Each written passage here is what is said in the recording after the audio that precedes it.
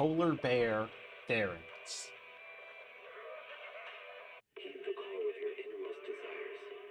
That was a drink advertisement for Bernice's favorite, as far as I can tell.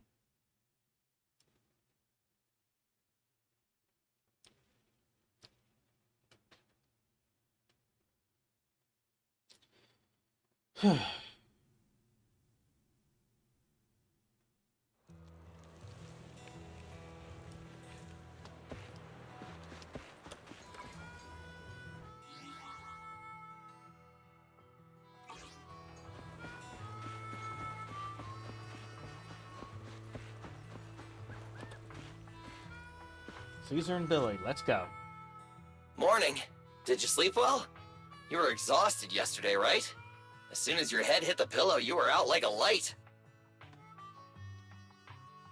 Where are you going, Billy? Billy, you look like you're getting ready to go somewhere. Actually, it's the opposite. I just took the other manager back to your store. The other manager and Caesar decided that they're gonna move some of the equipment into your car and set up a mobile proxy workshop. Ooh. You mean moving the HDD equipment out here? Right. The other manager said working in the city would make communication difficult. Plus, smart devices are few and far between in the Outer Ring, and long-range data transmission could slow us down. Oh, morning, Proxy. You're awake. Billy's right. You'll be more efficient working from here in the Outer Ring. Don't worry. We'll take care of the power and network connection. Even in the Outer Ring, you'll be, walking on thin ice. Sorry, what?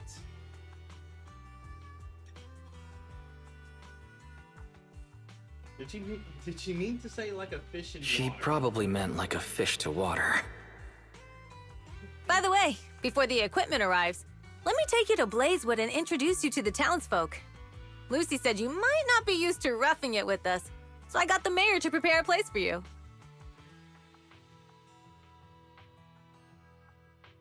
Huh. Thank you for that. Oh, you shouldn't have. It's no problem. After we get back from town, go talk to Lucy and the others. I heard from your sister that you need to collect some holo data before the race. Lucy and the gang are also preparing for the Tour d'Inferno. You should be able to help each other out.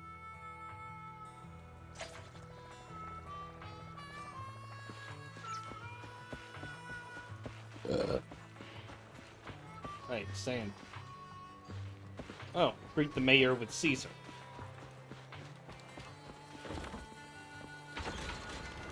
Leverboo?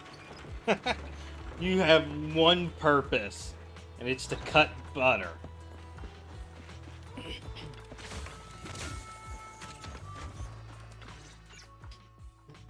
Casa! Oh, the tribal sword. I brought the proxy to say hi. Oh, Caesar. So this is the proxy from the city? Guess folks from New Eridu start working young, just like us. Caesar, who is this young lady? Young lady? You city folks talk funny. I'm Casa, the mayor of Blazewood. The Sons of Caledon have taken good care of our town. So if you need anything, just let me know. You can stay in the house behind me tonight. Sorry, it's still got some stuff that hasn't been moved out, but I'll get someone to clean it up. Hey, Casa. I noticed a lot of people in town making these woven items. We don't have a choice. The pipeline to town still isn't fixed. Without a gas station, all we can do is make handicrafts to earn a living. Luckily, we got a big order recently, and with the Tour d'Inferno coming up, the sunflints are selling like hotcakes. Sunflint? What's a sunflint? Oh, it's a kind of handicraft woven from straw. During the Tour d'Inferno, almost every house in the old oil field hangs them up.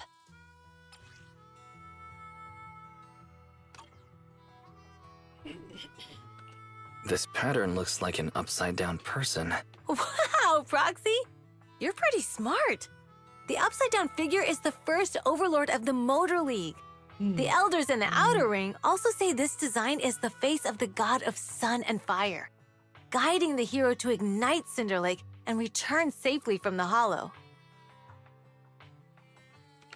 Such a unique pattern must have a story behind it, right? Yup! Actually, this pattern represents the legend of the first Overlord's Tour d'Inferno. Though the old oil field can still produce oil, did you know the core oil field was swallowed up by a hollow decades ago? Isn't oil Wait, corrupt? isn't oil corruptible? susceptible to ether corruption? Mm-hmm. After the disaster, etheric matter seeped through the underground facilities and oil pumps, ruining the shallow oil reserves. But luckily, the collapse of the only deep drilling facility formed a unique natural gas vent. The burning gas kept the etheric matter from spreading further down. So the natural gas vent is Cinderglow Lake. The appearance of Cinder Lake saved everyone's livelihoods in the old oil field. But even with Cinder Lake, we can't rest easy. Natural gas and etheric matter burning together can easily turn into ether crystals building up around the lake. If left unchecked, more and more crystals will build up and eventually block the vent, extinguishing the lake. If that happens, the underground oil will be doomed. There was a time when Cinder Lake nearly went out. In order to save it, a young man and his friends risked their lives to enter the hollow and blast open an ether crystal using a special spark stone, just like the one in my hand.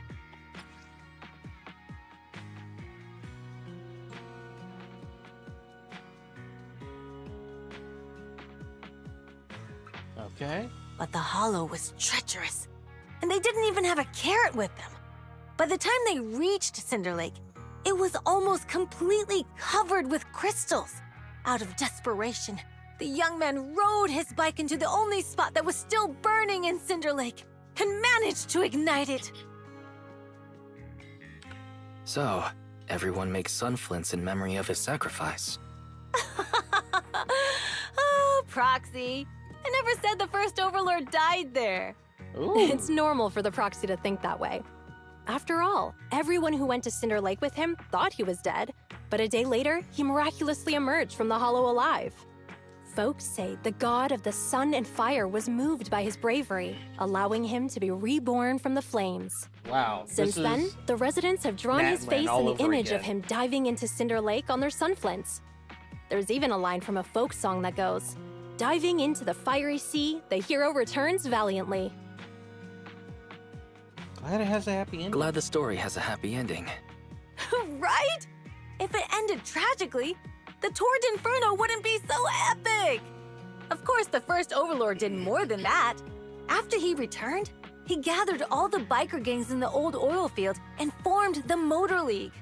He also made the rule that the Tour d'Inferno would be held every few years to prevent a similar crisis at Cinder Lake. Yeah, that's why the Tour d'Inferno continues to this day. It's still a feat only the strongest bikers can accomplish, but for us residents, it's become more of a festival.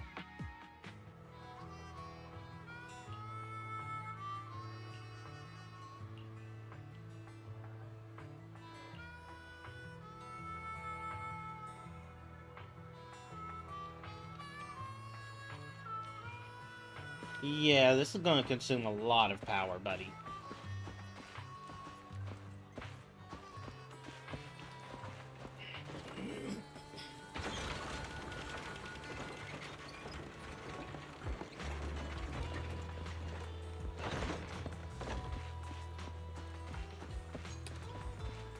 Hello, Lucy. Proxy, you made it. Proxy, didn't Caesar say you were just going to meet the mayor? What took you so long? We saw the sun flints in Blazewood and heard about the legend of the Tour d'Inferno. So that's why Caesar was so pumped up. After all, that's her favorite story. She even said her dream is to become a hero, just like the first Overlord. If she really wants to be like the first Overlord, she better forget those childish fairy tales fast. Not a fan? Lucy, you're not a fan of this legend? It's not that I dislike it, but come on, we're all grown-ups here. We should look at things realistically, don't you think? I mean, the Tour d'Inferno only happened a few decades ago. How come it's turned into this huge legend? But using an act of God to spread his story far and wide? The first Overlord must have been pretty smart. Lucy, Caesar said this kind of old person talk will give you wrinkles. Nonsense! Don't listen to her lies! I use exfoliating face masks every day. No way I'll get wrinkles. At least not now. You can see it too, right? The Torrid Inferno is less about heroics and more about the First Overlord securing control of the old oil field.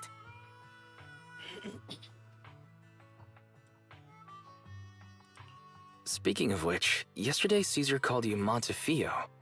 Lucy, are you related to the prestigious new Eridu Montefiore family? Prestigious? You're being a bit too generous to new money, aren't you? But yeah, we're family. Gave up So city you're from life? the city. What made you give up that life? It's because I never wanted that kind of life where everything is already laid out for you. Plus, my dad only cares about profits and business. Exactly. It's different in the Outer Ring, especially in the old oil field. The Motor League is all about freedom and justice. That's what they say. But to survive, you can't forget about profits and business. Take the Sons of Caledon, for example.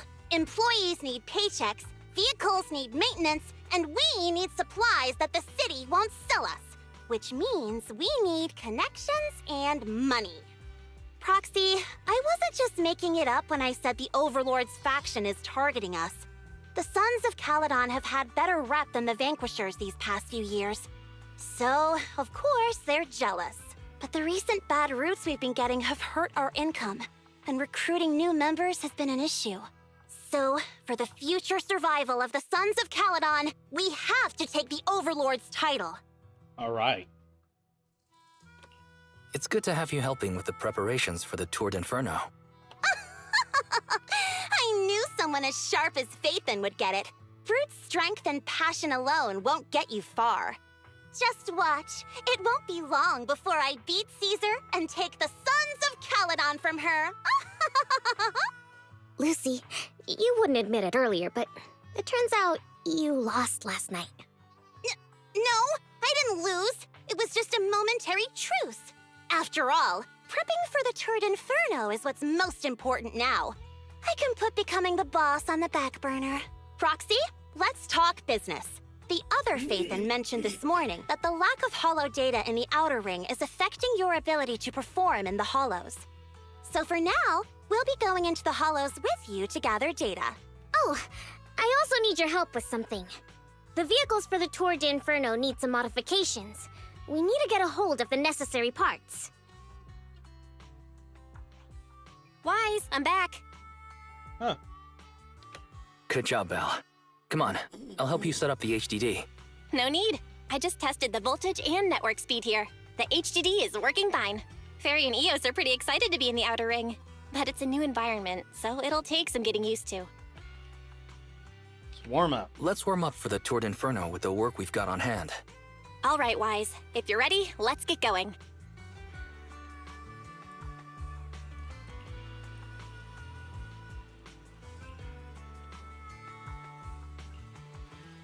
Alright. Immersive storytelling mode.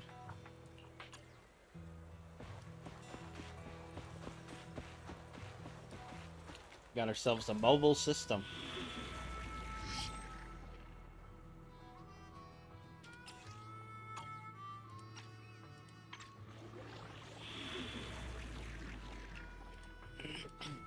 What are all these then?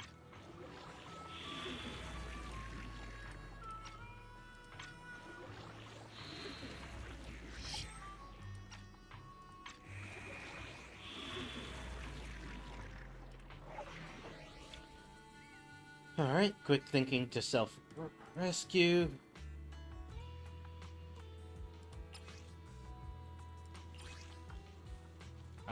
There's too many cargo trucks I didn't open.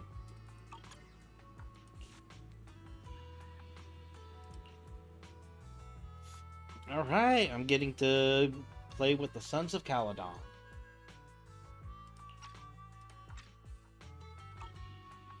Weak against physical and fire, which means team's just perfect.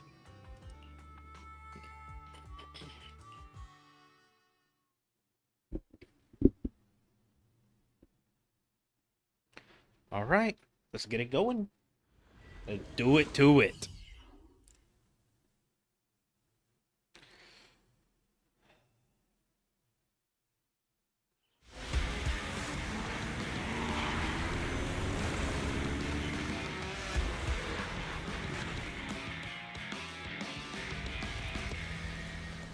The Sons of Caledon are here, as expected. Let's move. Stick to the plan. Sure. Oh. She's playable, so what's going on here? The place that refits old vehicle parts is just past the hollow entrance. We'll be there soon. Oh, actually, I've got a question. I heard from Wise that the factory in the Hollow sells parts after they've been sorted.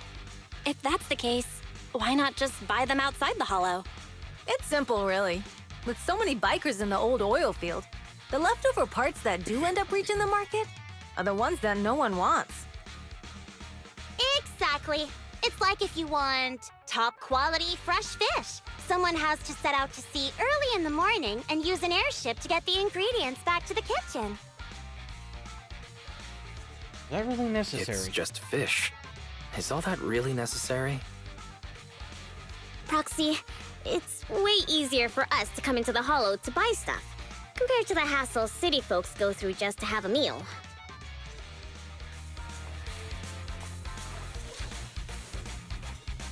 Okay, you're doing too much.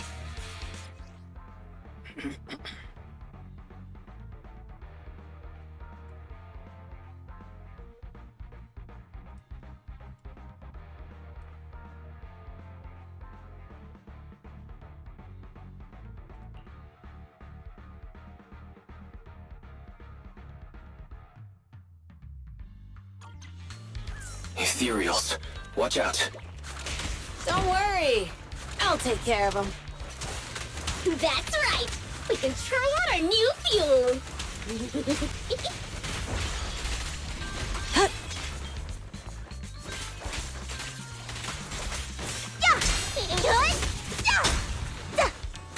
Watch out! Give the boars a breather, too. Hey!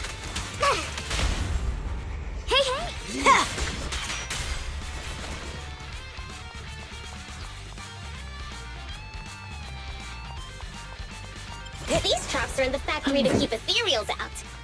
They're really dangerous. Hard to say which one is more dangerous. Traps or Bernice? It's my turn! Hold on. This isn't the way to the factory. Since we're already here, we might stumble across some goodies. Are these the goodies you're talking about? Oh shit. Let's prepare for battle first. It's work, Bernice.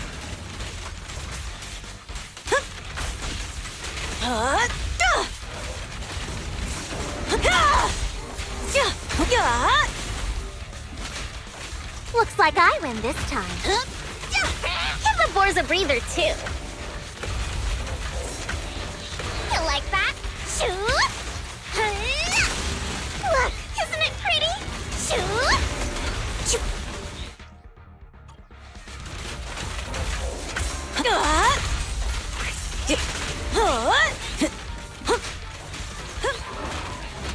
Hey! Victory's mine!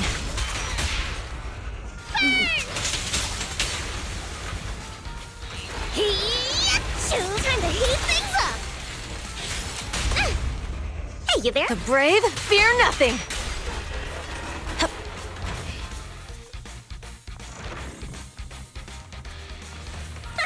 See? Told ya! You redefine dumb luck.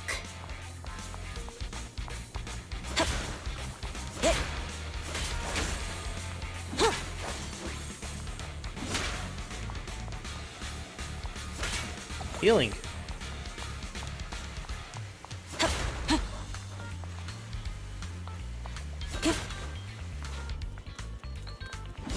Just watch. I'm gonna burn them to the ground.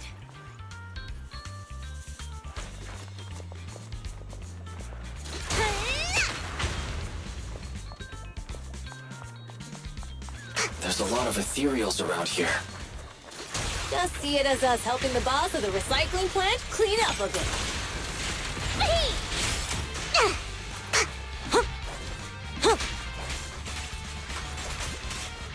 Here I come!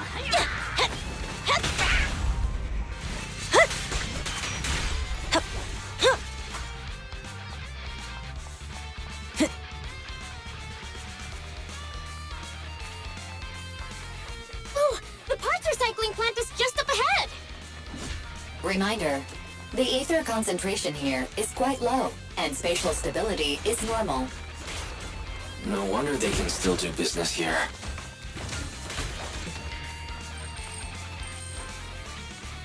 Let's hold off on taking advantage of that. Greetings. By the look of your gear, I take it you're from the Motor League. Hey, old-timer. We're looking for some bike parts. So, you're here for parts too, huh? Unfortunately, we're out of stock until the Torrid Inferno is over. Say what? The heck's going on? Some youngsters came by this morning and bought up all of my stock. Huh? I warned them that buying up everything would make things difficult for my That's other their customers. intention. But the Thyron girl leading them seemed awful fiery, and they paid well above market price. Oh, she said she's from the Sons of Caledon and that they were prepping for the big challenge since they finally got a spot to compete. Wait, do we have any Thyrans?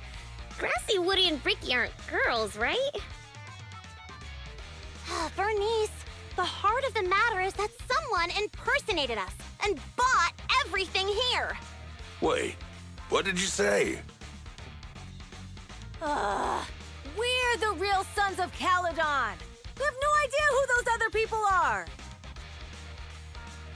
Damn, not only did they keep us from getting parts, they also tarnished our reputation. They played their hand well. Well, actually, the whole thing just feels wrong to me. If you can persuade her to change her mind, I won't object. Just, don't mention it was me who told you. Where did those people go, old man? Oh, after they bought everything here, they headed straight to the abandoned vehicle graveyard deeper in the hollow when they heard there were more parts there.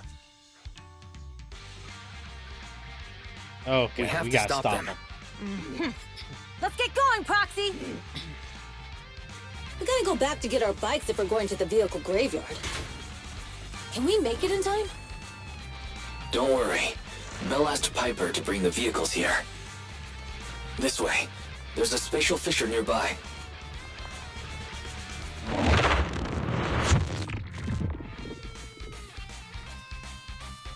We'll be able to rendezvous with her soon. Oh, Proxy, I knew we could count on you. The rendezvous point is near the highway. We're almost there. Master, please be aware. Explosive items detected in the vicinity.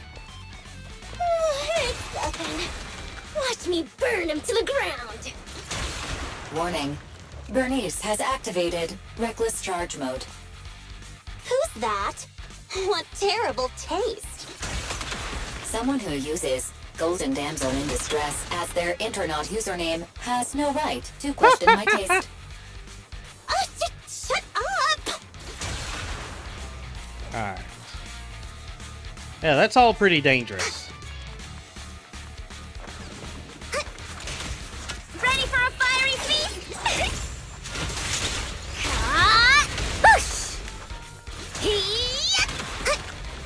You like that? Ready.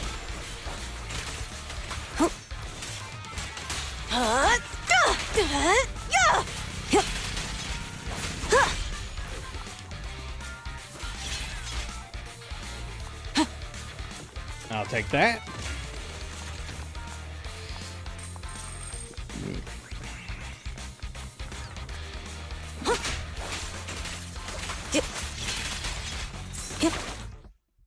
Not even good. Dodge now! Come on! I won't budge! Even one step!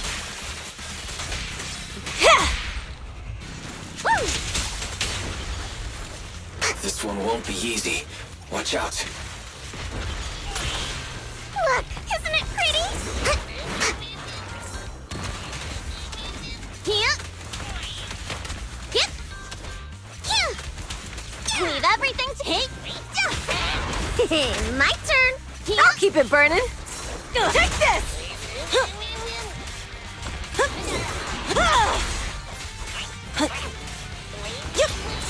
Is that all?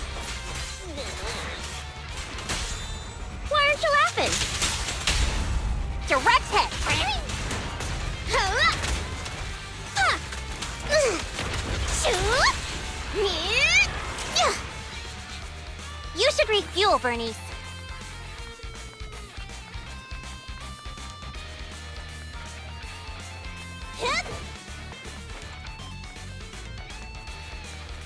Biosignals detected in the area ahead. Great. Piper's already here. I can finally get my bike.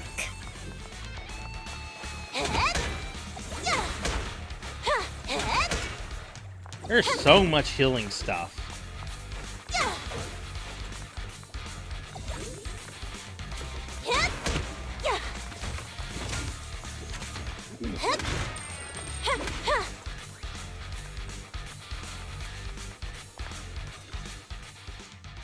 Wow, Piper! You brought the vehicles! I'm just heeding the proxy's call. Little old me wouldn't keep you waiting for a minute longer. Your rides are here for you. Let's get a rollin'. Thanks, little old you. Guys, let's ride! Oh, she got that southern drawl to her.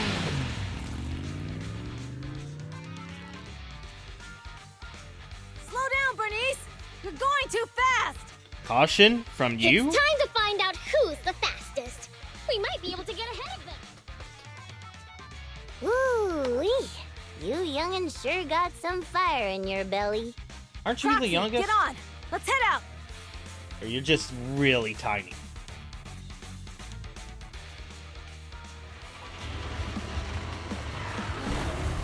Perfect! We're the first to get here.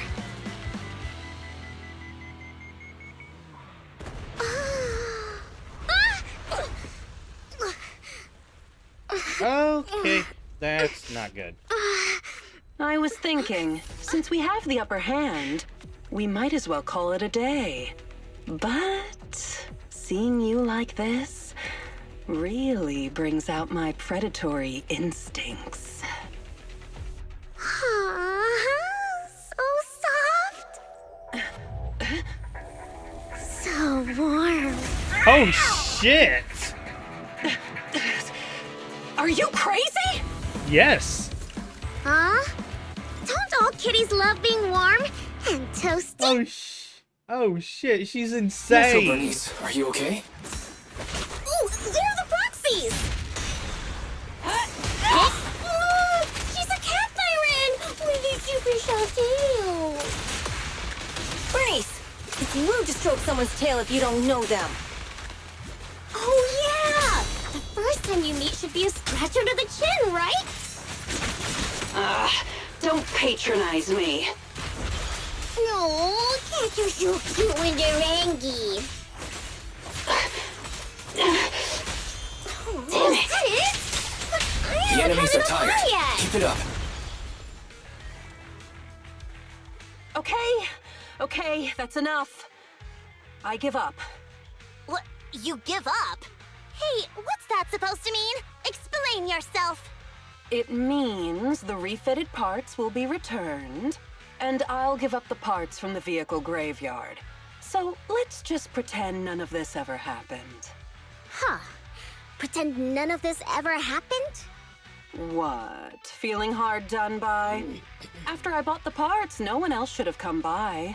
This shouldn't affect the Sons of Caledon's reputation. Besides, if my employer finds out I failed, it won't do me any good either. So I'll say the job's done. You benefit from this too. Pretend none of this ever happened? Come on, what's your deal? What more do you want? Oh, but we were having so much fun just now. What? Yeah, Kitty, she's crazy. You're really good. I've never seen a Thyran as skilled and cute as you before. Cute? Wait, what are you talking about? She's I crazy. mean it. And it looks like the legends are true. Cat Thyrans aren't loyal to their masters. I'm just a mercenary working to get paid. And about my employer, honestly, I'm not a big fan of him. But I can't reveal his identity. I don't want to cause trouble for myself, so don't even go there. That's okay. We won't ask. Hey, Bernice! This isn't your decision to make! Leave her be, Lucy. Once Bernice has her mind made up, nothing's gonna change it. Kitty, if you don't like your current employer, why not join the Sons of Caledon? Huh? Aren't you afraid I'll betray you? No one's safe from the sharp claws of a cat, Thyron. Don't worry. I've heard that kitties choose to partner up with only the strongest. The Sons of Caledon can definitely live up to that. We'll see. Once you've actually proven you're the strongest, at least. And stop calling me Kitty. I do have a name. It's Pulchra. Okay, Pulchra. Pulchra. Let's play again next time. So With a Okra, playmate who but doesn't know Pulchra. their own strength, I think I'll pass. But I am partial to warm places. Okay. Bernice is... How did I do that much damage with her? I didn't even use her much. Just how crazy of a support is she?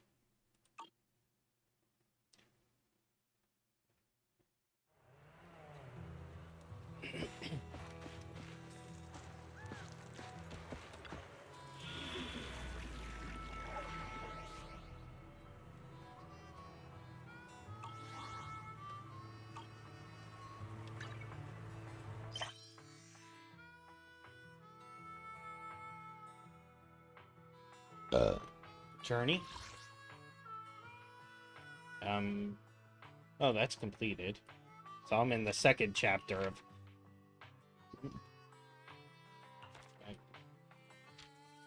I'm in second act of chapter 5.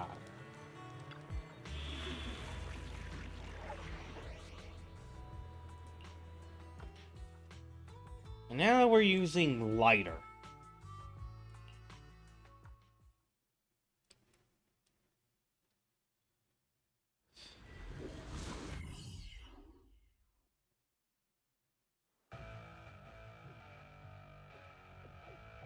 Hey, hey! Wise and everyone from the Sons of Caledon, can you hear me? Our mission is to collect holo data. Wise, you know what to do, right? Got it. It's just like that time with Billy. Don't worry, Proxy. Unlike Billy, we won't let the Ethereals chase you around. Why do you call Billy Can I ask a question? Lighter always calls Billy brother. Is there a reason for that? Oh, that's because every biker gang in the old oil field has champions. Lighter and Billy are our champions. The first Overlord established that any gang joining the League must act with honor. Normally, the Overlord mediates disputes, but if he's not around or an agreement can't be reached, they settle it with a duel. That's where the champions come in. The boss is right. Champions bear the honor or humiliation of the entire gang. We also serve as the leader's bodyguards. However, considering the boss's strength, she really doesn't need protecting. What did Big Daddy say again? Ah, a ruler doesn't need to be the strongest or the smartest. Just someone who can unite the masses. But in the Sons of Caledon, I just so happen to be the best fighter. How can you say that? Lighter doesn't have enough to do, and it's all 'cause you can't control your temper and get into fights yourself. I even had to find other tasks for him to do. Proxy, to be honest, for the longest time, I thought Lighter was here just to do odd jobs. Well, Lucy sure knows how to get the most out of the money she spent.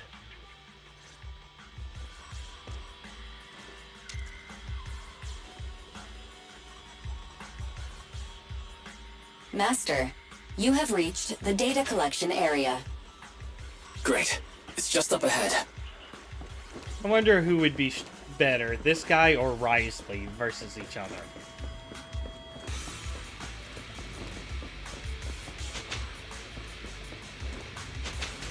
Data pile 1 initializing.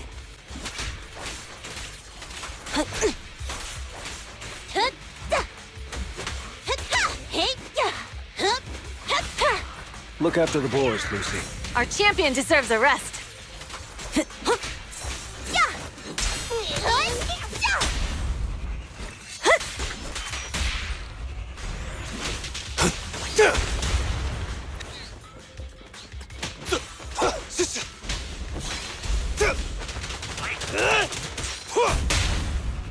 Get him.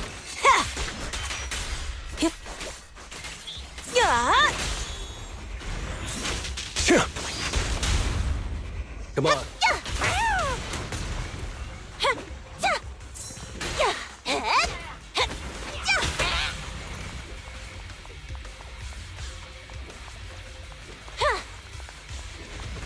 Activation complete.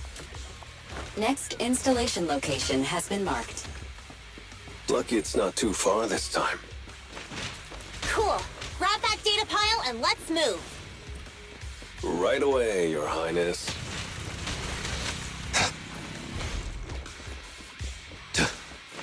Are they gonna stop trying to get after me? I have to say, those mines are so annoying.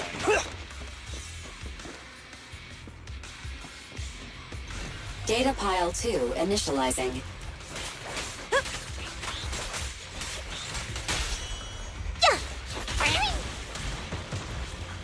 Hey!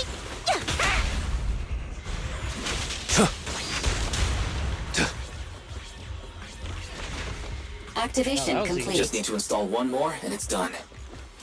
The perfect installation location has been selected for you. It'll be a lot more perfect if it were closer to us.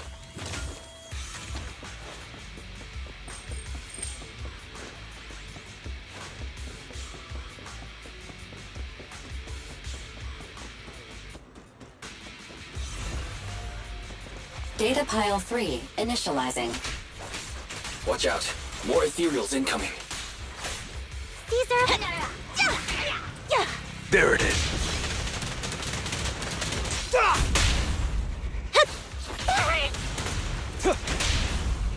Go.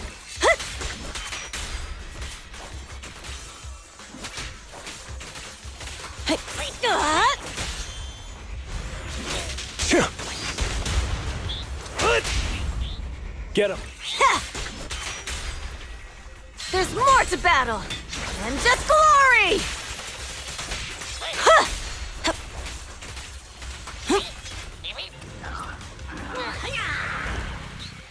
Oh, there's more.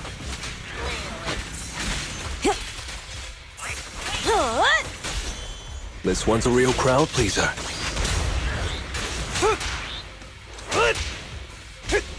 Let me at him! Strike zone! Come on, face me head on! Leave everything to me. Gotcha now. Good work, Glider.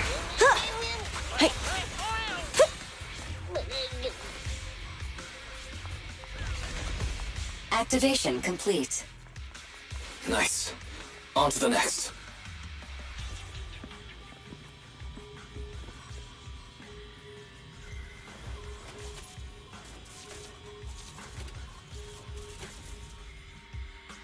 Warning.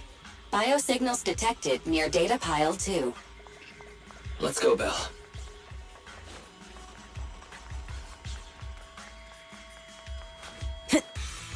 I'm here.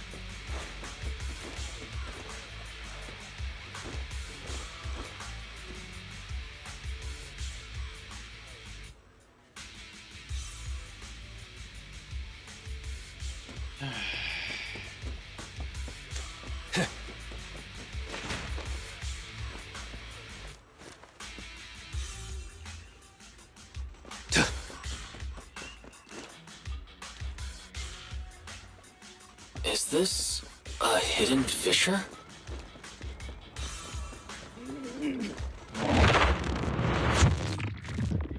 Of course, it couldn't be that easy.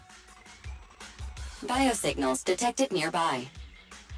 Hurry up! There they are!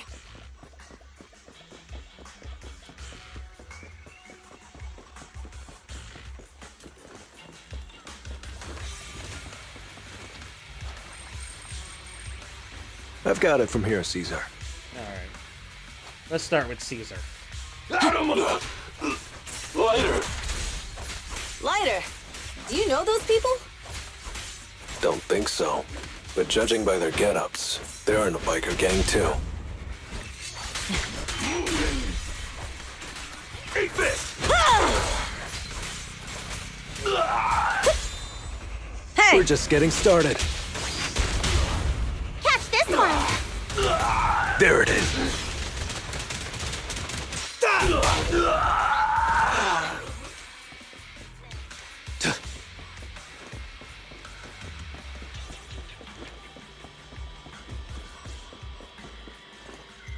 Here I come! Hold it right there! I've caught you red-handed, you bunch of filthy thieves! Hey, little girl, watch your mouth. Who you calling a thief? You, obviously. The data piles you're holding are the property of the Sons of Caledon. We put them there ourselves. Which biker gang are you running with? You should be ashamed of yourselves. Who we are is none of your business. You say these are yours, but can you prove it? Of course. These data piles come with receipts. All I'll have to do is just compare them with the registration numbers. You're that Lucy something from the city, aren't you? Yeah, we've heard about the loudmouth strategist of the Sons of Caledon. It's clear you certainly know how to talk a big game, but we're not buying it. Look at these piles. There's no number on them at all. Huh? The numbers on the data piles are gone? You see, these data piles were just abandoned in the hollow. Unclaimed equipment. According to the League's rules, it's finders keepers. To think the Sons of Caledon would try to snatch our stuff using such a feeble lie. That's hilarious. At first, I thought you were just small-time crooks, but you've clearly come prepared. Psst. Lucy, what are you talking about? To grind off numbers engraved on a metal surface in such a short time, you'd need a specialized grinder. Since they've even gone to the lengths of preparing that kind of equipment, they must have planned for this well in advance. Ah, I see. Since Lucy doesn't want me meddling, I'll leave this to you, Lighter. Ooh. Got it, boss. Looks like it's my time to shine. Listen up. I may not know the reason, but it looks like you're looking for a duel. Since we're all bikers, this is the only fair way to solve a conflict. Lyda, they say you haven't lost a single duel since becoming a champion of the Sons of Caledon. It's time to remind you of the humiliation of defeat. I don't think you'll be forgetting the Ember Arena anytime soon. Yes, it was tough going for you for a while, huh? Taste of pain must still be fresh in your memory. To be straight with you, our champion's from there too, but while you were twiddling your thumbs, he built up a 20-fight winning streak. Wait, it can't be. Bet you're shaking in your boots, Lyda. That's right. You know just who we're talking about. Sorry, what's his name again? Ryder! You smug jerk! It's me, Orangutan. Bellum! You ended my 21 streak, you cocky bastard! Just because you're handsome, skilled, happier, and handsome! You think you can just forget my name? Wait, did he just say you're handsome twice? Bellum, huh? That's cool. I'll remember you. Don't give me that crap! You've already said that 3 times! Enough talking. I'll be things today. Right here, right now! Lighter, it sounds like you're tougher than Bellum.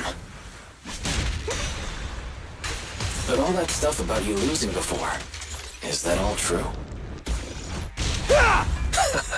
Of course it's true.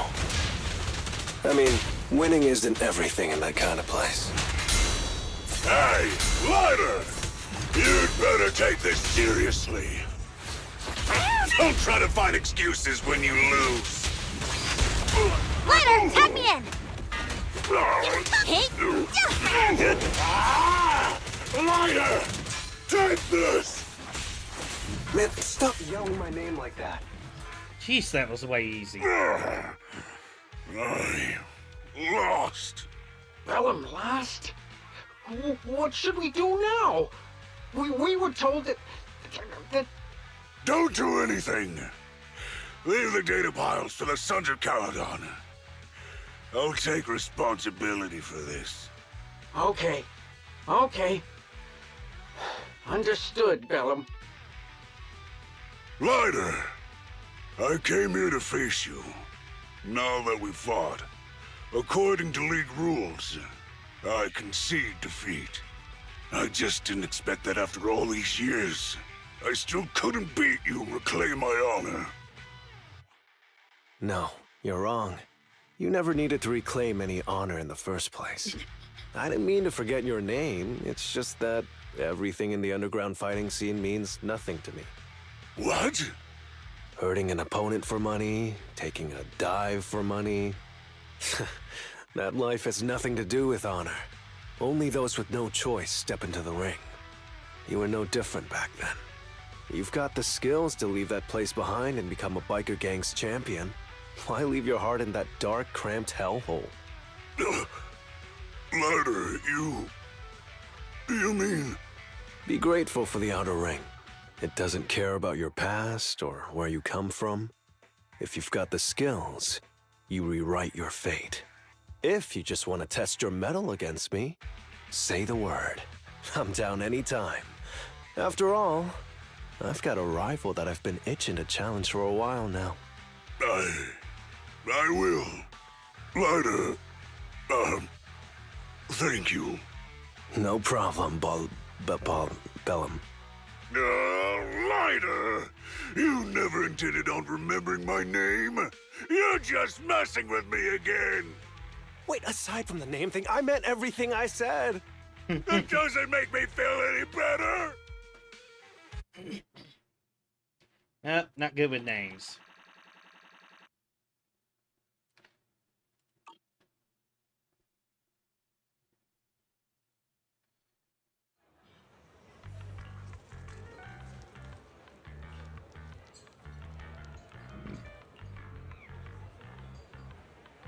I guess all insect legs.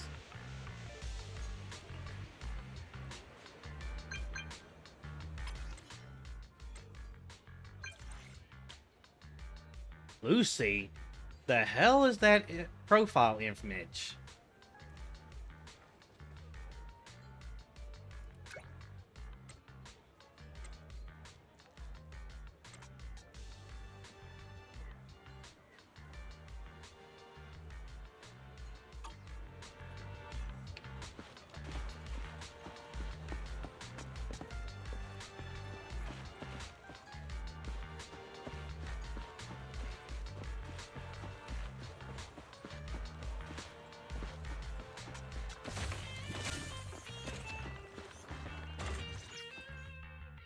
Proxy, sorry to call you here so late. I'll cut to the chase. I have an extra commission for you, and I need you to keep it secret.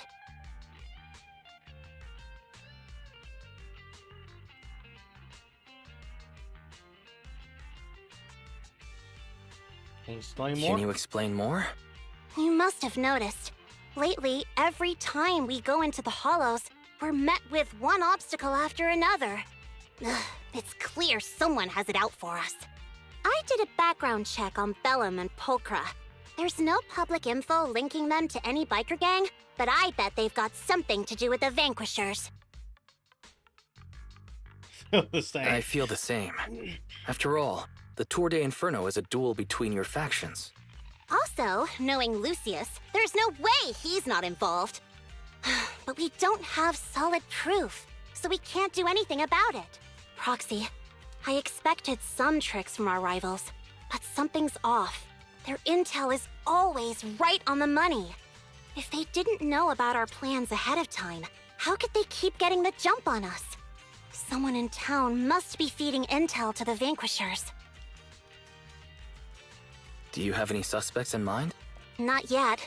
Blazewood mostly backs us to win, so I need to investigate. I'll look into it. I might need your help further down the line, though. Got it. Got it. Just say the word and we'll be there. Thanks. Oh, and just a reminder, don't tell the others. Especially Bernice and Caesar. Yeah, Bernice especially can't not them. keep a secret. And as for Caesar, well, never mind. You really care about Caesar, don't you? No way! I have intel Caesar doesn't know, which means I have the upper hand. That's all. Anyway, I'll contact you once I get a breakthrough. Wait for my word. Bye.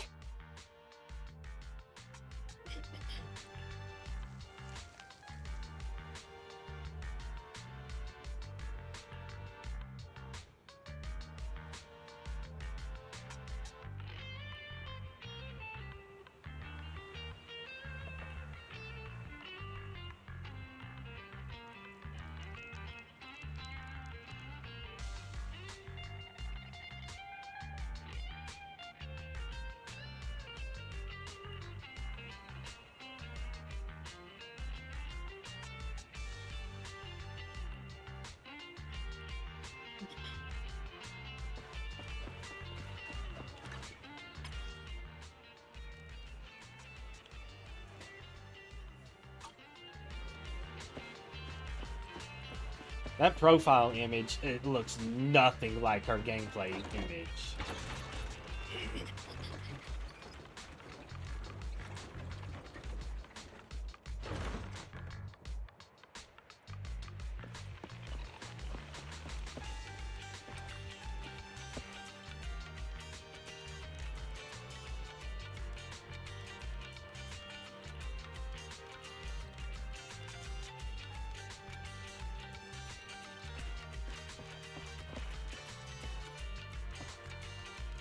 Huge.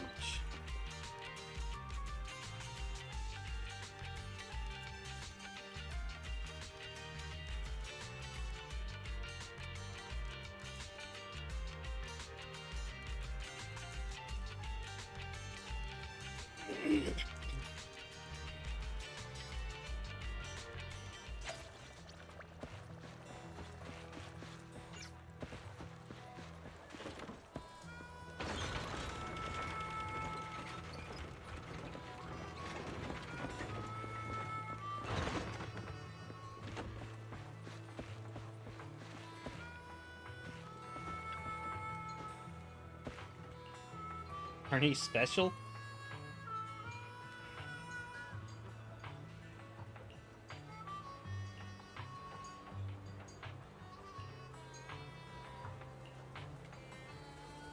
That sounds kind of scary.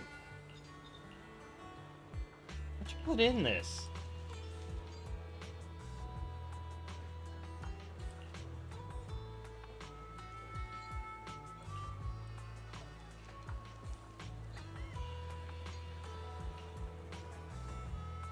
Oh.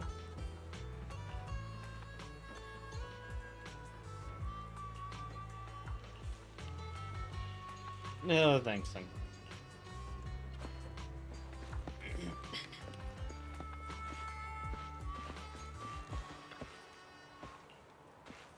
Lucy's request. Alright. Storytelling mode.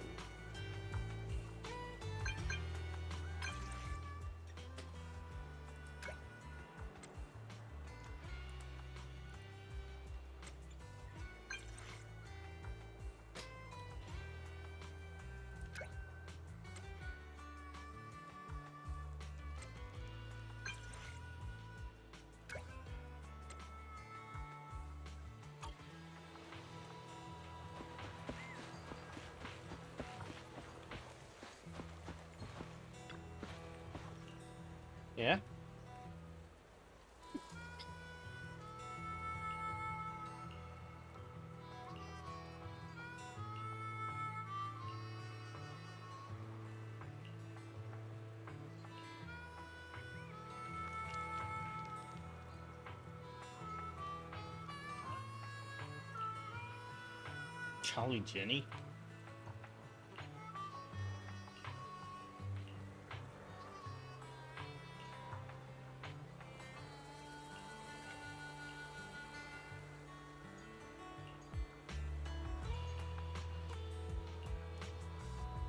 Yeah, no.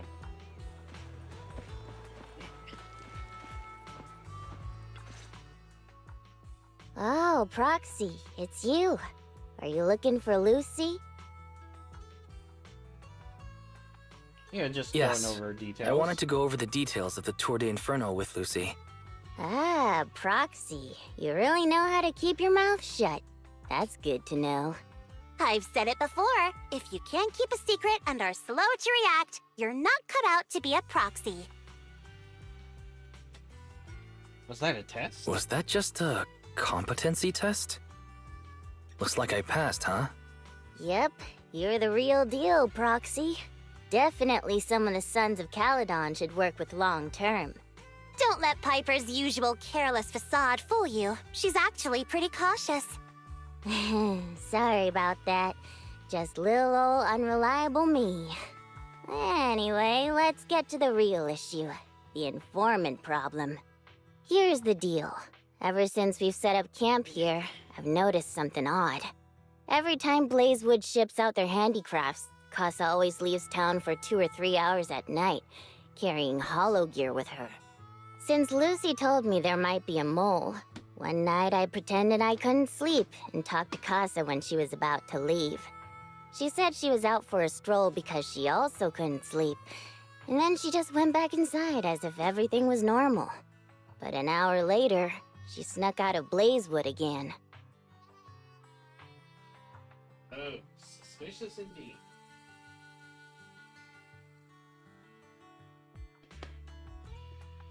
Looks like Casa could very well be the informant.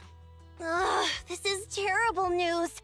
Casa's relationship with the Sons of Caledon goes back longer than I've been around. We set up camp here because of that trust. And to Caesar, Casa has always been like a big sister. Someone she can rely on. If she really has backstabbed us.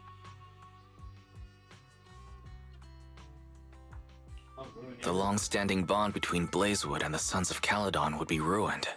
So, we have to investigate this discreetly. If we're right about this, we need to solve it without Caesar knowing. This is a tough situation. Like speeding downhill heading for a turn, but your brakes are out. But dwelling on the worst-case scenario won't help. We have to roll with the punches, 'cause that's how the Sons of Caledon do. Piper's right. Once a wild boar charges, there's no backing down. Proxy, I heard there's another shipment going out in a few days. Casa should follow her usual routine. We'll follow her at night and see what she's up to. Can we get...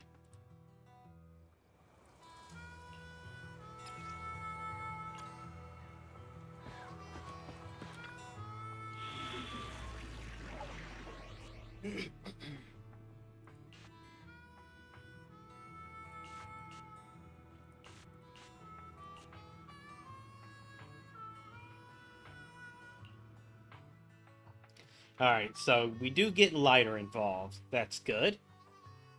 Support, anomaly, and bruiser or stun. Alright. Let's go. And try Piper out.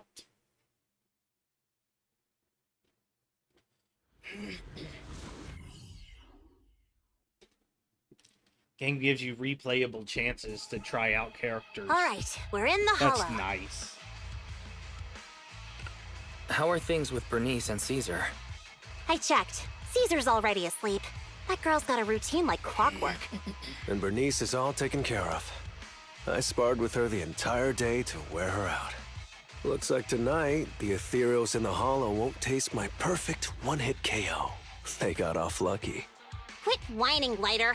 If you'd hidden the nitro fuel better, we wouldn't be in this mess. Alright, let's get moving. Only the 3 of us and the proxy can handle this now.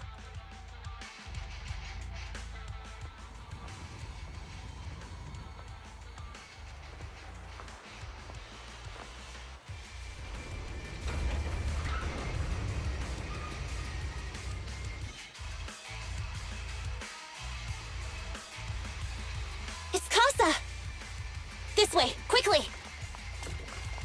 Relax, I'll leave some for you.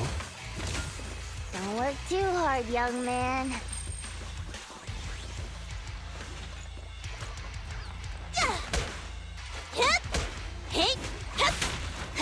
All right.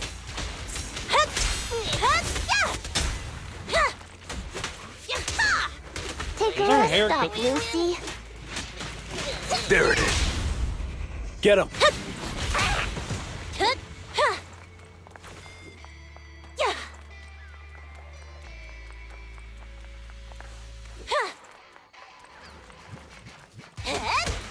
Take care of Steel Tusk for me.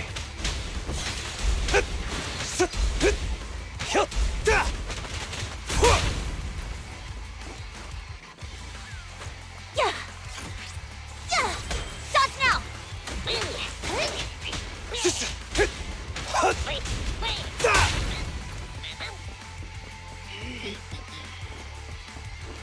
Damn ethereals! So that's how you want to go, huh? Smash like an out-of-the-park home run! Lucy, I know you're in a hurry, but please, hold your horses. It'd be a real shame if we were too noisy and Casa found out.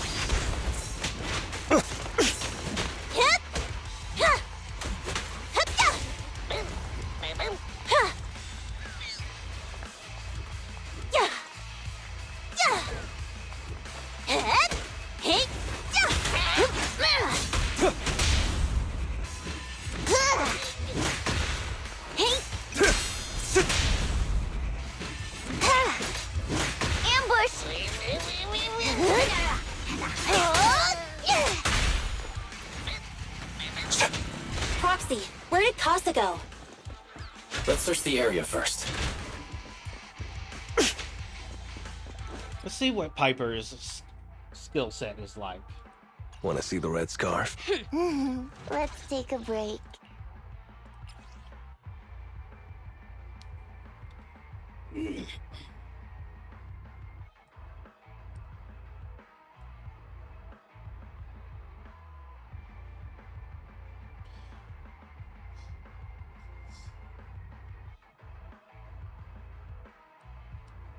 So you want to use her skill after a dash attack or dodge counter.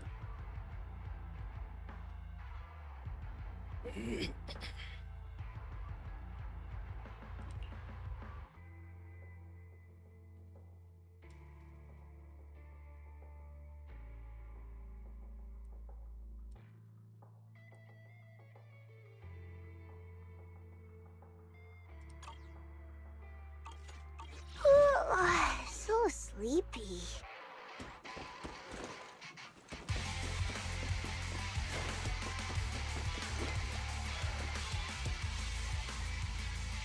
Looks like this isn't the right way.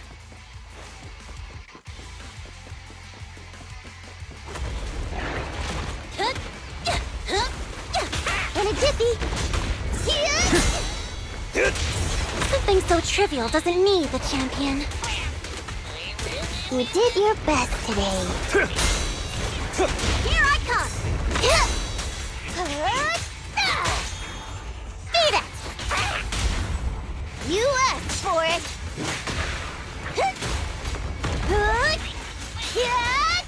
That's it! Out of my way! Yeah! I think this place is a storage area. Who's next?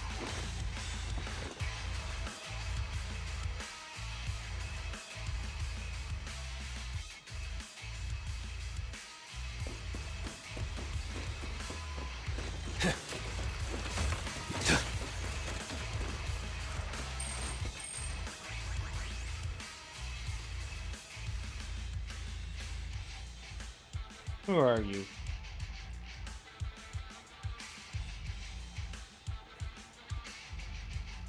Where's your master?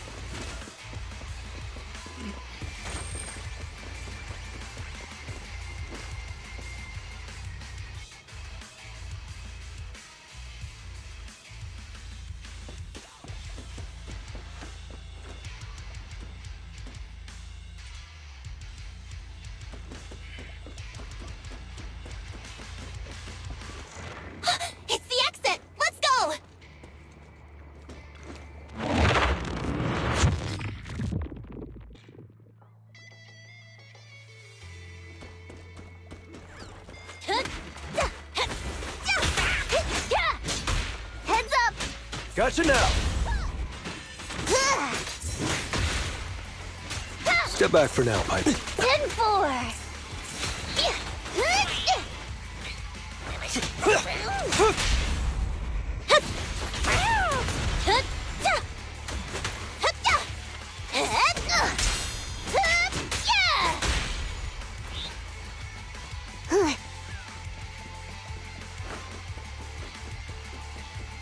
There's Casa. Looks like she's waiting for someone. Proxy, let's take a closer look. Alright, eavesdrop time. I'm here like I was told. Hello? Is anyone there? I thought we agreed. Morse? You were supposed to come alone. What are you talking about? Hand over the goods like you promised. If you want the goods, you're gonna have to pay up. Or... I'll just take it from the Sons of Caledon. Wait, what? You're mine now, and my prey never escapes. Oh yeah? Bring it on! Morse, Casa, let's settle this right now! Caesar trusted you. What are you doing running with them? Hang on, Lucy, I can explain. You guys met up here in secret. What else is there to explain? What did they hook you up with? It's not like that. It's just that the town is in dire need of necessities. Ever since the gas station ran out of gas, Yeah, her hair we've been running turns low pink. on money and resources. What? You never mentioned any of this before. It's my turn. Good work, Piper.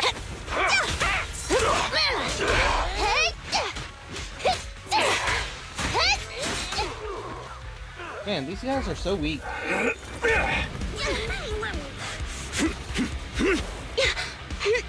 He's trying to escape! After him!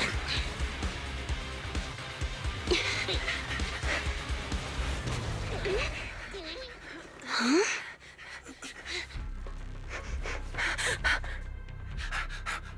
Caesar, you're here? Caesar, calm down and listen to me. Casa and the Overlord... Enough! I know. These supplies will get corrupted if left in the hollow. Casa. Take them with you.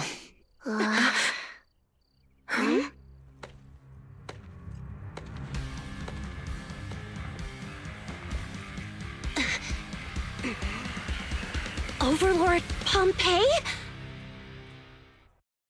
So you are here. It's been a while, Caesar of the Sons of Caledon. To think that little sprout by Big Daddy's side would dare bring her underlings to challenge me. Overlord Pompeii, while the Sons of Caledon still recognize you as the leader of the Motor League, you'd better explain why you're here. Let's not get ahead of ourselves. That will be addressed soon enough. But first, there's a more pressing matter. Caesar, these goods are what the Vanquishers promised to deliver to Blazewood. Are you deciding to let the mayor take them? Don't push your luck. Lucy, wait. I heard you arguing with Casa earlier. I checked these boxes. They really are food and medicine. They weren't lying, no matter where they came from. These are things the town needs. But, Casa, if you're in a bad spot, why didn't you ask us for help? We've known each other for years. Caesar, I was actually planning to ask you for help. But then you came in all excited, telling me you qualified for the Tour d'Inferno and asked if you could stay in Blazewood for a while. The Sons of Caledon have helped Blazewood so much over the years. At a crucial time like this, we have no way to repay you. So how could we make you worry about this for us too? Repay? Selling us out to the Vanquishers is your idea of repaying us? Selling you out? Wait, Lucy, I've never betrayed you. I just made a deal with the Vanquishers. We trade the handicrafts we make for supplies. She's telling the truth. Although you have the favor of Blazewood, as the Overlord, I couldn't turn a blind eye to the needs of the residents. So I presented them with an opportunity. When Casa suggested moving the trade to the Hollow to avoid any misunderstandings, I agreed. After all, we can't disrupt the peace among League members. So you're saying the leak about our whereabouts has nothing to do with you? Standing your ground is a good trait, but not knowing when to back down is just disrespectful. I'm here to resolve this matter. Today I found this in the handicrafts Blazewood delivered.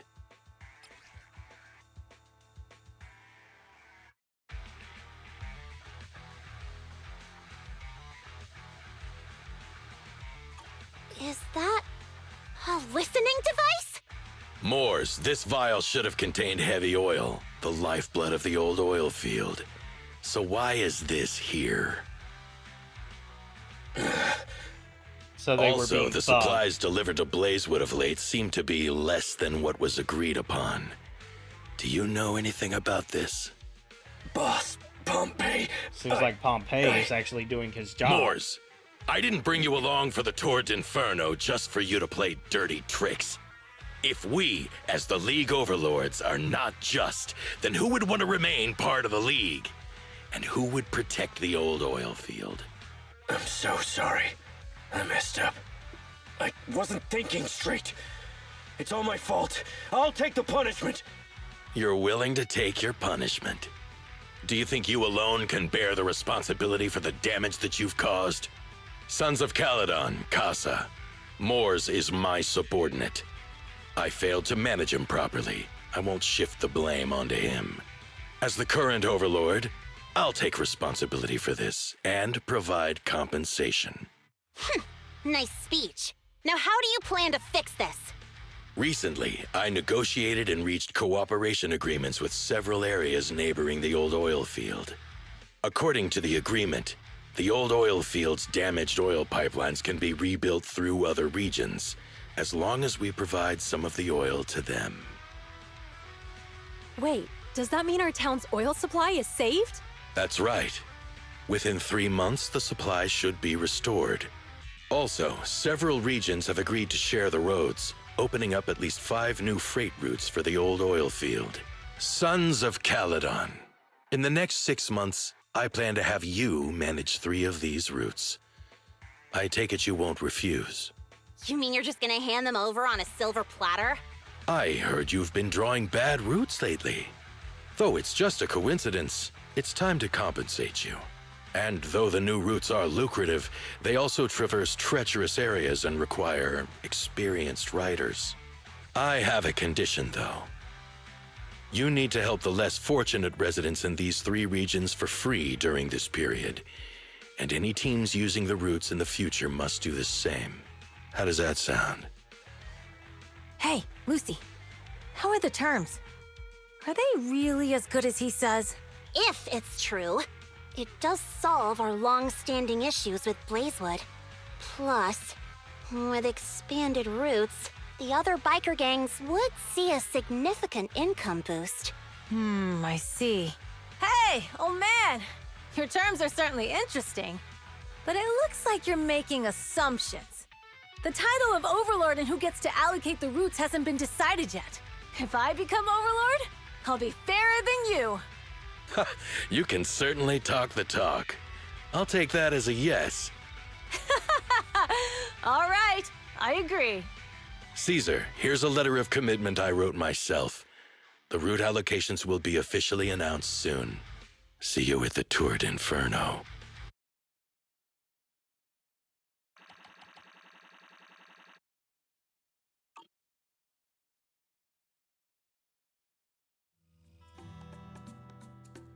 So, it turns out, Moors bugged the handicrafts sent to Blazewood for processing, and was listening in on our conversations. Yes, and once the goods were processed and shipped out, they could discreetly retrieve the listening device. It's a flawless plan. If that's the case, why did the Overlord reveal this? At that point, we hadn't even discovered the listening device. Even if we hadn't found the listening device, once we cleared things up with Casa, we would have eventually started to suspect the handicrafts. That's right. If we found the bugs ourselves, things would have gotten out of hand. Is there a difference? Oh. Oh, Bernice, always so optimistic. Ah, so The he was Overlord's saving stepping his up own shows some skin. sincerity, at least. If we had confronted him, even if it was all Moore's doing, he wouldn't have accepted his terms, right? Mishandling this could have shaken the foundations of the Motor League, jeopardizing the safety of the old oil field. That much It trouble. would have caused that much trouble? Yes, we've been able to live relatively peacefully, thanks to the League ensuring the security of our oil resources.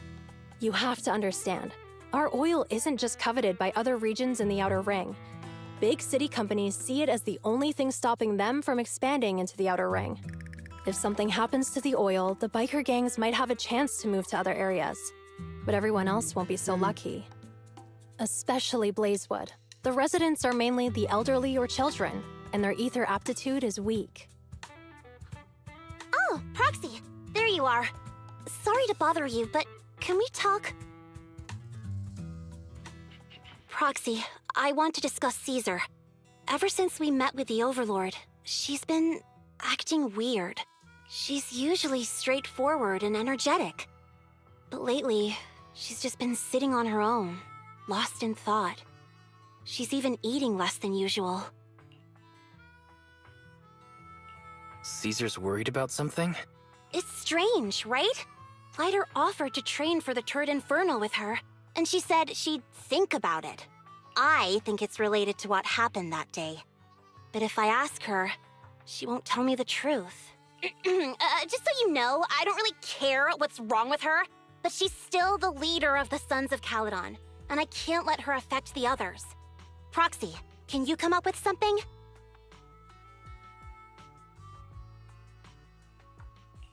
All right. I'll try to be subtle about it. I'm planning to head back to New Eridu tomorrow to copy some offline data. It might be a good opportunity. That's a good idea. And Caesar hasn't been to New Eridu much. You can show her around. All right, I'll handle Caesar. Tomorrow, have her take you to New Eridu on her bike. I'll leave the rest to you.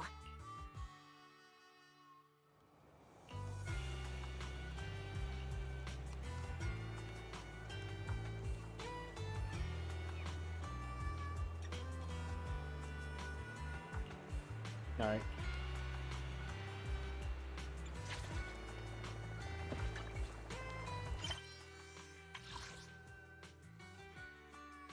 All right.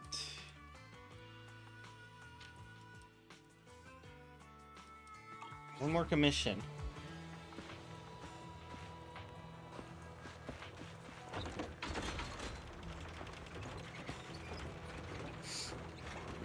What is your purpose in life? You pull levers.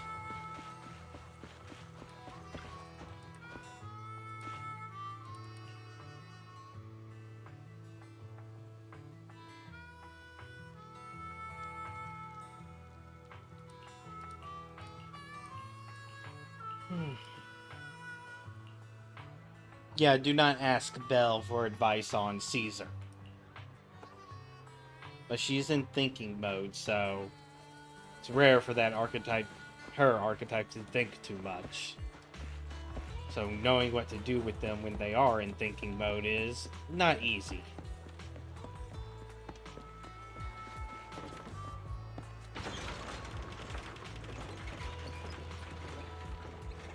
Best option is to get them out of thinking mode and just simplify things for them.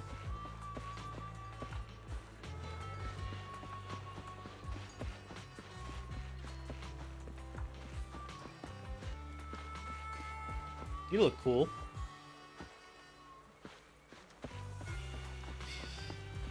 Mostly because they have that much water.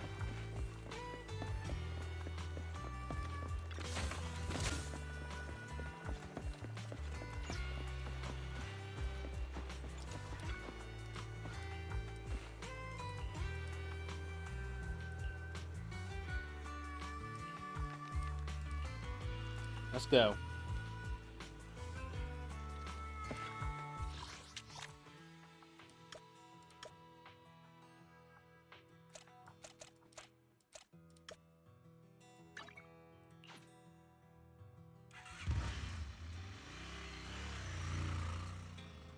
So this is where the famous Faithin lives and runs a video store. That reminds me. Sometimes Lucy comes all the way to New Eridu just to see movies that feature her favorite stars. Haven't been here much, have you? Caesar, you haven't been to New Eridu much, have you? When we do get business in the city, we get hold of temporary entry permits. But I rarely make the trip. I was born and raised in the Outer Ring. I still prefer a place that gives you the freedom to roam. How about we explore the city today? I'll be your tour guide. We have some time while the data copies, and there's nothing else to do while we wait. All right, you're the boss.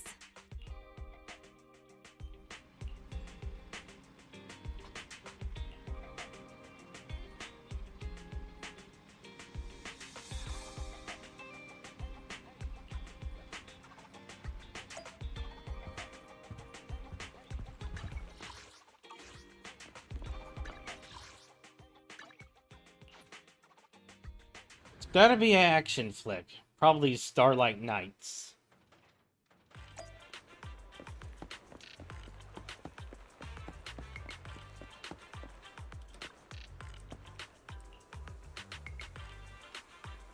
Do you have cinemas?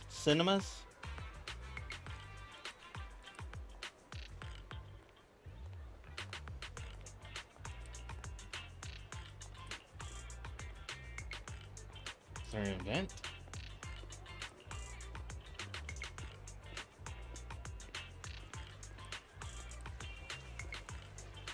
Oh, thrillers. Oh, it's thriller day. Well, it sucks to be you, Wise.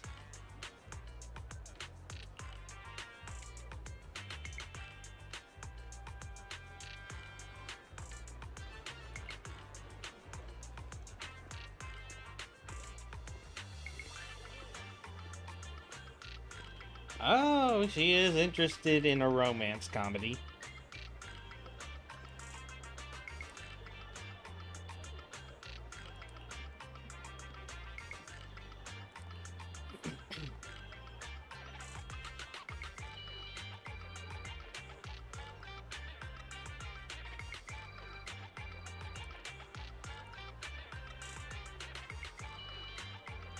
I don't like thrillers.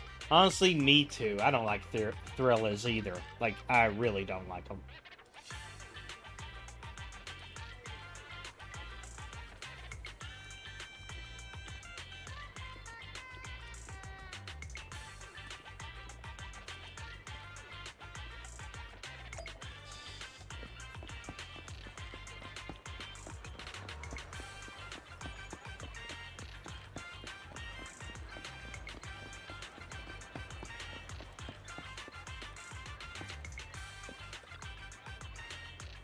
Cool design.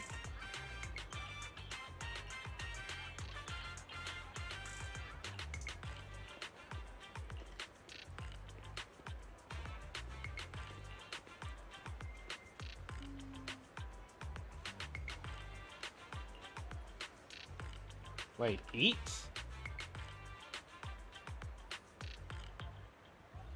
Oh, all the toppings.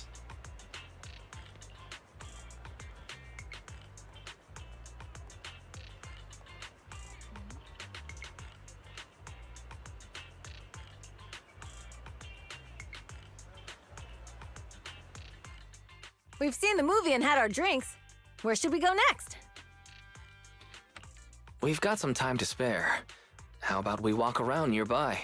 There's lots of interesting shops in Lumina Square. You might see something you like. Okay, let's go. Everyone, watch out! Stay away from that fugitive! Uh-oh. That guy has a dangerous look in his eyes. Those guys chasing him don't stand a chance. Take care of yourself, Wise. I'll be right back. Uh-oh. Hello, Wise? Caesar, where are you? Are you okay? Don't worry, I'm fine. I already caught the guy. Don't forget I'm even stronger than Lighter. And besides, you weren't that concerned about me when I was dealing with ethereals before. was You pretty sounded so scary. serious just now. I thought something bad was about to happen. Sorry to scare you. That guy was really dangerous for an ordinary person. He could have hurt someone. So, are you still nearby? I got totally turned around chasing him through the alleys. So, I am a little lost right now. Give me a minute and I'll come to you. Hey, Wise, can you hear me?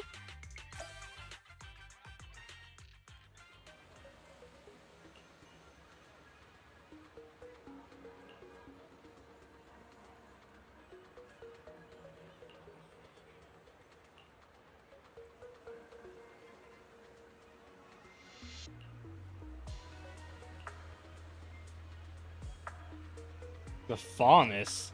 Well, that's a reference.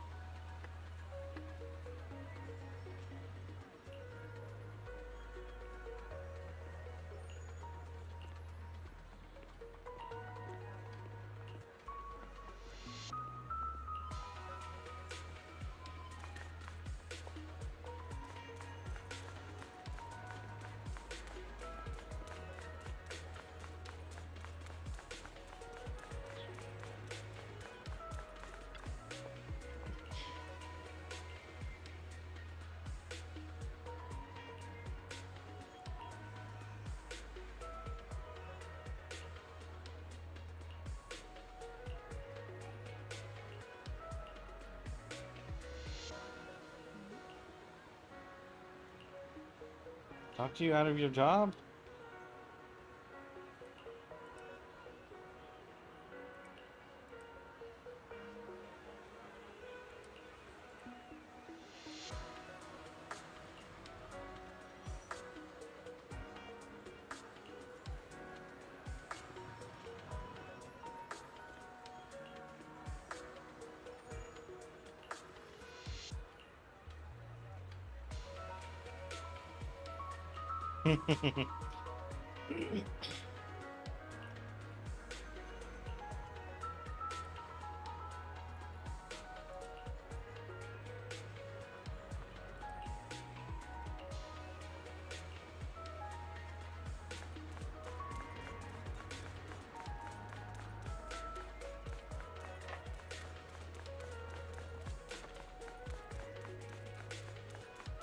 There he is.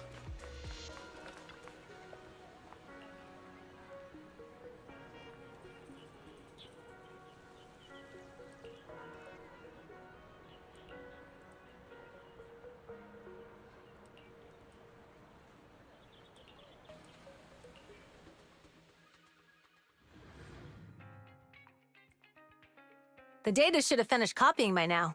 And it's getting dark. Let's head back to the Outer Ring. Thanks for showing me around today. Seems like everywhere in New Eridu is just as busy as the old oil field's And biggest like I market. said, Badger's Respite.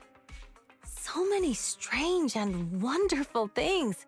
No wonder a lot of people from the Outer Ring want to live here. yeah, like I said earlier, for someone like her, you just need to simplify things. Haven't you ever thought about it, Caesar? With your skills, you could apply for citizenship. Me? Never thought about it. Even now, being here in the city, I still feel like I belong in the Outer Ring. Wise, it really is you. Long time no see. I saw the note on your door saying you'd be away for a while, but I didn't expect it to be this long. Chop told me he saw you were back, so I came over to check. How are you guys? We're good. We're doing good, thanks, Enzo. Just visiting friends for a few days. I happen to be one of those friends. We'll take good care of Belle and Wise.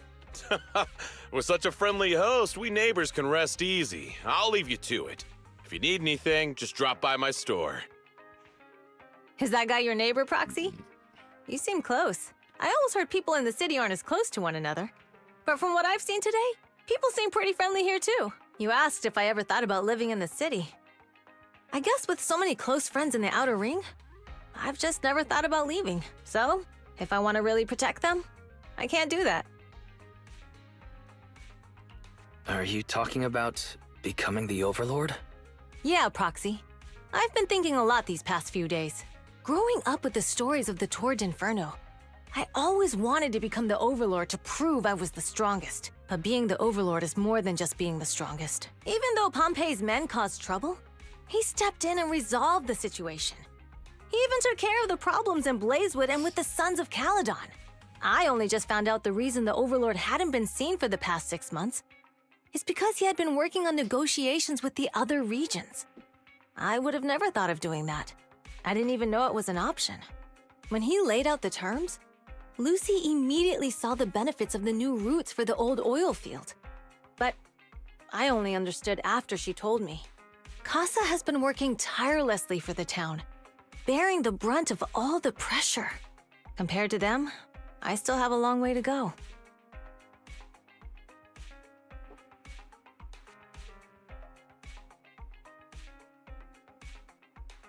Loser, in your case, your brilliance exists in your simplicity. Realizing your shortcomings is the first step to becoming a better person. And you have your strengths too, Caesar. When you found those goods in the Hollow, you didn't get angry. You let Casa take them out first. At the time, we all thought Casa had betrayed us, but you still thought of the town's residents first, worrying the items would be corrupted in the Hollow. I think anyone else would do the same, right? Making sure everyone has enough to eat is more important than my pride or my feelings. But hearing you say that makes me feel a lot better. I might not be the smartest, but like a wild boar, once I set my sights on a target, I won't let up until I chase them down. Besides, I've got a great group of friends supporting me. Now it's time to focus on Torrid Inferno. Pompey is a great opponent. This time, we'll find out once and for all who's the best!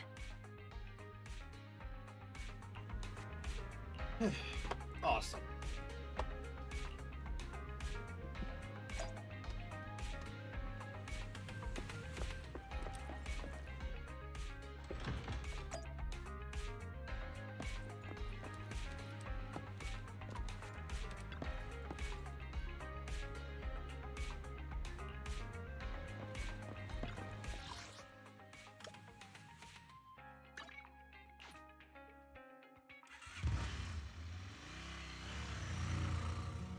Boss, here's the new route distribution sheet. The newly expanded freight routes have been assigned to the Sons of Caledon as per your instructions. Yes, put it there. Boss, you've worked so hard for these new routes. Are you really going to just hand them over? If it weren't for Moores stealing the intelligence, I wouldn't have had to go through all this trouble. By the way, Moores insists he acted alone. What do you think? Oh. Well, boss, you know Moores was also thinking of our best interests. You're giving me the answer to a question I never asked. But you don't seem too surprised by all this. Wanting to win isn't a bad thing. But since I'm the reigning overlord, we have to act with Full integrity. The Motor League's stability ensures the safety of the oil wells. If there's infighting, someone's going to get taken advantage of. By the way, I heard that you've had a lot of dealings with companies in the city lately. That is absolutely untrue. It's just that we had some issues with the protective gear we arranged for the oil refinery. I had to find a way to handle it. I hope so. Lucius, you're smart and ambitious, but always eager for immediate results. Don't let your cleverness backfire. Yes, boss. These documents never end. I've been feeling exhausted these days. Am I getting too old for this? Not at all, boss. You've been talking about the Torrid Inferno a lot lately. You're clearly raring to go. Well said. Caesar may have some potential, but she's not ready to replace me yet. But boss, please don't overwork yourself for the next few days. After all, for this grand event, you need to be in peak condition. Oh, that actual psycho. That was actually more likely a narcissist type. With a name like Lucius, he's a reference to Lucifer.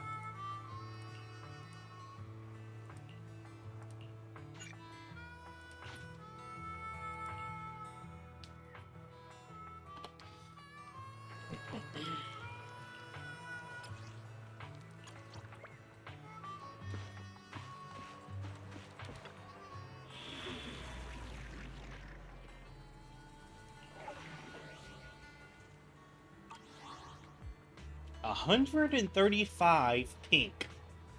Wow.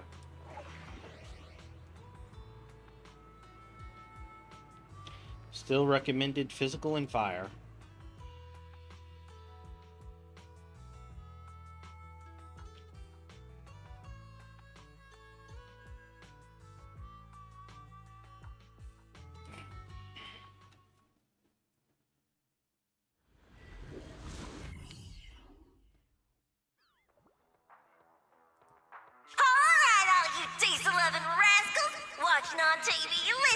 Oh, that's a thick southern drawl. It's your favorite gal, Jolly Jenny here. Ah, that's Jolly Jenny. 30, 40, or even 50 years ago, a young man performed the miracle of diving into the flames and returning a hero. And in just a few minutes, new heroes will recreate the legendary Tord Inferno! I didn't expect so many people. I'm feeling a bit nervous. Do what you're good at, Proxy, and leave the rest to us. What's that thing flying around? Good question. Eyes wide open and take a gander at this, folks. To give everyone a front row seat to this grand event, every Tord Inferno is filmed by drones. And this year, there's only an unprecedented 10-minute broadcast delay inside and outside the hollow. Enough chit-chat. Let's introduce this year's factions! Defending, we got the Vanquishers, Pompey, Lucius, and Mars! Challenging, we have the Sons of Caledon, Caesar, Lucy, and Lighter! The rules are simple. Charge into the hollow, reach Cinder Lake, and use the Spark Stone to blow up those pesky ether crystals. Whoever completes the ritual first will be crowned Overlord! Overlord! The finals have been a long time coming. The showdown's gonna be a blast. You're quite confident, little girl. Do your best, and try not to bore me. All right, folks, take your positions. The Tord Inferno is officially on! The Vanquishers and the Sons of Caledon are neck and neck as they pass the fork. Can we expect an epic showdown in the hollow? Oh. Be careful, everyone. We're about to enter the hollow. Cinderglow Lake, here we come!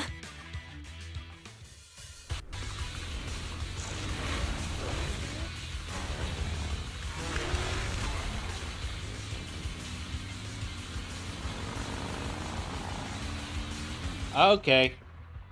Use O and U to move lefts. Okay, so the good.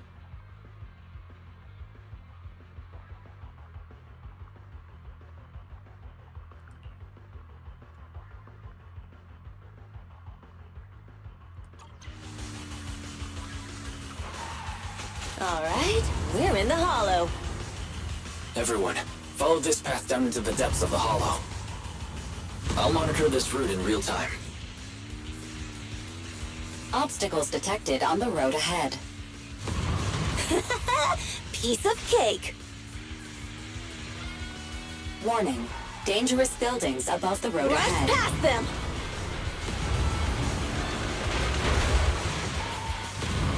You okay?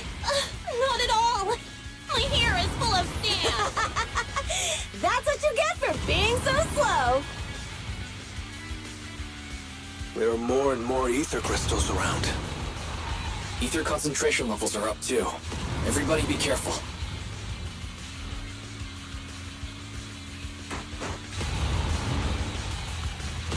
Huh. There's a huge building over there.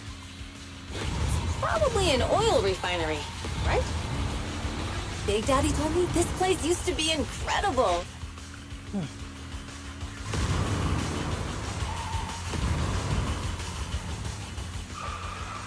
Whoa, that was close. Watch where you're going!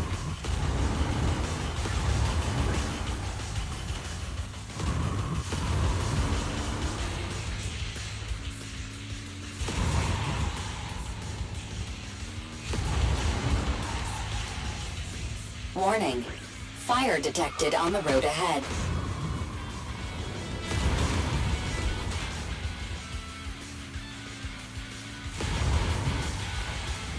Warning. Dangerous buildings above the road ahead.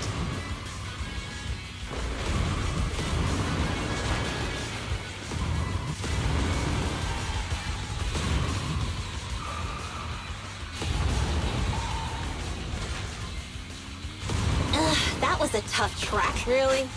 Is that all you got? Just focus on your driving, okay?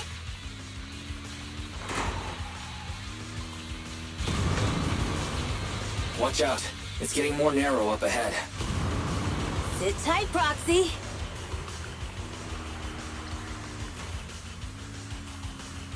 What's that sound? The ground's shaking. Everyone, watch out.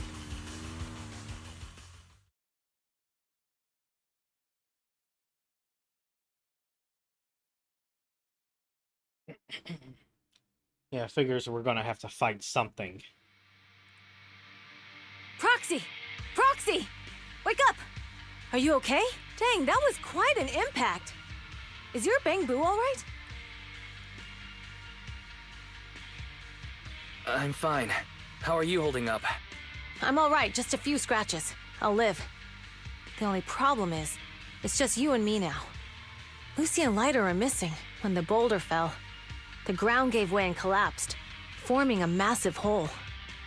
And when I woke up, we were here. Master, due to the spatial distortion caused by the severe tremors, you have deviated from the planned route, recalculating your position. Additionally, before the rockfall, a significant release of energy was detected coming from both sides of the road. Please proceed with caution. A significant release of energy. You mean an explosion? There were old oil facilities on that path. Did the explosion come from there? What's this? When we fell in here, I got covered in this glittery dust. Dust? Oh no. Now that you mention it, Eos is covered in it too. Wait a minute. Isn't this stuff the ether powder left behind after a pure ether explosive goes off? So they're What still did you trying say, to Wise? cheat. But the Outer Ring doesn't have advanced ether technology, and the city wouldn't sell such dangerous tech to the Outer Ring. So how did it get here? Since we found this stuff, it wasn't an accident. We were sabotaged. What? Who did this? Couldn't be the Vanquishers, could it? But when we were at the starting line, Pompey told me to give it my all and give him a proper challenge. He seemed eager to compete. How could he stoop so low? Caesar, although we can't jump to conclusions, with an incident as serious as this, there's no way today's race can continue as planned. The drone should have gotten it all on camera. Bernice is watching the race. We have to tell her the truth and get her to call it off. Understood, Second Assistant. Connecting you now. Oh, hey, Proxy, it's you. What are you calling me for? Everything looks to be going smoothly in the Hollow, and we haven't encountered any battles so far. Huh? Bernice, didn't you see what just happened? What? Did something happen? Why, something's wrong. Fairy says the footage being broadcast has been tampered with. It's not just ours. Even the footage of the Overlord is fake. The footage from both sides has been swapped out. I don't think this is just about stopping us from winning the Tour d'Inferno. Yeah, their actions suggest they aren't worried about getting exposed later. And there's ether explosives appearing where they shouldn't be in the outer ring. Could they be targeting Cinder Lake? Are you saying Cinder Lake might be in danger? Yes, I think Wise's guess makes sense. Caesar, you're the leader of the Sons of Caledon and our client. So what's the plan? We can try to get out of the hollow right now and tell everyone about what happened. Gotta save it. Or... You're stating the obvious, Proxy. We're heading to Cinder Lake. We can't just sit back and watch. As long as we can protect Cinder Lake, we'll figure the rest out. Leave it to me. All right. Since you've come to a decision, just leave the rest to me. Wait. What are you all talking about? It sounds like something crazy happened, but it doesn't make any sense. Don't worry, Bernice. I'll explain everything to you later. Wise, Caesar, you two should get going. You've got to regroup with Lighter and Lucy.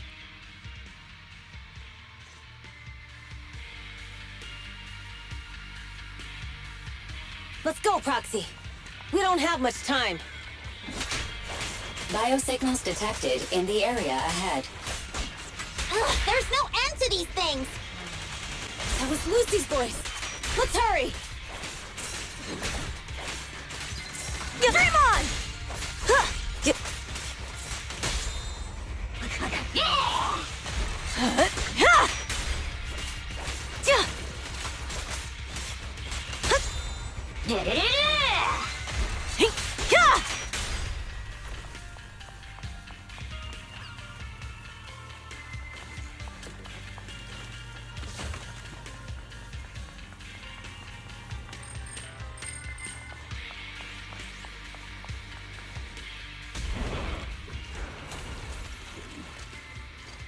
All right, regroup.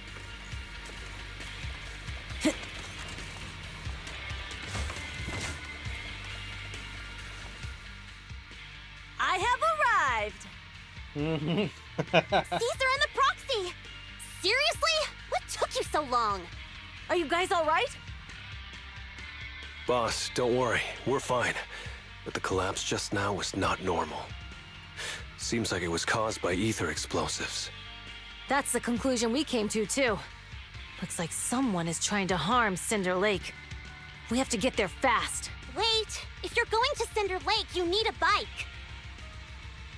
Note, I've already detected the coordinates of 3 motorbikes. That's great news. Proxy, take us there now.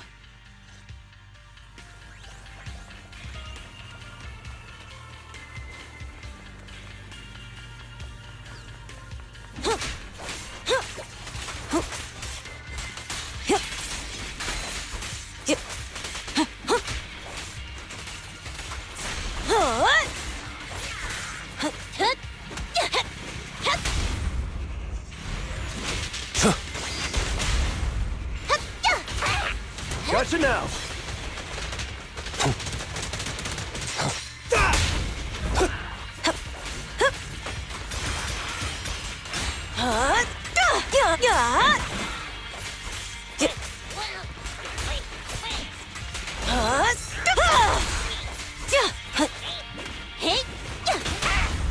The brave fear nothing.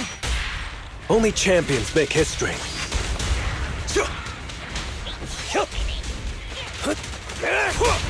This way. There's a spatial fissure nearby.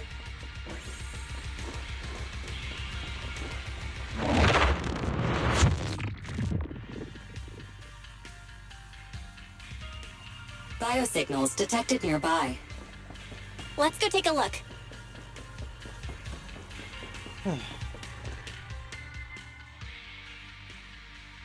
It's Morse. That's weird. Why isn't he with the Overlord and the others? Boss, that guy just now was holding a pair of binoculars. He seemed to be looking at something at the foot of the mountain, just where the explosion happened. Moors, what's your status? Have you seen the Sons of Caledon? Where have they gone to? Reporting in, boss. I've been monitoring their route as instructed, but I still haven't seen any sign of them yet. Still haven't seen them. Those young'uns know how to handle themselves. Now that they're facing some real trouble, they can't take it. Boss? You okay? Mors, of course the Overlord is fine. Didn't you see him cut down those ethereals just now with a single slash? Lucius, enough trying to suck up to me. After all these years with me, you still haven't gotten over those bad habits of yours. Turning tail and running at the first sign of danger, and underestimating your enemies when victory's within reach. As a biker and second in command of the Vanquishers, you aren't fit to lead with that attitude. Boss, I get what you're saying. I've always been slow to learn. If it wasn't for you, I would never have even seen the shadow of Cinder Lake. Enough. In the past, you would have fled at the mention of the Tour d'Inferno, but now you've insisted on coming along. That counts as progress. Mors, keep an eye on the Sons of Caledon. We aren't far from Cinder Lake. Not good. The Vanquishers are way ahead of us. But by the sounds of it, Pompey knew nothing about the explosion. Is it just me, or does something feel off about Mors? The explosion at the foot of the mountain just now caused a huge landslide.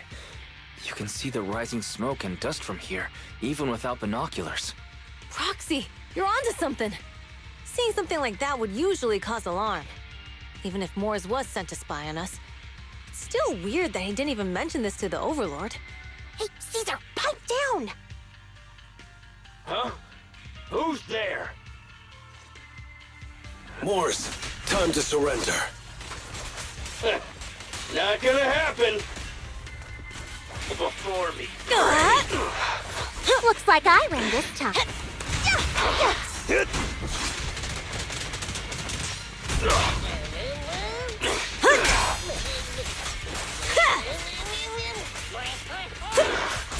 There's more to battle than just glory! Strike zone! Come on, face me head on! This isn't good. He's trying to get away!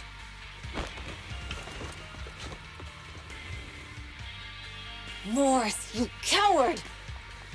Boss, he escaped through the fissure. Mors must have had something to do with the explosion back there. I've got a bad feeling about this. Now's not the time for this. Focus on dealing with the ethereals in front of us.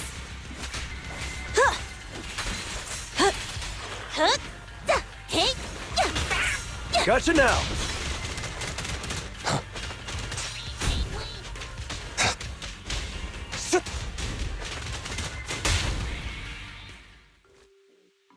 The Sons of Caledon talked a big game about having a showdown, but this has been disappointingly dull.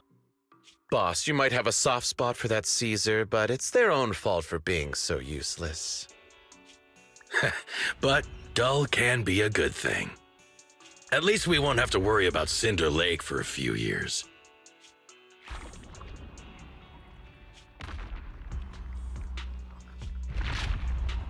That isn't supposed What's to be with all these happens. ether crystals coming out of nowhere? The ether aggregation catalyst can accelerate the crystallization of free-floating ether particles. This is tech developed by City Enterprises to increase ether production, and it works wonders in the unique environment of Cinder Lake. Lucius, do you mean you... That's right, Pompey. I've replaced your spark stone. Cinder Lake will be completely extinguished soon. Oh, and one more thing I almost forgot to mention. When using this catalyst, the nearby ether concentration will skyrocket. And that's the poison Especially in the for drink. those with a weak aptitude for ether. It will have serious consequences. Oh, you bitch. Lucius, how dare you? You won't get away with this! How dare you give me another scar! You monster!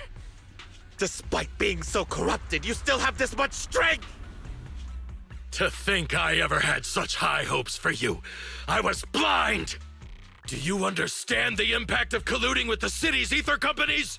What it'll do to this place?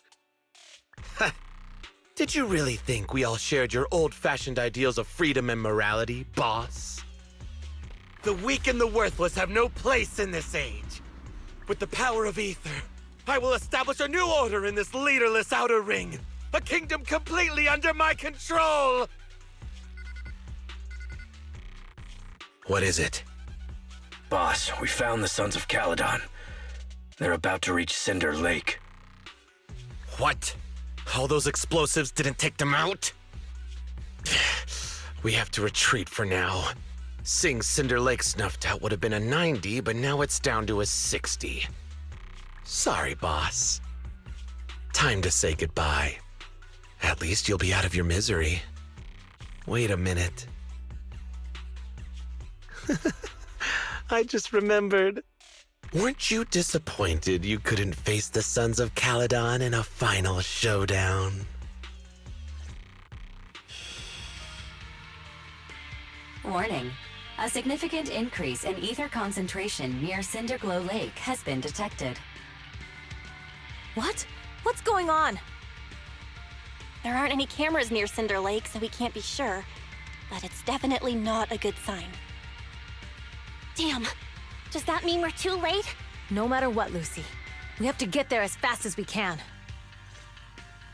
Proxy, where are our bikes? The Fisher took them to a place not too far away. Come with me.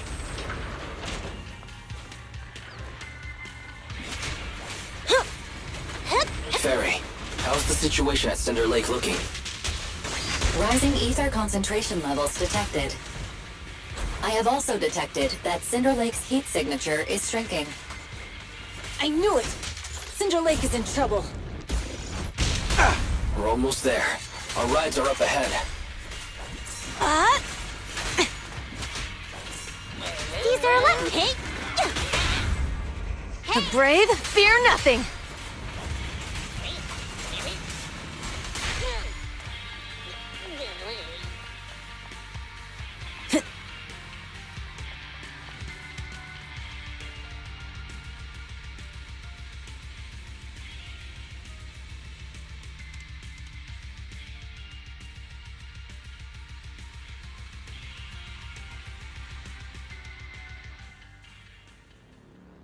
We're almost there. Cinder Lake is just ahead. Caesar, that's... Old man! Hang in there!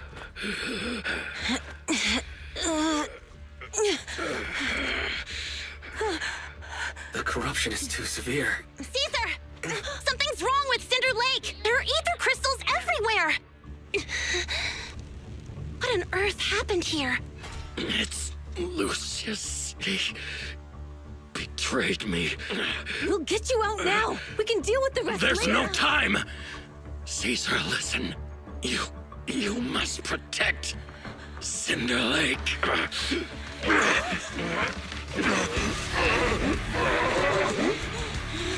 Oh man!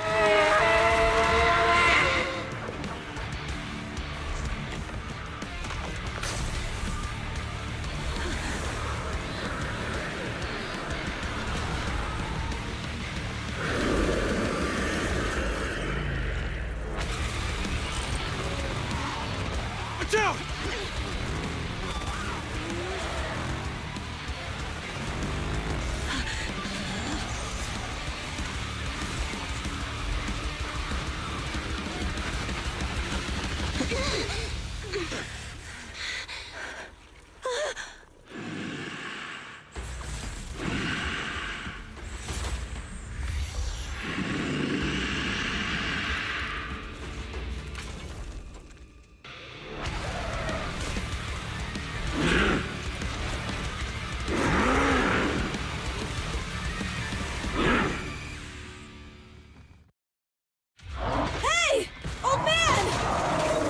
It's useless. He's completely turned into an ethereal. Damn it! This is all Lucius is doing! He's the one conspiring with an ether corporation to extinguish Cinder Lake! That's right. So long as the oil runs out, he can do whatever he pleases. Warning. Rising ether activity detected. What?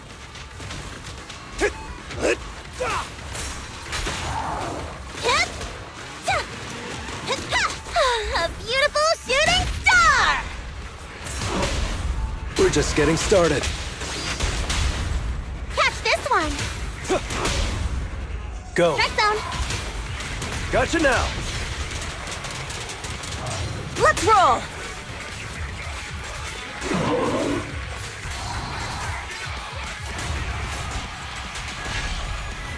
Watch it!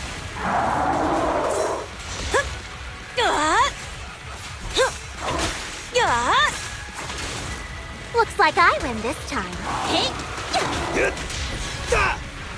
Phase 2.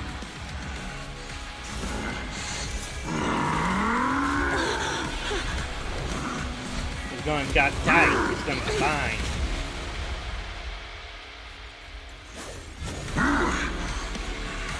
Yep, combination.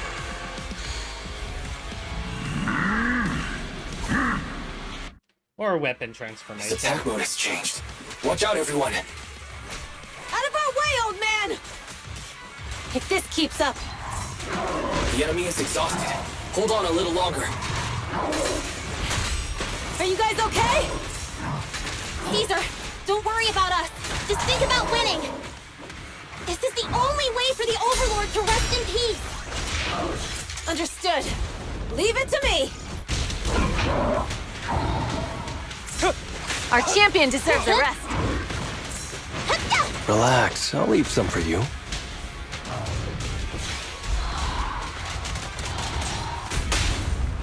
Come on. Victory's mine. Feeling fired up?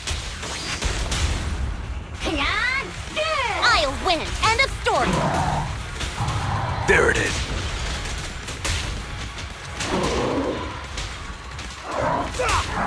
Be gone! There's more to battle. And just glory!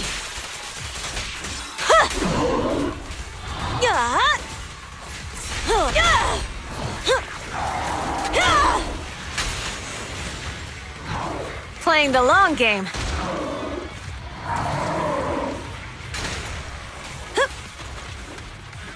And the I'm winner not is taking damage. me!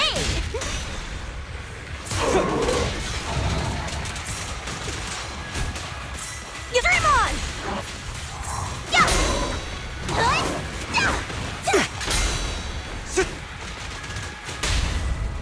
Get the up. brave fear nothing. Direct hit! Can't stop a raging blaze!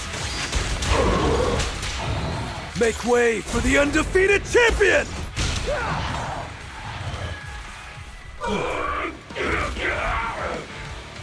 Come on, just a bit more!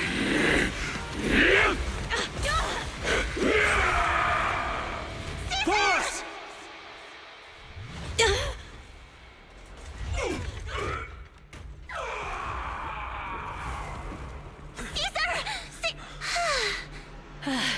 I'm here. I'm fine. We finally did it. But Cinder Lake, in a few minutes it'll be completely extinguished. How ironic. Even with the Sparkstone, it's too far away. There's nothing we can do.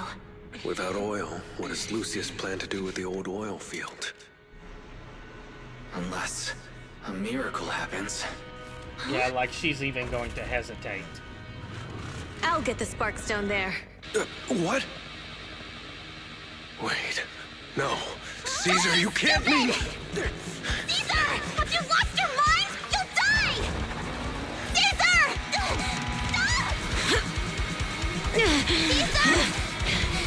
If we can't stay here, we'll just leave! You're right, Lucy. Even without oil, we can still make a living somewhere else. But everyone else? But what about the people who don't have a choice?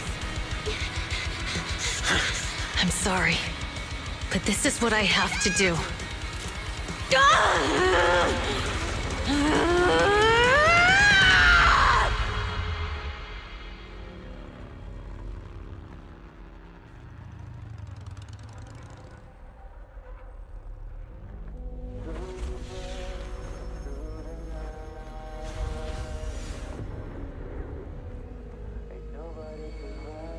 Don't look at me like that, because I'll start to feel afraid.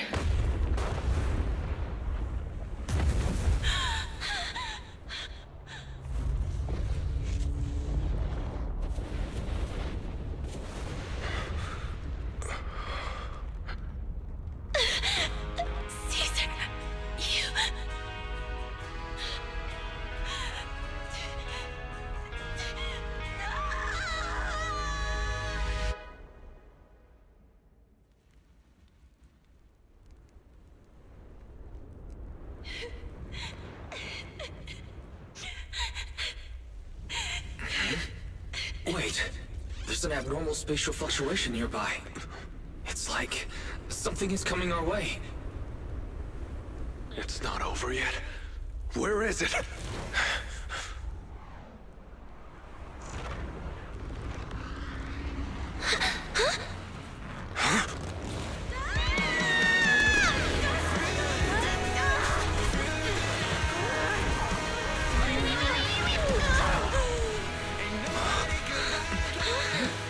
There's a fissure right in that spot. Yo, we meet again. So that's how.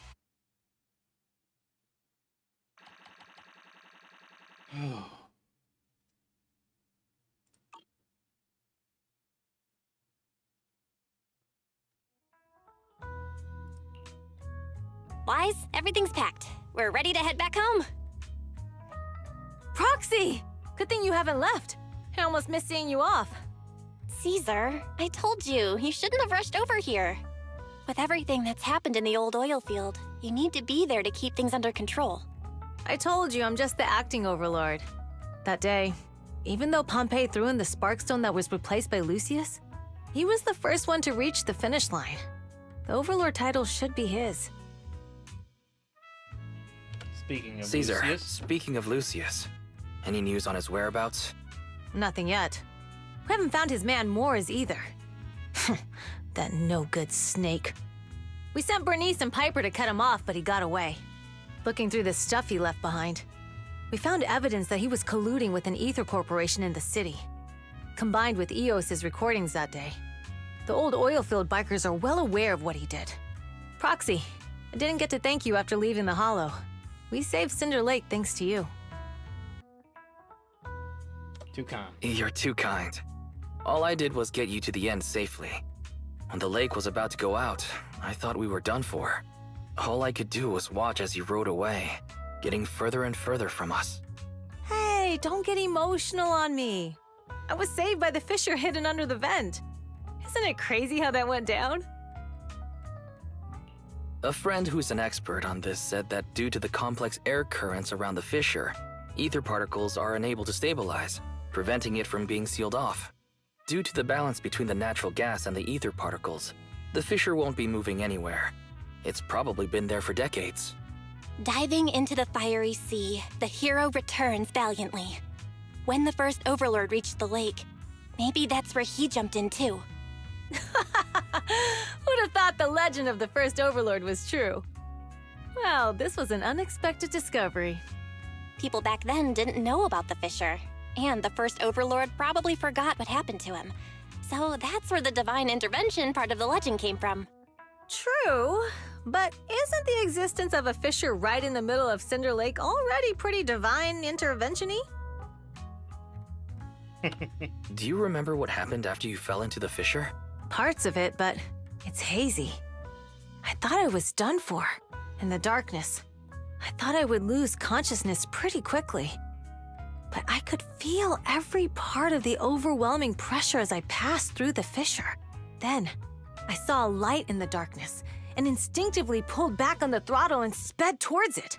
Next thing, I came out right on top of you all. It was unbelievable.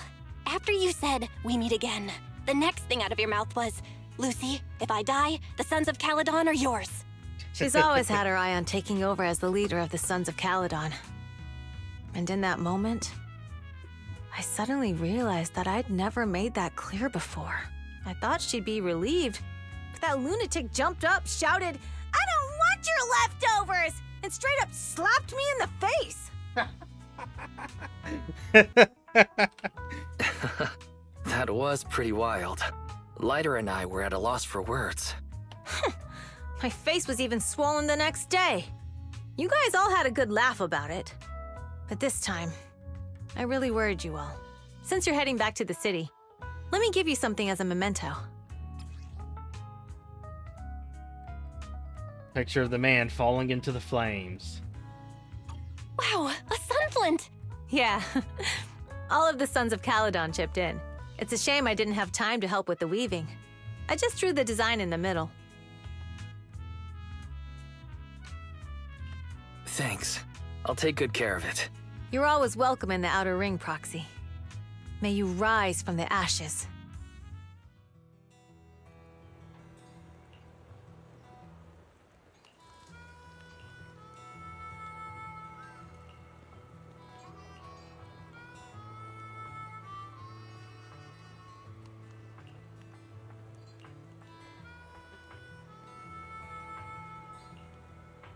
You got good subordinates.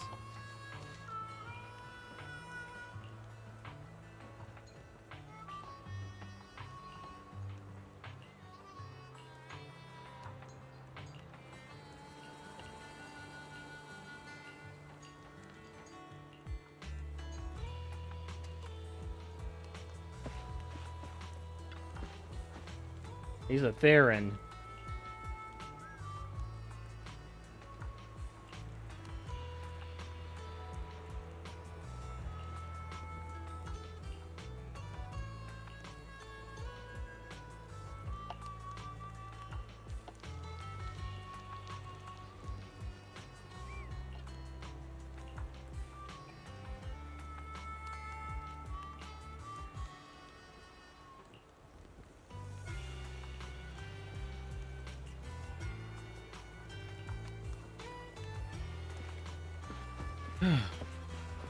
Hello, lighter.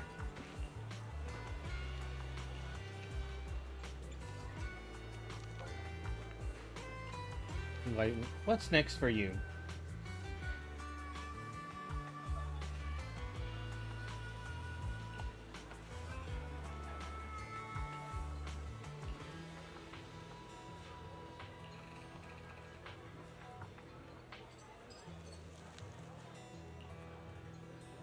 Back then?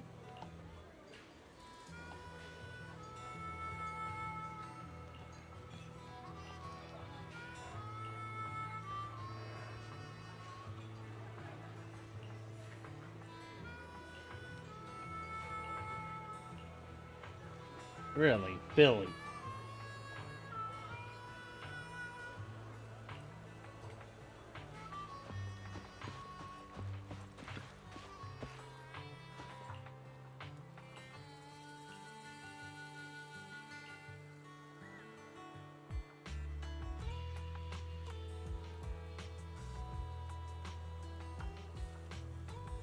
Hmm.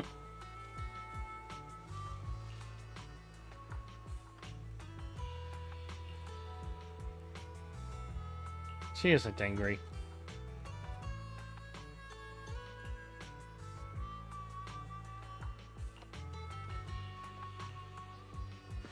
Bernice is probably going to be up here.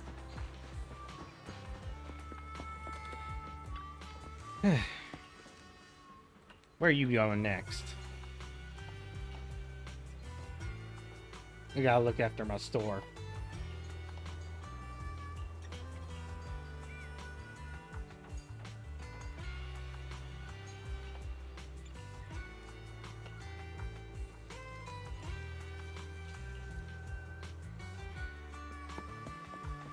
Oh, there's Piper. Happy to help.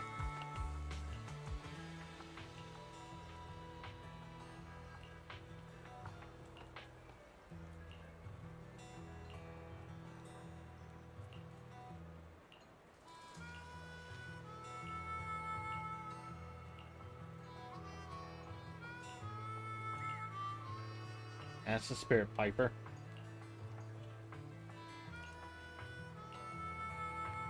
Alright, let's go.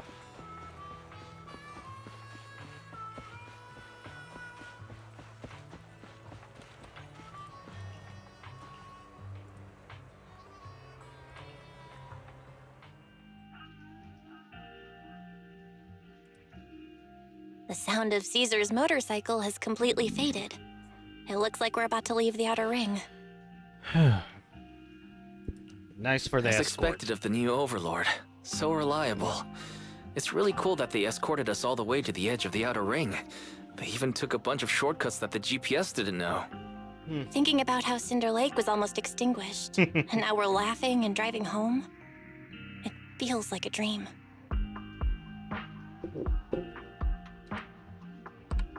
What's wrong, Belle? You sound a little emotional. Although we could only prove the fissure in Cinder Lake exists from its effects, apart from Caesar's bold gamble, there really was no other way to save it. But watching Caesar fall, that feeling of helplessness, I never want to go through that again, just like that time. Belle. Wise. No wonder we're family. You must be thinking the same thing I am, right, Wise? This is the edge of the city. Eos and Fairy are here too. It's time.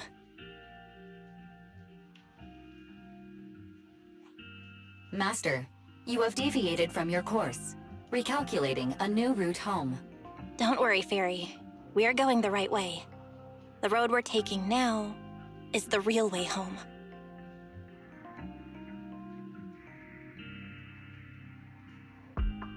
We're here. Let's go up. Come on, Eos. Don't forget your scarf. No. It feels like we haven't been back in a long time, Belle. Fairy, do you know where this is? Search complete. This is the center of the chasm at the edge of New Eridu. The chasm, which preceded New Eridu, was the product of the large uncontrolled hollow disaster in Eridu, often called the fall of the Old Capital. To deal with the out-of-control Hollow Zero during the fall of the Old Capital, Eridu's leaders at the time detonated the 14 Shuryu pillars from the southwest to the northeast. The power of the explosion sparked a strong geological chain reaction, bringing about the formation of the chasm. Those some serious bombs. That's right. There's nothing in the chasm that can be corrupted, so Hollow Zero can't convert more etheric energy to expand, which prevents it from getting out of control. New Eridu could only be built because of it. Without it, if you keep driving from here, you'll end up on the road to the northern side of Eridu, which is really close to the throne quarter. Within 10 minutes, you'll come upon a massive statue. That belongs to the White Star Institute. Turning left before the statue takes you to the former main road number 7 of the Minerva Quarter. On the left side of the road were all the old civilization antique shops that Wise liked to go to. He was just a kid back then, and always fell for fake antiques. And on the right side of the road were all the dessert shops and snack stores that Belle loved. I couldn't resist Belle's whining and ended up buying more treats than she could ever finish. I couldn't finish them? As soon as any snacks were placed on the table, everyone would grab them up within a minute. Or have you forgotten? How could I forget? So, at the end of main road number 7, after you pass 3 security gates, you'll see a beautiful building. Our teacher is right there. She'll be at the entrance with Eos, waiting for us. She always liked to stand to the right of the building's plaque. The Helios Academy. That's our real home. It's there now as well, just across the chasm, deep inside Hollow Zero, under the rubble of the old capital's ruins. Teacher, we're back. It's been a while this time, and a lot's happened.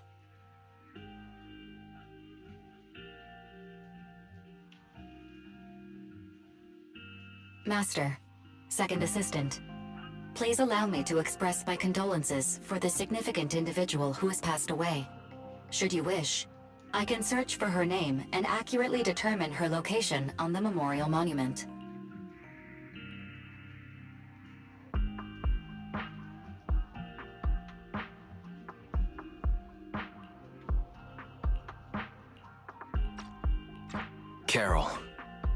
Carol Arna. That name was not found in the database of victims from the fall of the Old Capital. Only one matching result was found in the related information. Resulted in the uncontrollable Hollow Zero, leading to the great tragedy of the fall of the city. The main culprit, Senior Research Director Carol Arna of the Helios Academy, along with others involved, will forever be etched on the Pillar of Shame. She's being blamed for it, partially. The name provided earlier was incorrect, or the matching information belongs to another person with the same name. No, it's no mistake. The person officially responsible for the fall of the Old Capital is Carol Arna. She was our teacher. She taught us, raised us. The HDD system and EOS are among her many achievements. She also saved us when the Old Capital fell. Fairy, didn't you ask us why we wanted to investigate Hollow Zero? They want to clear her name. This is our reason. We became proxies so we could collect enough observation data to one day head back to where Helios Academy once stood, deep in Hollow Zero. We're confident that if there are clues anywhere, it's got to be there. Belle and I are prepared to swear on our lives that our teacher isn't the one responsible. We have to uncover the truth about the fall of the old capital and clear our teacher's name. She's innocent, because... Warning, an unknown entity has been detected nearby. Huh? Now? Who would come here? You're Miyabi. the head of Section 6, Hoshimi Miyabi. That's correct. And you're the leaders of the independent investigation team with the exceptional guide Bangbu. I did not anticipate being bested by you. We're honored you remember us. But being bested by us, what do you mean? I am training to be the first to reach the Chasm Memorial. I would like to spend some more time with her, alone.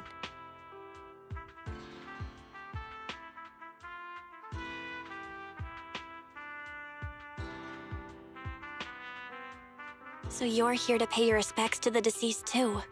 Yes, my mother. My condolences. I hope you can find peace soon. Thank you. But I don't intend to find peace. Hmm? You don't want to find peace? Indeed. I shall not seek peace until all those responsible for the fall of the old capital are apprehended. I'll catch them all. None will escape me.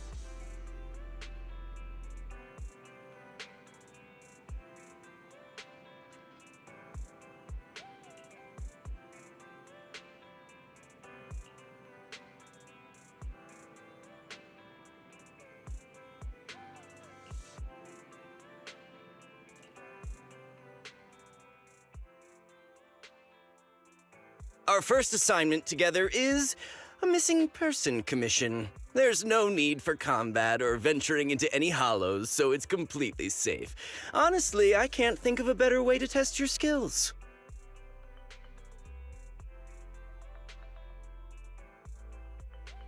Forgive me for being blunt, but isn't this job a bit, well, pointless? Don't get me wrong, I'm definitely not trying to pass this off on you.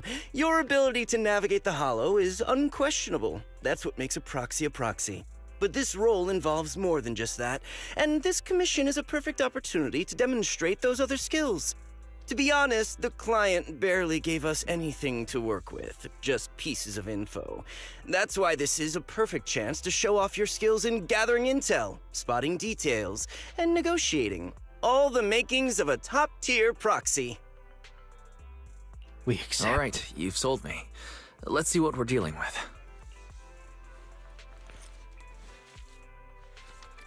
A harmonica, a sheet of music, and an old photo. Covered eyes.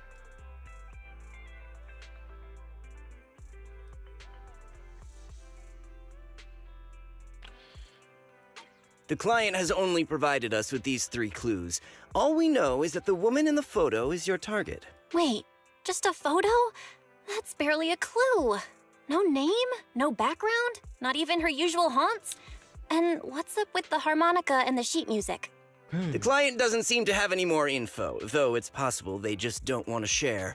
But the client did mention if you get stuck, you should try playing the sheet music with the harmonica. Well then, I'll leave this commission in your capable hands. Keep me in the loop if you make any breakthroughs. Just ping me on Knock Knock. Finding someone with just a photo and a melody. That's like searching for a needle in a haystack. Got any ideas, Wise? Maybe we should check Port Elpis. Women with their eyes covered aren't exactly that common. Remember when we visited the sea a while back? I think we saw someone who fit that description. Remember? You were in a bad mood, so we went to the sea to clear our heads. We even bought some fries, but you got distracted by a woman passing by with her eyes covered, and the seagull took the fries right out of your hand. Now that you mention it, yeah, I remember. She did look a lot like the woman in the photo. And I was just curious, all right? She stood out. How was I supposed to know the seagulls there were so aggressive? Anyway, it's an unexpected lead. Let's check out the port and see if we can dig anything up. Unexpected and lucky.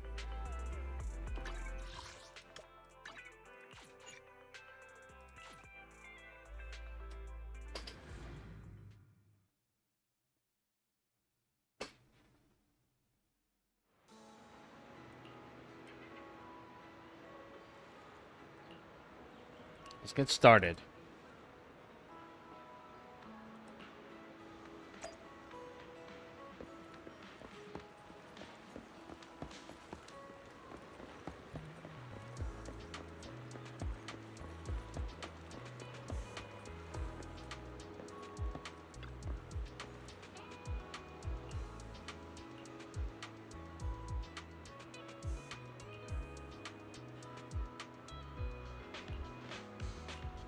Oh.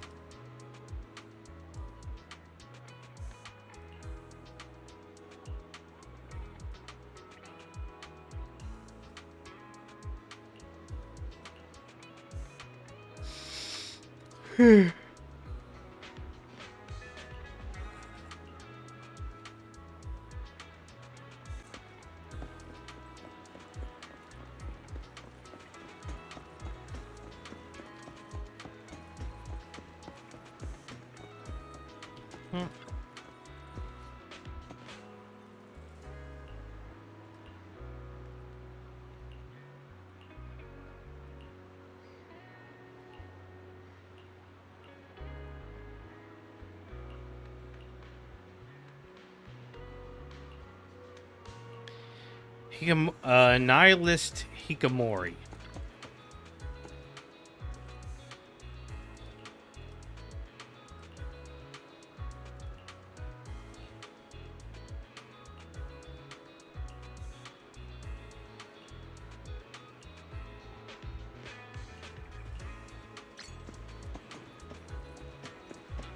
Oh, achievement acquired, so kind of worth it.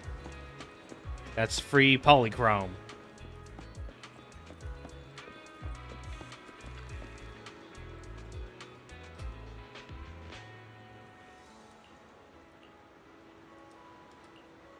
When?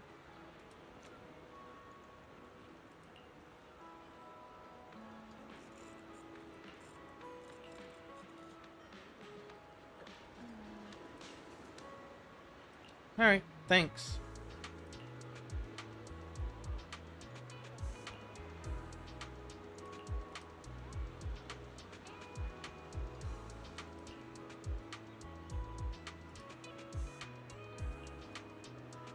I don't know. Knowing she's in the area is already pretty useful. I've got nothing. How about you, Wise? Try the harmonica again?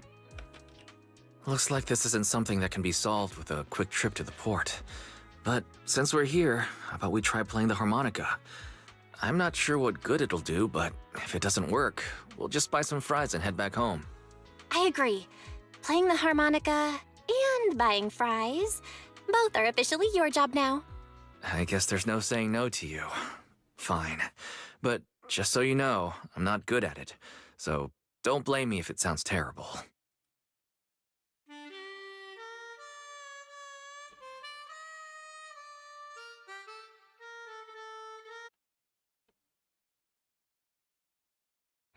That was pretty painful. And it didn't do a thing. Let's just grab some fries and call it a day. Maybe try and get someone who can play. Excuse me. Were you the one who's playing the harmonica just now? Sorry for my brother making a bit of a ruckus. We'll just... Wait. You're the person in the photo. When did you... I didn't even hear any footsteps. My apologies. Moving quietly is second nature to me. I didn't mean to startle you. If I may ask, where did you learn that melody?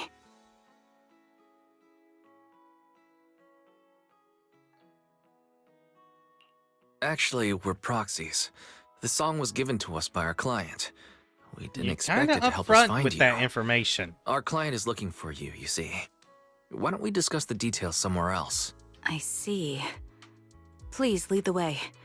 I'd also like to meet this client of yours. Why don't we head back to the store? Okay, let's go check in with Shepard. Oh, I almost forgot. Your name is... My real name. I haven't used that in a long time. But I do have a code name. You can call me Charon. Charon.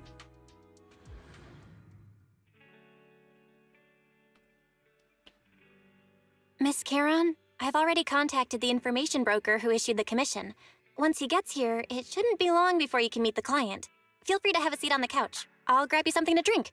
Thank you, but please, don't mind me. By the way, the second row from the top on your TV wall, third unit from the left, it has a connection issue. You might want to check it out when you have time. Very Let me see. perceptive. You're right. How did you pick up on that? I thought there was some lag lately. I rely on my hearing. I lost most of my vision in an accident. I can just about make out the outlines of my surroundings. To move around like an average citizen, I've trained my other senses to be extremely sharp. I heard a faint buzzing sound.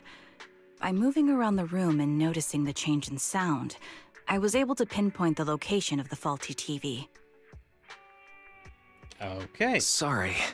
I hope my question didn't seem rude. No need to apologize. Vision isn't the only way to perceive the world. As proxies, you too should know that better than most.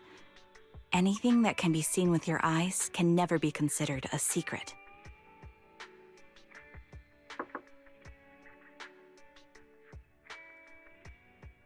It's me again! You two found the target already? Wow, Phaethon, you guys are incredible. If you're always this fast, you could take on anything. No I didn't clients? expect things to move so quickly either, but it's nothing, really. By the way, didn't the client come with you? Charon here would like to meet them. Where to start? It's great that you were able to find the woman in the photo, but there's a new problem. I can't get in touch with the client anymore. There's been no reply from his Knock Knock account since yesterday. I brushed it off at first, but there's still no reply today. Just when I thought he might have skipped town, his account suddenly sent me a location, the edge of a hollow. Who sends something like that in normal circumstances? From the No edge of a one normal. hollow? That seems strange. And with no other word from the client. Either way, I'll keep trying to reach the client. I hope he's alright. Let's stay in touch for now. We won't be wrapping up this commission for a while.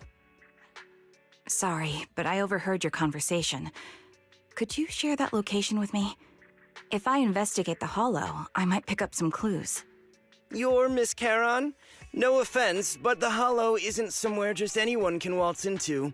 Without a carrot or combat personnel, it's a death trap. You should wait. I'm a soldier. I served with the Eridu Defense Force under the Chrysoberyl Division. Even after retiring, I've made countless trips into the hollow. You can trust in my combat skills. The heart rates of you and the two proxies here seem to have just spiked. Don't worry. My military days are far behind me. I have no current ties with them. As for getting into the hollow, proxies, can I request your assistance? I don't know anyone else who could guide me. I'll pay the commission fee as best I can. If you don't want to be involved, that's fine. I'll think of something. We want to find them too. We're just as eager to find the client. After all, no client, no payment. Besides, if we said no, you'd still head into the hollow alone, wouldn't you? How did you know? So I was right. You remind me of how Belle and I used to be. So fixated on finding someone that nothing else mattered, not even your own safety. Well, since Miss Charon wants to investigate, I'm willing to act as the proxy for no additional fee. Just leave it to us, Shepard. I see. That works for me. With the client still unreachable, my hands are tied. Please, look into the hollow, and be careful. I'm really sorry for troubling you both. Finding this client is very important to me, so I may have acted a bit out of line Think just now. for embarrassed. Don't worry about it. Seeing how determined you are to find this person, we can't just sit back and do nothing. Let's work together to find them.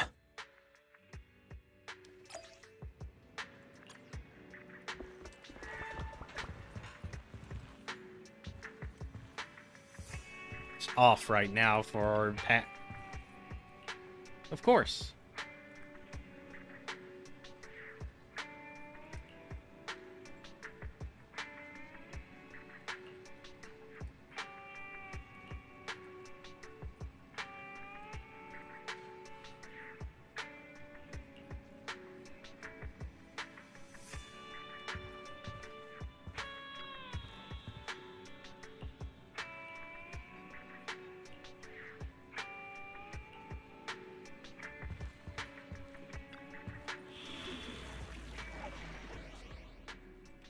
Blind pursuit.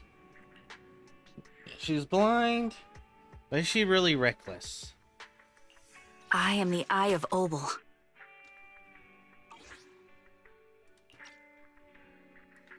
So I I've can got your choose back. the rest of my team. Headmaid Rena, at your disposal. I am the Eye of Obel. It's our turn, bro. No option to use a bang boo. Alright. Deploy.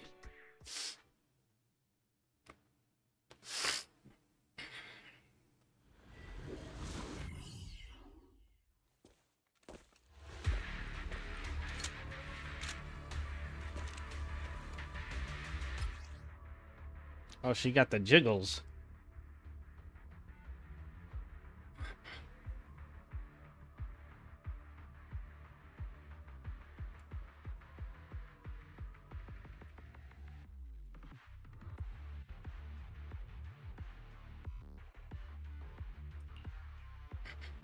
So, the way trigger works is you build up her passive. Then you switch characters, and she can continue doing damage.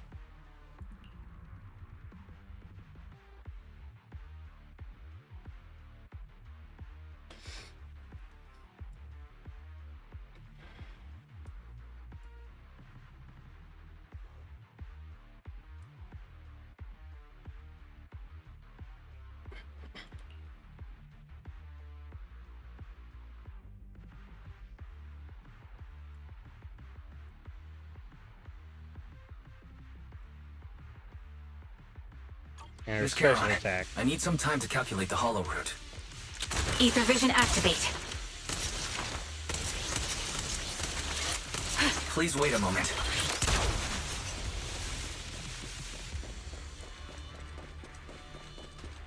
Leave this to me, Proxy.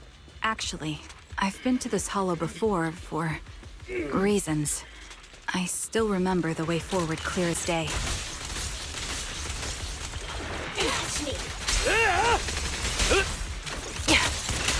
Hey, idiots, I'm here. Oh, why don't you wait just a little longer? Calculating a path doesn't take that long. Hey. Are you feeling it? It'd be more efficient to retrace a path I've already walked. Please come with me, Proxy. Time to work, gang! Recalibrating. All right.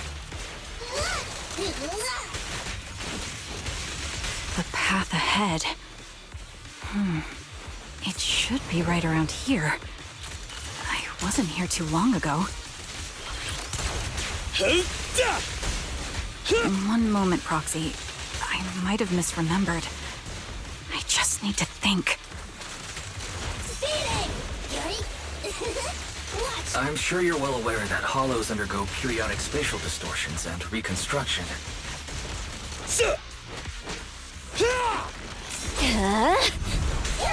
I'll pierce right through. Recalibrating. That's why each time we enter, we need the most up-to-date carrot.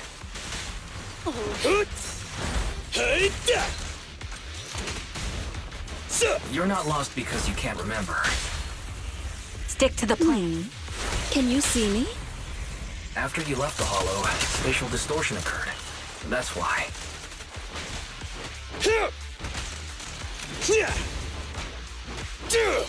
And this guy is so durable.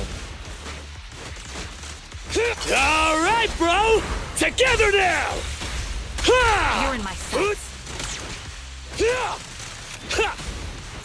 Wow. Show no mercy. It's crunch time! Yeah, move! The target's weary. Come on, bro! Don't stop now! Sorry for being so presumptuous, Proxy. I got ahead of myself and made things difficult for you.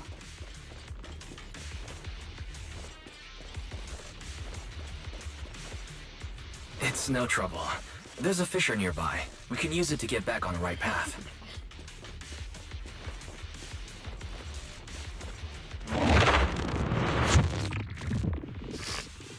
By the way, Miss Caron, how are you so fluid when you move and fight?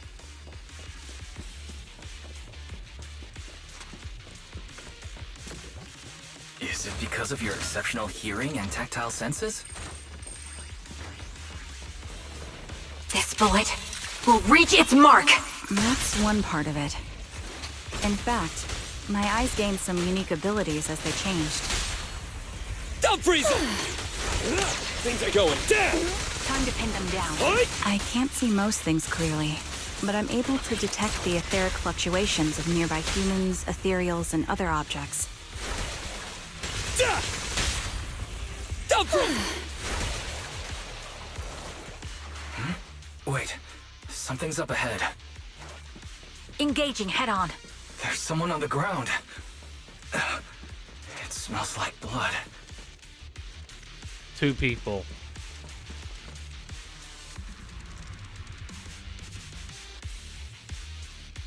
They were shot.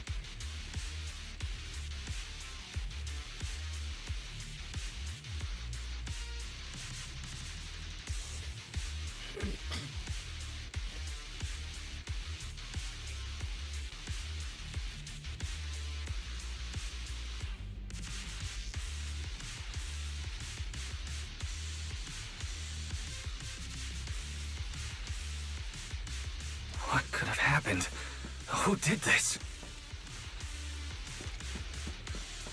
Given the depth of the wound and the caliber of the bullet, the killer was a sniper, just like me.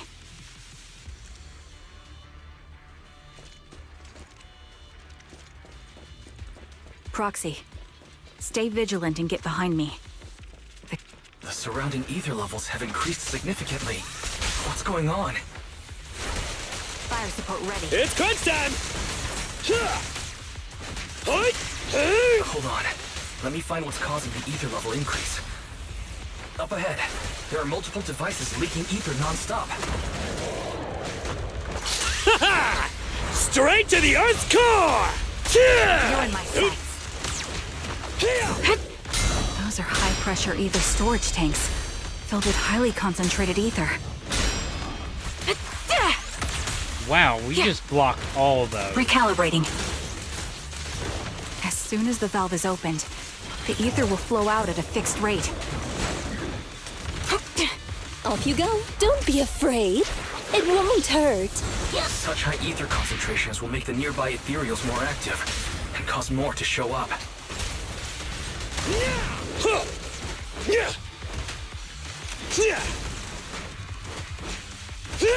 Charon, it'll be dangerous if we keep moving forward. Crunch time! Support in position. Understood. These storage tanks are high-risk items manufactured by military-industrial companies. They're rare, even on the black market.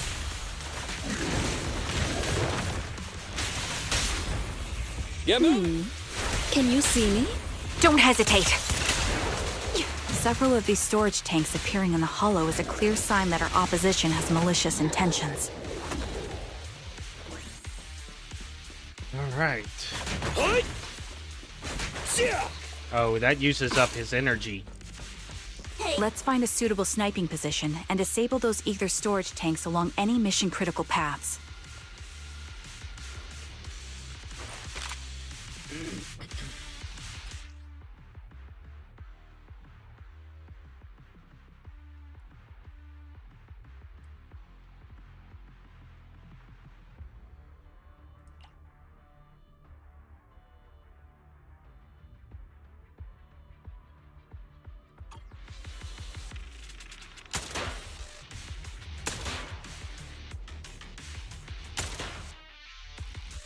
All high-pressure ether tanks have been disabled. We can keep moving. More dead people. Proxy, there are 4 people over here. Oh. They're all still alive. I'm not detecting any ether fluctuations from any other life forms nearby. They're still survivors. Charon, can you check their condition? Confirmed. 1 is seriously injured. A bullet pierced their lung. The other 3? No internal injuries, just a few minor wounds. They're all unconscious. The one with severe wounds.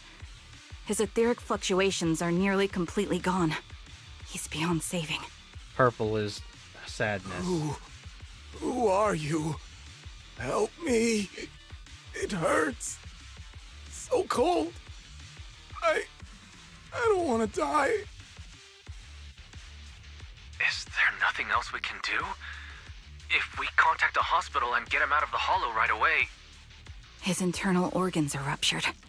He'll bleed out long before we can get him out. No rescue team can beat the clock when life fades this fast. Am I dying? I just want to go home.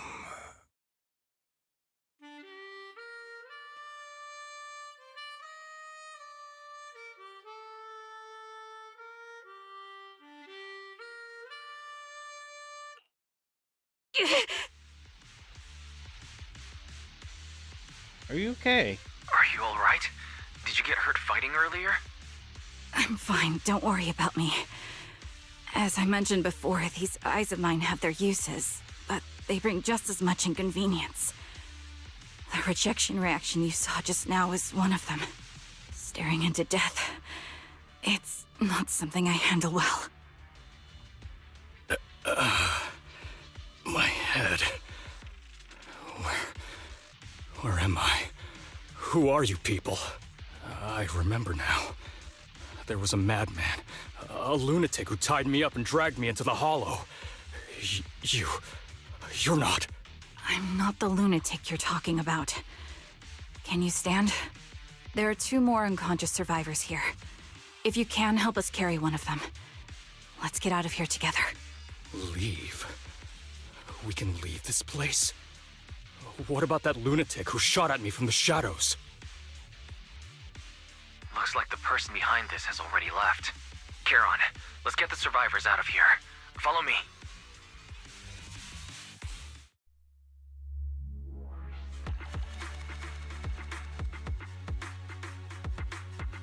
That's pretty broken passive.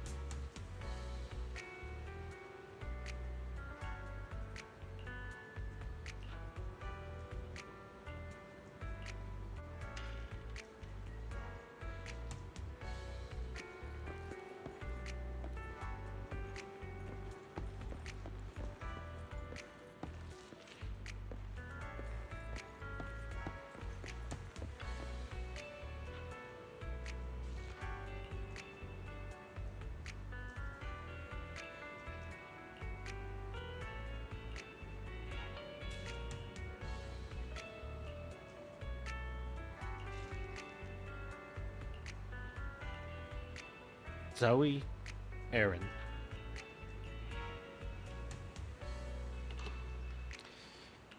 Yeah, questions. How'd you get kidnapped?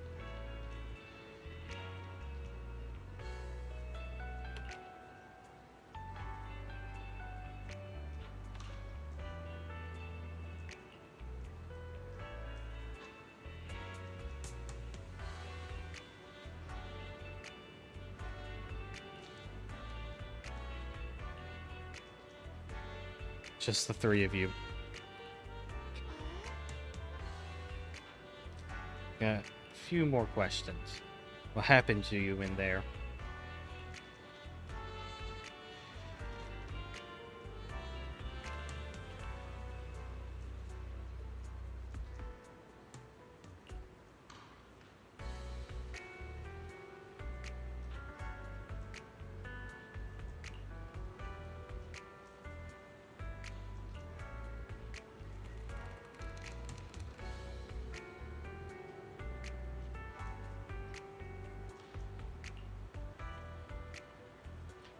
We got a grade A psychopath doing this.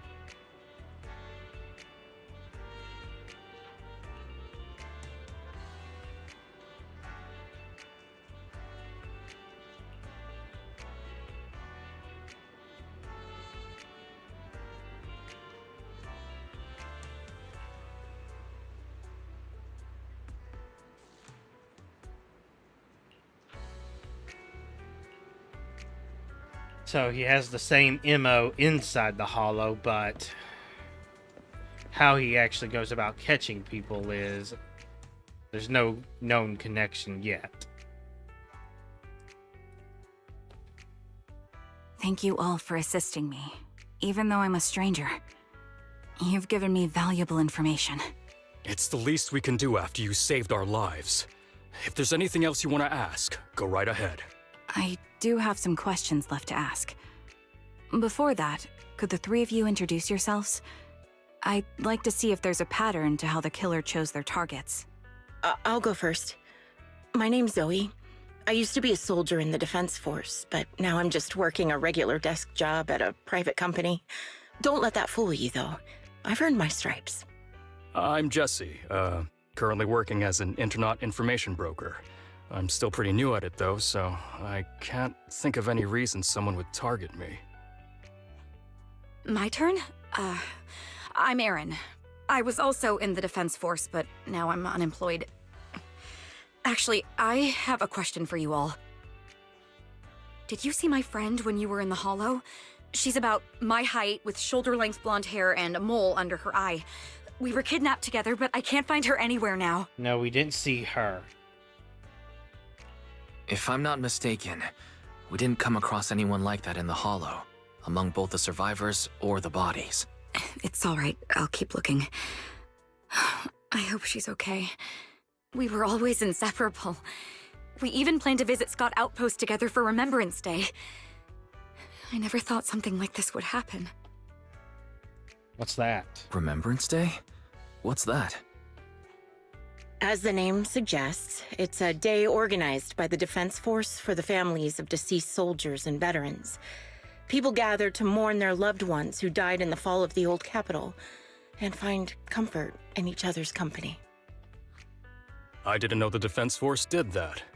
Huh. Maybe I should go check it out. If I can't find her anywhere else, I'll head to Remembrance Day alone. Maybe she'll show up there. Was your missing friend also a member of the Defense Force? Yes, she and I were in the same squad. Obsidian Division's Cartis squad.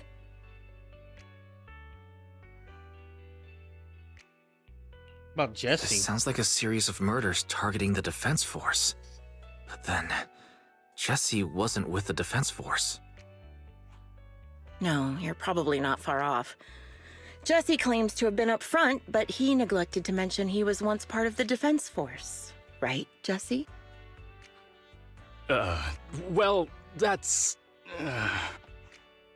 I just don't like bringing up my past in the Defense Force.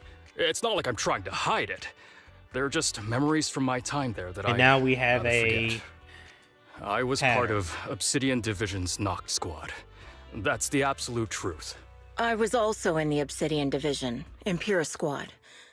I don't know who those who died in the Hollow were, but it seems the killer really is targeting members of the Defense Force.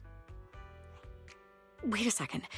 If I remember correctly, during the fall of the old capital, didn't our three squads work together on a mission outside Hollow Zero?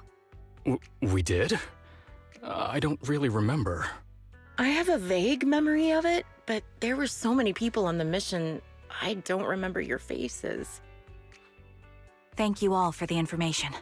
I'm starting to see a pattern in the... I came to this hollow because someone I'm searching for sent me its location. And that person was likely being held by...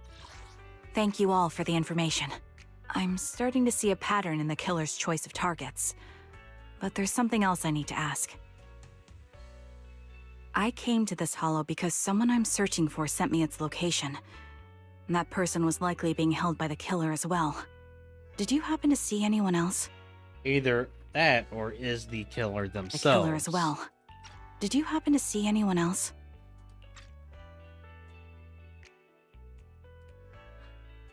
You're not giving us much to go on. At least tell us what kind of person you're looking for, male or female, what they look like. Can't offer much help without that. Sorry, I don't have much else to share. Even so, if any of you remember anything else that may be useful, please let me know. This is very important to me. You don't even know who they are, yet you're so determined to find them. Is it really going to be an issue if you can't find this person? Maybe. I've been searching for someone for a long time. They might be the key to achieving my goal. I see. Whatever happens, I hope you find them. If there's anything I can do to help, just let me know. Thank you. But please, prioritize your own safety. If the killer is targeting former Defense Force members, there's a good chance they'll come after you again. Stay vigilant. Of course. Once I've checked out Remembrance Day, I'm locking myself in my room and throwing away the key.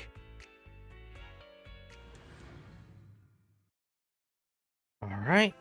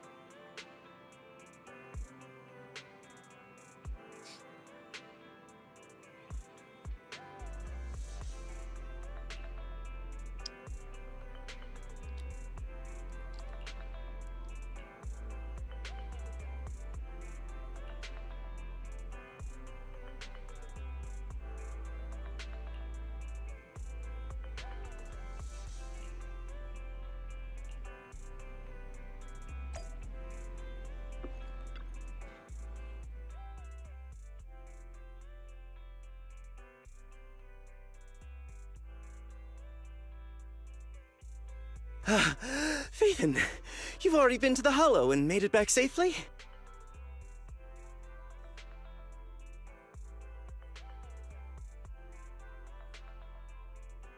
Catch your breath, Did you buddy. run all the way here? Do you need a moment? We've already been to the Hollow, but unfortunately, we haven't found the client yet. I'm fine. Did you find any clues there?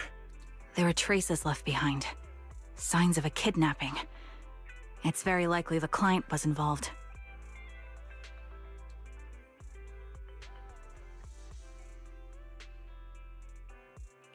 That's right. It seems the client was kidnapped, taken into the Hollow, and later moved again. We're still looking for more clues. So, what made you rush over to the store? Well, just take a look for yourself.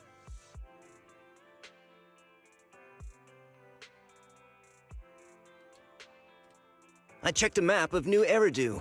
This spot, it's another Hollow entrance.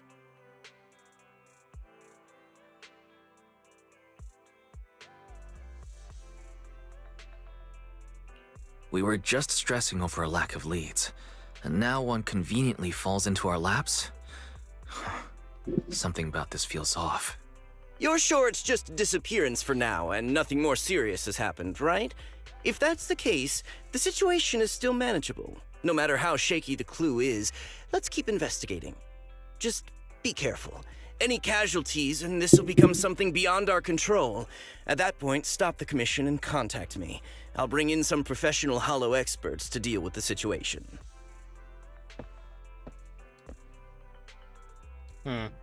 Not interested in the next banner.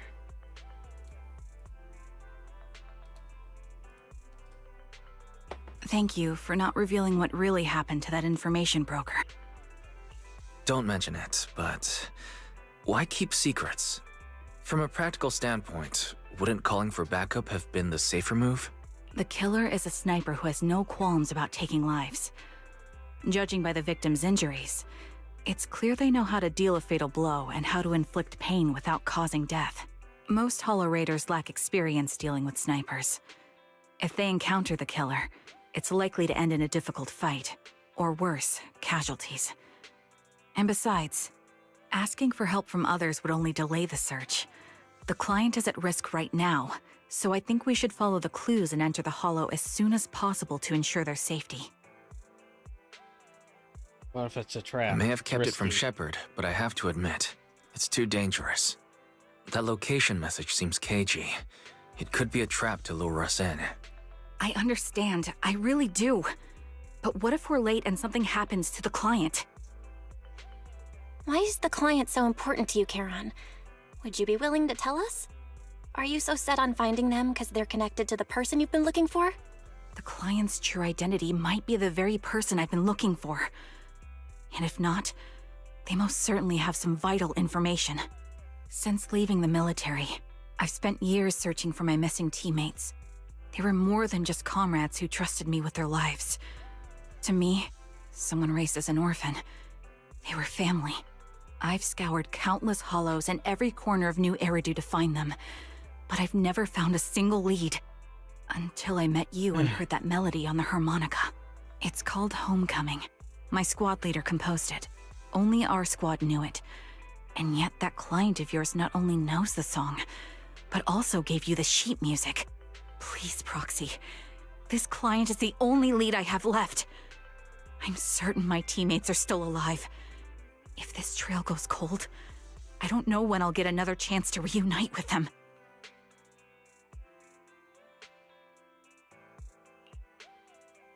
All right. I understand how anxious you must be right now.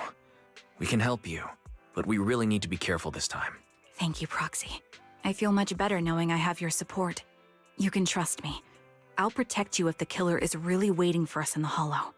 We'll make it out in one piece.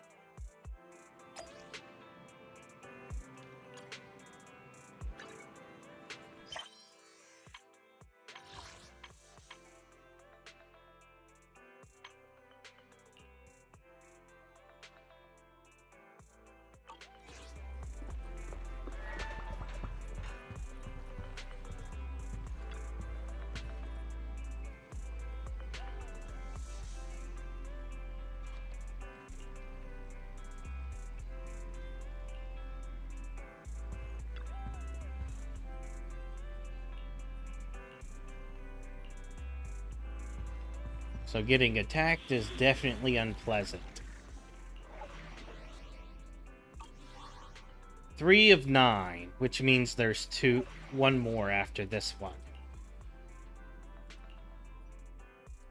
I am the Eye of Obel.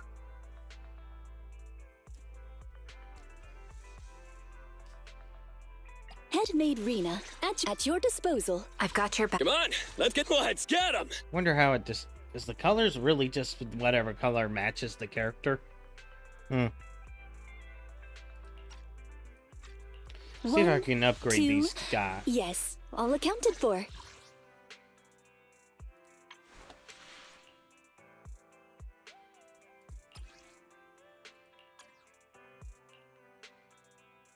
Can't do that. So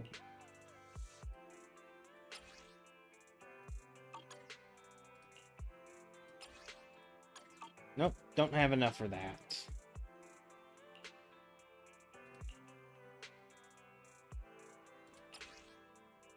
I don't really use that at all with him. I do no dash attacks. So I'm gonna leave that there. Alright. So I can't level up, can't skill upgrade. I guess that just leaves these.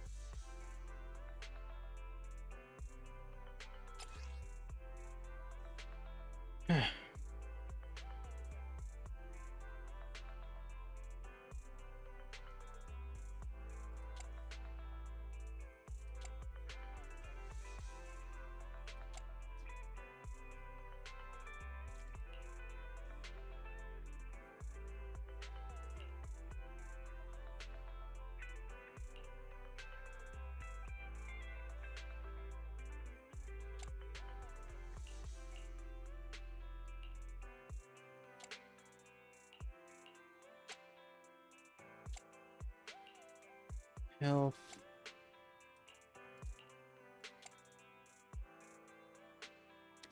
Percent or health percent. This one has pins, so I want to use it.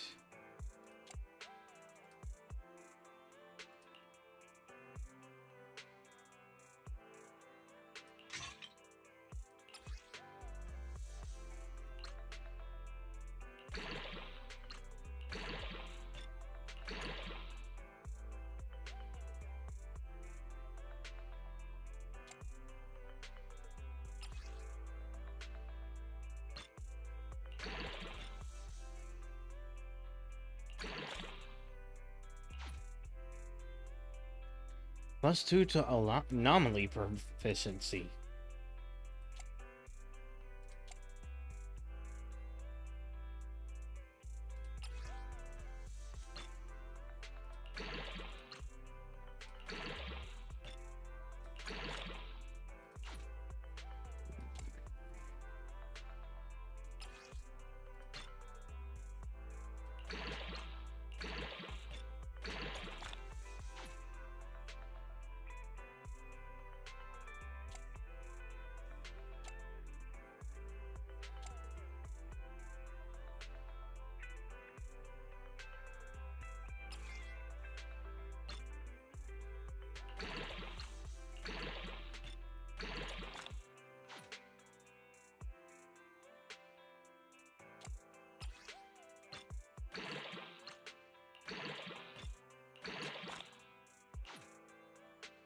Alright.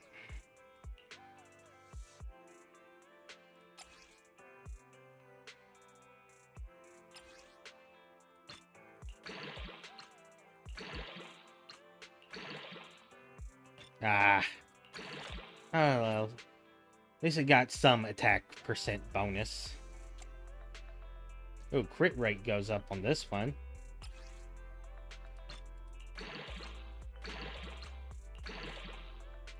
But still only increased the defense percentage. Oh, I'm out of stuff. Alright. Come on, let's get to work. Deploy.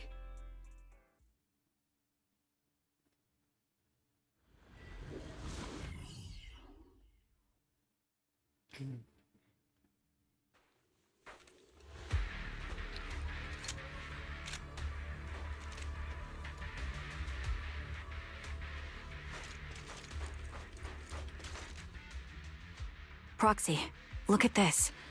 A communicator left right at the Hollow's entrance. Why is there a communicator here? It doesn't look like it was left behind randomly. There's hardly any dust on its surface, which means it was only placed here recently. It looks like someone wants us to use it. Ah, such decisiveness. Following random location info without even thinking twice. I'm glad, Sniper of Liar Squad.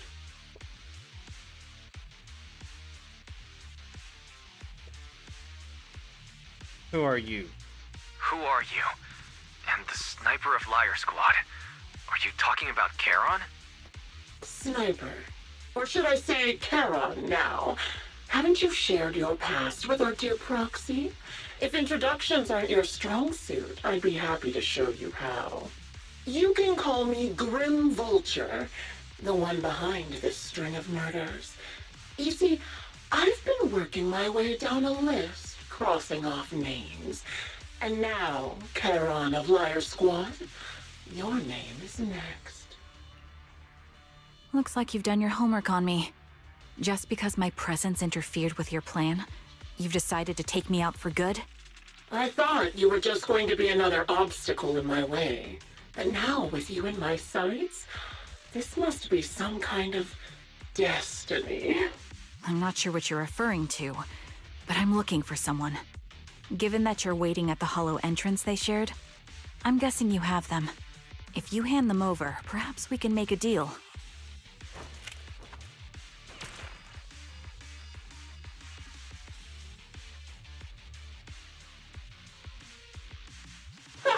So your version of making a deal is stalling for time to locate me and lining up your shot? Can't say I'm surprised. After all, that's exactly what I plan to do too. You seem to have rather unique eyes, but you'll never get the chance to hit me. After all, no one's better at counter-sniping than me.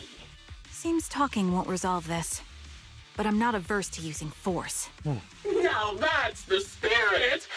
If you're looking for someone, why not search the Hollow for clues? Providing you can survive both my attacks and those of the ethereals, of course. Oh, and I've prepared a little gift for all your trouble. I hope you still have that determined look on your face after seeing it.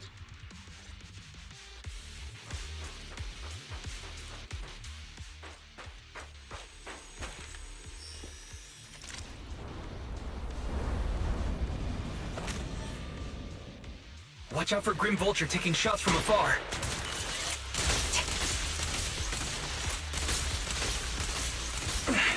Is there nothing we can do? Huh. Going down! Hey,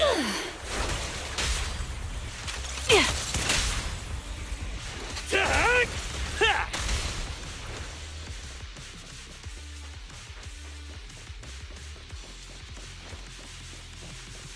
I found a box. Something feels off about it.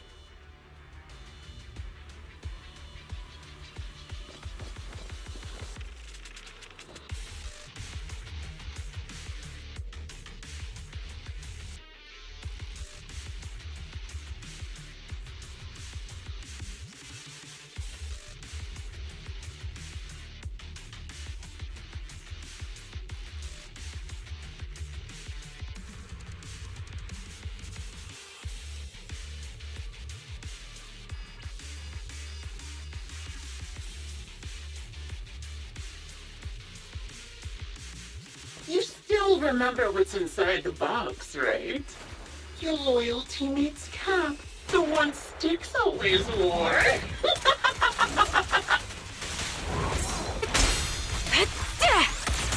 Bring it on! Curious as to how he died? I'll tell you. He took his own life. Though it wasn't much different from being owned by ethereals. Your foundation ain't solid! As you command. A crucial ethereals had almost completely taken over his body. He was being corrupted, covered in ether crystals. His core was almost fully formed. Hey.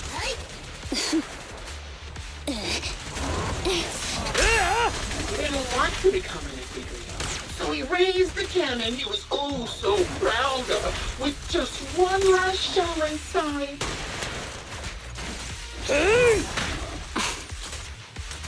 Ether vision activate. And just like that, obliterated both his core and his heart. Any thoughts on the way he kicked the bucket? Did you like it? Do you think... Another high-pressure ether tank. And a lot of ethereals have already been drawn to it.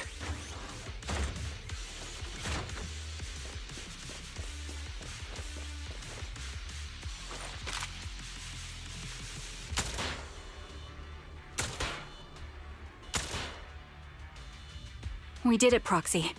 Let's keep moving.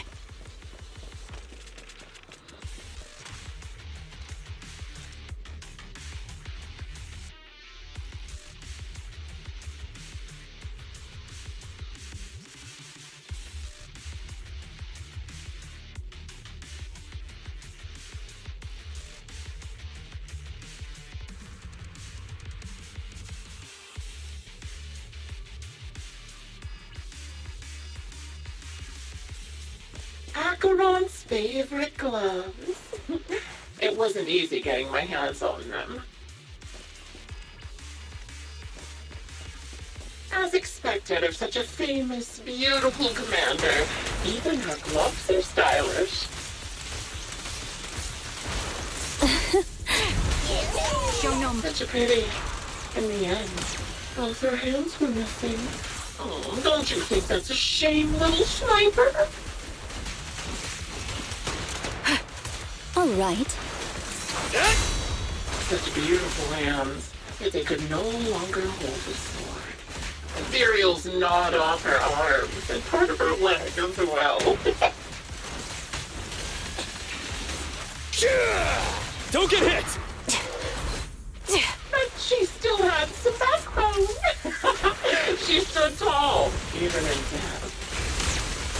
I'll take point. Ether vision. It's just as I said. She died from multiple fatal wounds. Even the most beautiful flower will wither without protection, won't it? Go now, child. It's crunch time! Now, do you think I'm telling the truth or a lie this time? You gotta dig deeper! How long do you intend to keep up this game of cat and mouse?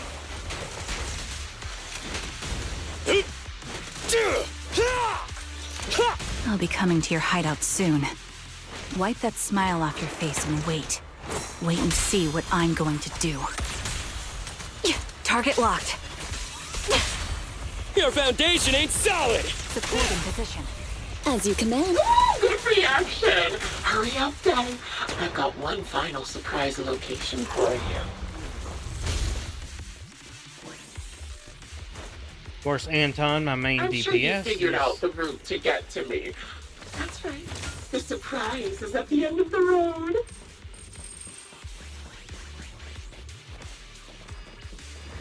Recalibrating. Hey, idiots, I'm here!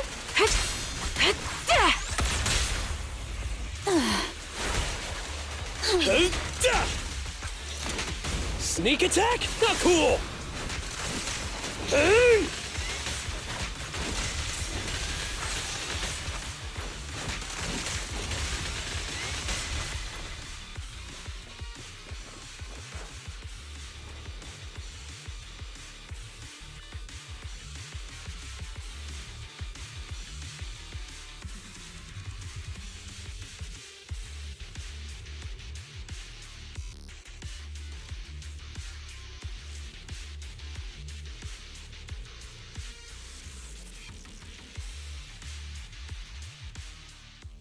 Congratulations!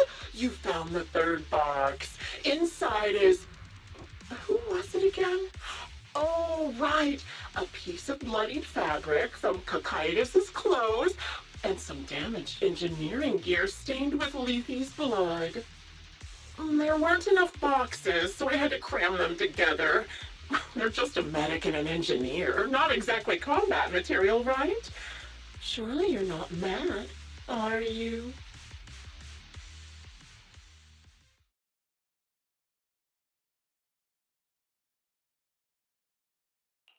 That's enough. Using her squadmates who are like family to mentally torture her. How much longer are you planning on doing this? Oh dear, did I go too far? My sincerest apologies. It's just, watching you plunge headfirst into my trap was so entertaining. I may have gotten a bit carried away, you know? Relax, the person you're looking for isn't here, and those are just fakes. I didn't actually take them from her comrades. Her comrades are long since corpses in the hollow, after all.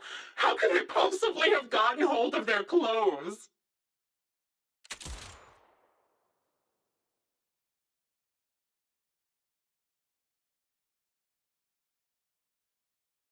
Oh, a decisive strike to be sure. But as I've already said, your awareness, sight, and experience mean nothing in front of a So more she's not skilled using sniper. sight. I didn't expect to kill you so easily. There was a subtle change in your ether fluctuations the moment I fired. That was all I needed. You knowing my past makes me feel sick. But after seeing that you're just a coward who feels fear from another's killing intent, it doesn't bother me as much anymore. Coward, you say? How fascinating. You were little more than a hollow shell before. But now that you've bared your teeth, you've started looking somewhat respectable. I know your composure is nothing more than a facade. You've never truly faced the weight of your comrades' deaths, have you? I bet your mind is now filled with their dying screams.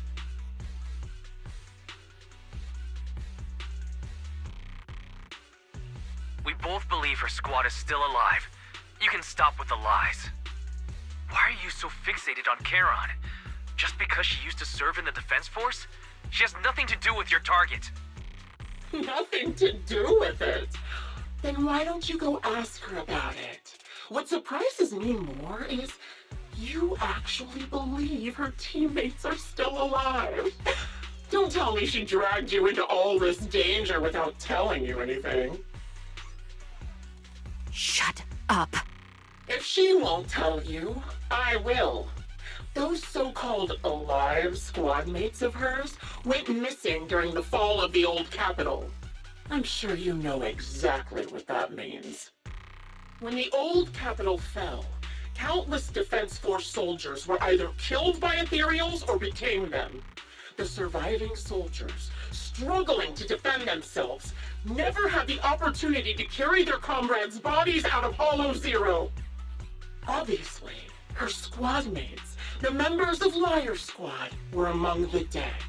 But since their bodies were never found, she insists they're still alive, even going as far as to deceive her own proxy.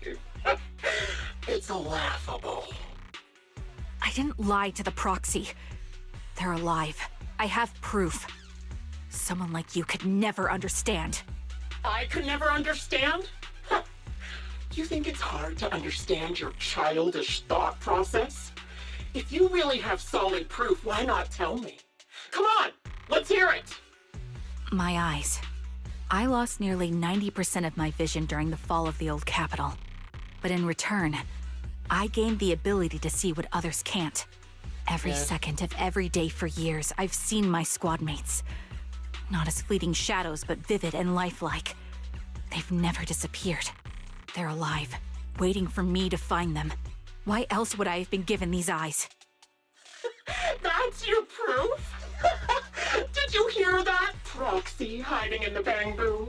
She spent years chasing after people who couldn't possibly exist, all because of some ghostly visions. You'd rather believe those visions of your teammates are real-time projections than accept that they're dead. What if I told you the way I described their deaths before was the absolute truth? Will you finally face reality? Or will you keep fooling yourself, believing in ghosts? I guess you'll keep deceiving yourself, because that's how you survive. I'm not lying to myself. I really want to find your squad mates who have been missing for years and were officially declared dead? You couldn't protect them when the old capital fell, and now you're just making up stories to fool yourself. To give yourself some so-called reason to go on, to latch on to any stupid excuse. You're just a selfish, naive coward who did nothing and couldn't do anything when your comrades were dying! Oh, she's losing it. Her archetype, Vulture's archetype, tends to have a hot fuse. It's the one shared by... what was his name? Oh yeah, Homelander. Giving up already? At least you've got a shred of dignity left. Nothing disgusts me more than a useless hypocrite. Enough of this. Time to die, coward. Charon is not a coward.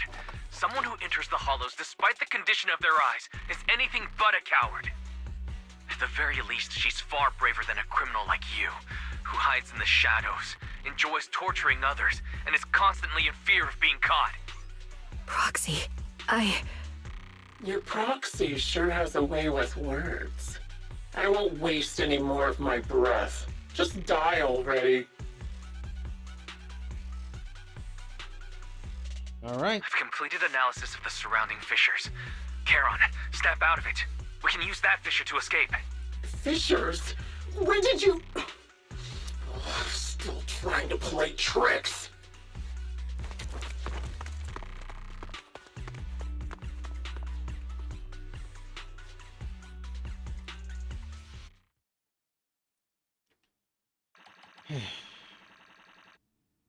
That's 2. 1 more left.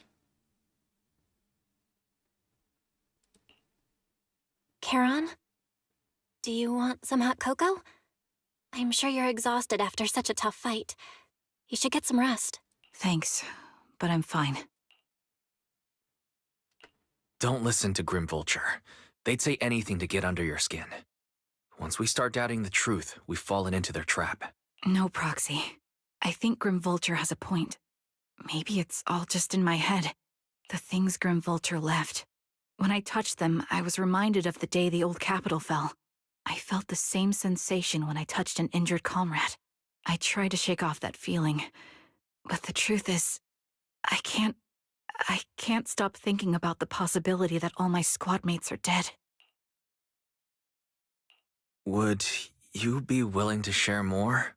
What really happened on the day the old capital fell with you and the Liar Squad? That day, In the first hour Hollow Zero started expanding, Defense Force HQ thought it was just a normal Hollow disaster, and thought they could suppress it with a standard amount of troops. Liar Squad was among the first troops sent there. Before we left, our superiors promised reinforcements would be on the way to support us in combat, so we didn't need to worry too much about facing the Ethereals.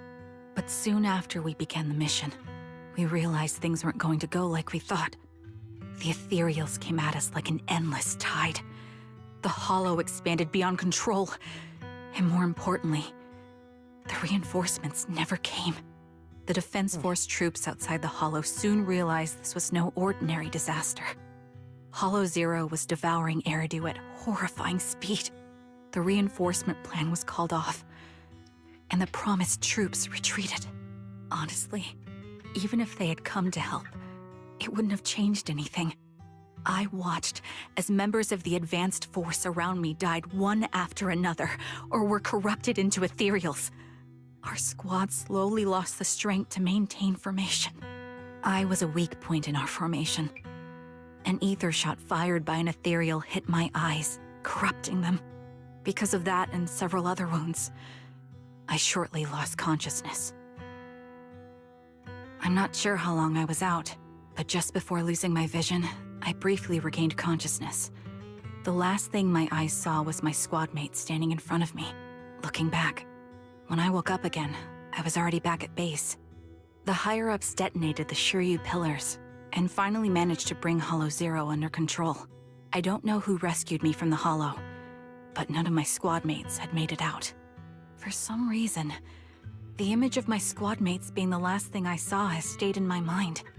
It must be some kind of sign. A sign that they're still alive. Don't you think?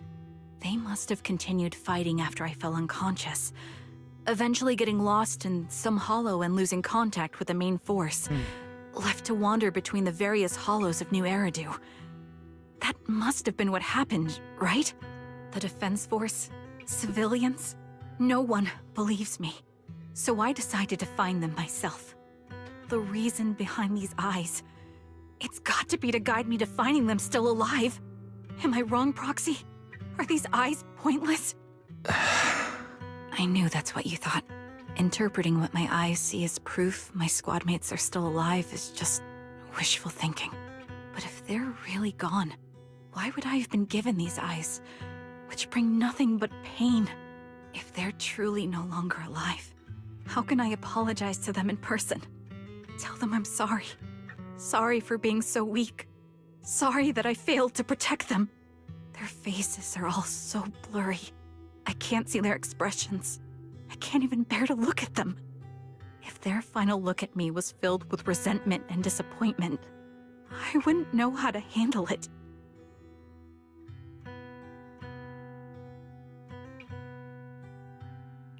Charon, listen to me. Even if everyone else thinks you're wrong, Belle and I will always stand by your resolve to find your squad mates. You don't need to make any justifications, because someone close to us is missing too, and we desperately hope she's still alive. Even if the whole world doesn't understand, we will never give up. But I also think, being consumed by this obsession, unable to move forward, that's not what those who matter to us would want. That's right. Charon, you're a very kind person. Maybe that's why you feel responsible for protecting everyone, and regret when you can't do enough. But you don't have to carry it all on your own. Stick with you to the end. You can trust us to have your back. We're certain that Grim Vulture hasn't killed the client yet. As long as we have a lead, there's still hope, and we'll be your support. Your will and determination shouldn't be dismissed. No matter how things turn out, we'll stand by your side, and we'll face it together. Proxy, thank you. I feel better now. At the very least, I want to keep investigating. I'm not just going to stop here. Sorry to disturb you at this hour. Did you go investigate that new hollow? How's it going? Oh, never mind. The client just shared a new location with me on Knock Knock. What? They're pretty eager, huh? Which hollow is it this time? No, it's not a hollow. If I'm reading this right, this location is Scott Outpost. Scott Outpost? Isn't that managed by the Defense Force and White Star Institute? What's Grim Vulture up to? It's Remembrance Day. Don't you recall what Aaron said before? They're holding an event right now, and the place will be open to the public. Oh no.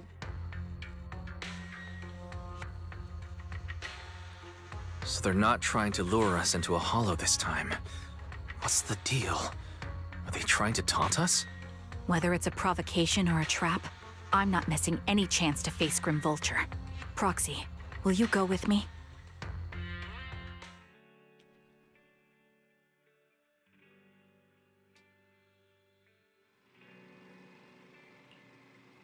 Slept well.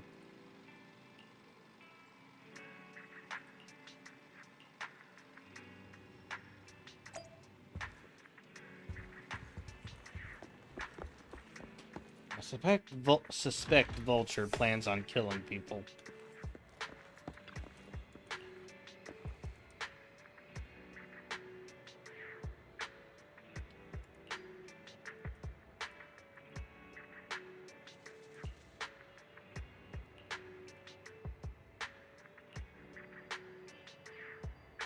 Let's find a way forward together.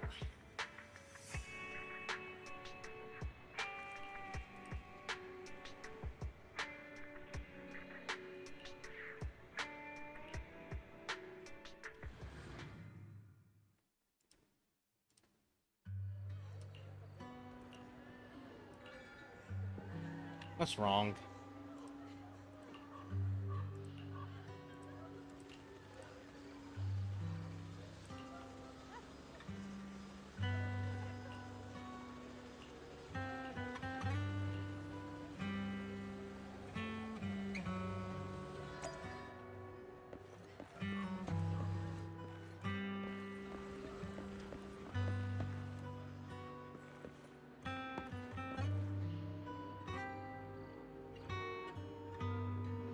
Ah, the ownerless bamboo.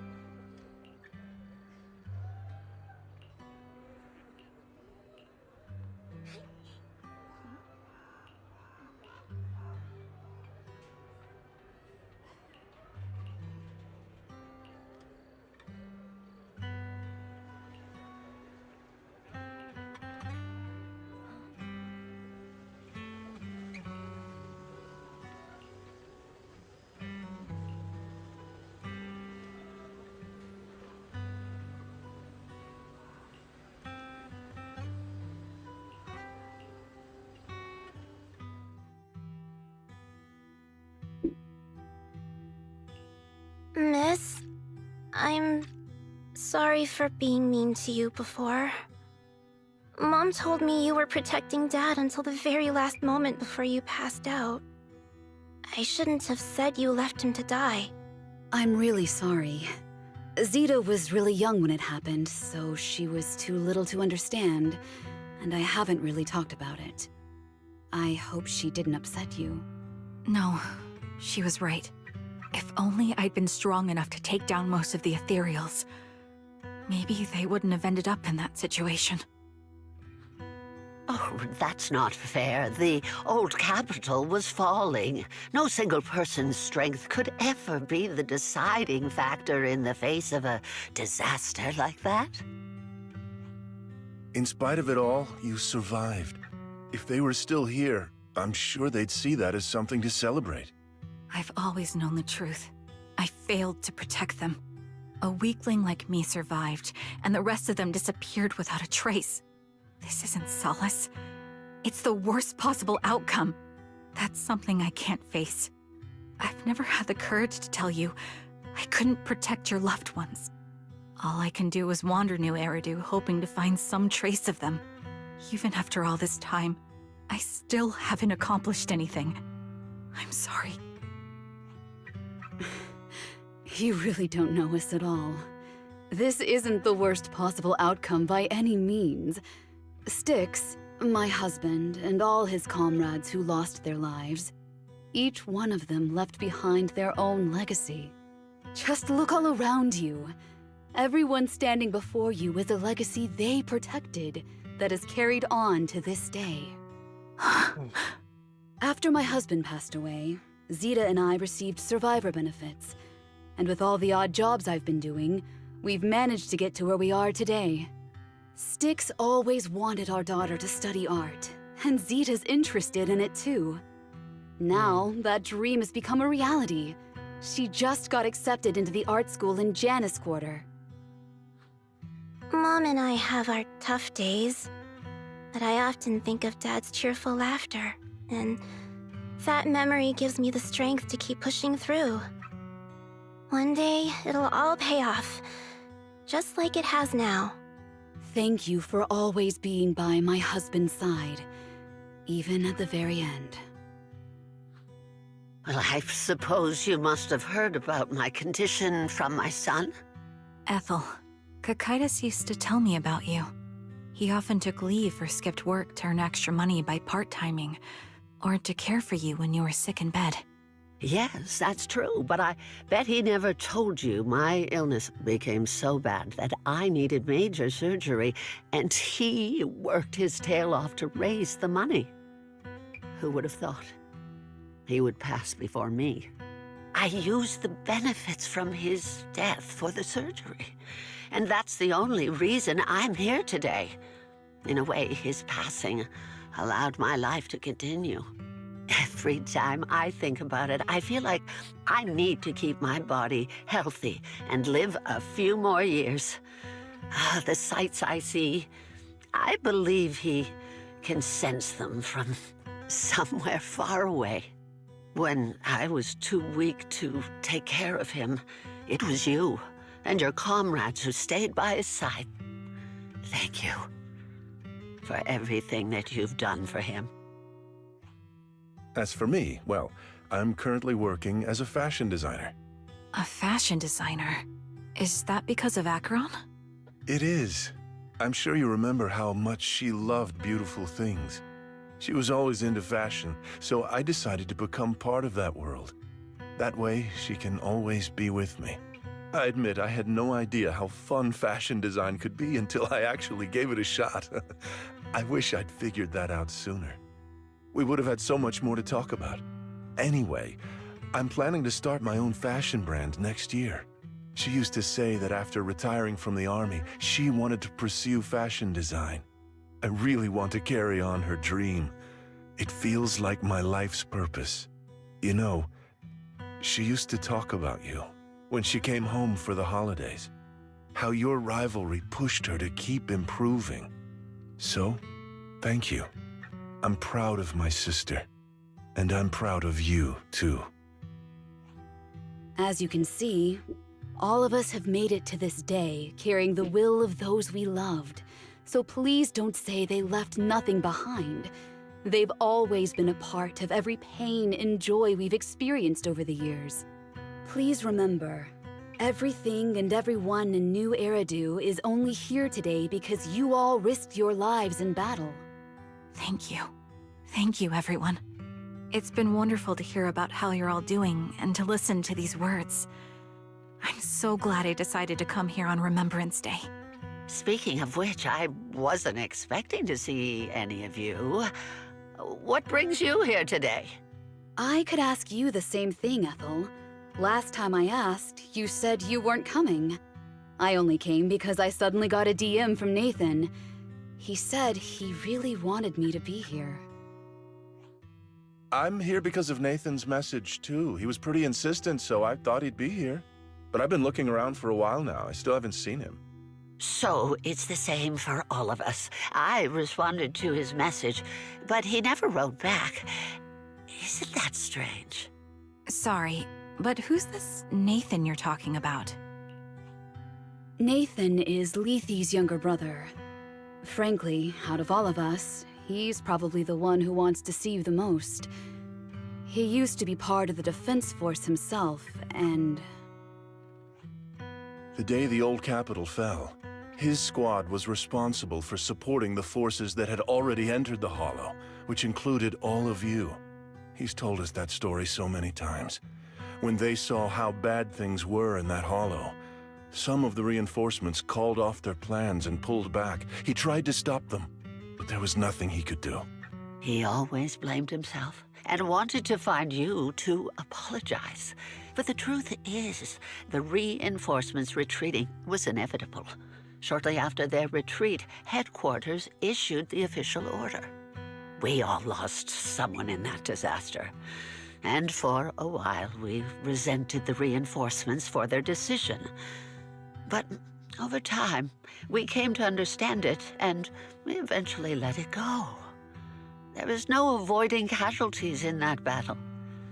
In hindsight, it wasn't wrong for headquarters to prioritize saving their strength. May I ask what the name of Nathan's squad was when he was in the defense force? The Impera squad of the Obsidian Division. Is something wrong? Nothing. It's just... I think I might have stumbled upon the answer I was looking for.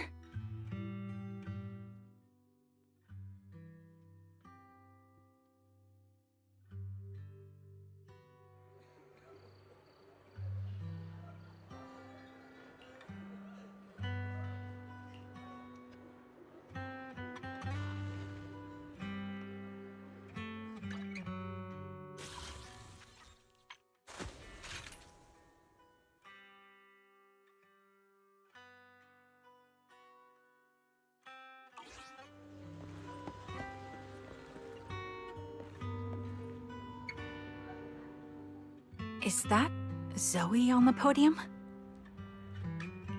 Is she here to speak on behalf of the soldiers? A decorated veteran. That seems fitting.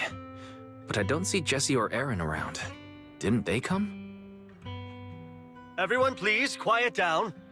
Zoe, of Nemesis Squad, a representative of the veterans, will now deliver the Remembrance Day speech. Hello, everyone. I'm honored to stand here and speak on behalf of all of the soldiers of the Defense Force. Today, we gather to commemorate Remembrance Day, a day born from the tragedy of the old capital's fall. Many of us lost relatives or friends in the disaster, and I am no exception. Every member of my squad perished in that battle, leaving me as the only survivor. Losing the friends you cherish to the Hollow is a pain that never fades. It's a sorrow that will stay with us, now and forever. However, to the families of the fallen soldiers, hold your heads high with pride for your loved ones who gave their lives. They fought to the very last moment when the old capital fell.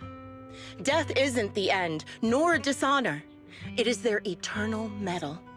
They gave their lives facing an unstoppable disaster, exchanging their sacrifice for the world we have today. In doing so, they fulfilled their duties as soldiers to perfection. Without the blood they spilled, Eridu would not have endured, and new Eridu would never have risen from the ashes.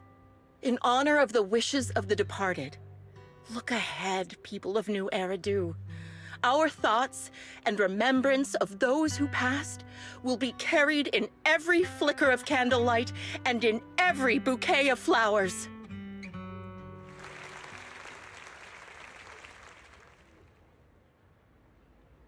My speech was meant to end here, but since you all seem quite engaged, please allow me to share a little more. The reason you all agree with what I've said is because it offers a way to step away from the pain. That's what the living do. They seek ways to ease the weight of others' deaths so they can find a way to start over. This is the new Eridu of today. A huge disaster consumed the old capital, and the people who survived it keep saying things like, treasure the moment and start fresh to numb themselves, hoping to forget the nightmare. No one talks about the soldiers who gave their lives in Hollow Zero. No one asks why they had to die.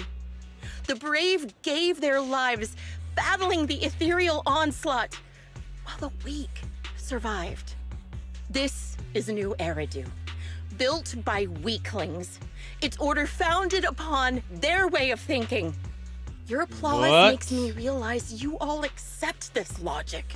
Uh-oh. Each of you had loved ones who sacrificed their lives in the fall of the old capital.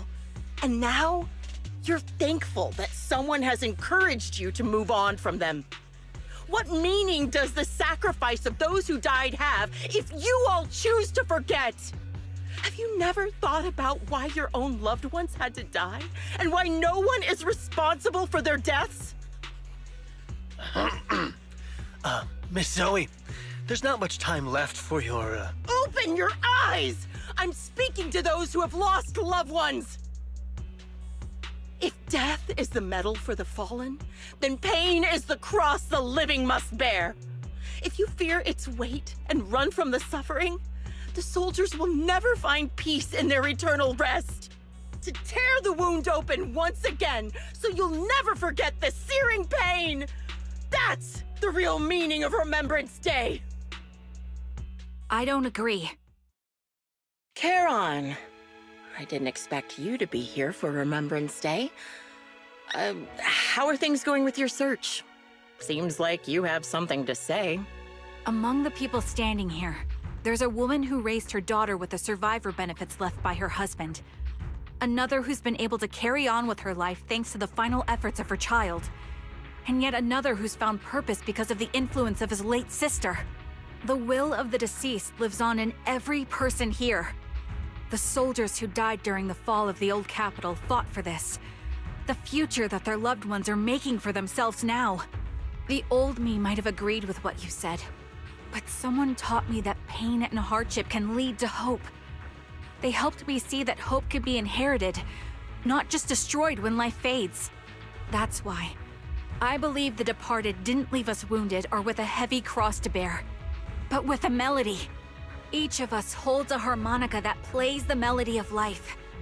At first, it may sound awkward, but it will eventually flow smoothly, taking on our own style, until it merges with our soul. You seem quite certain about what you're saying. Tell me then, what kind of melody is left behind by those we've lost? I'm not sure. I can't picture the exact melody, but I trust the answer I've chosen. And I trust everything I've seen and heard. A vague and insubstantial answer, isn't it? I was right about you, Charon. From the moment we met, I knew we'd never really understand each other. I'm sorry you feel that way. Everyone, I apologize for taking up your time.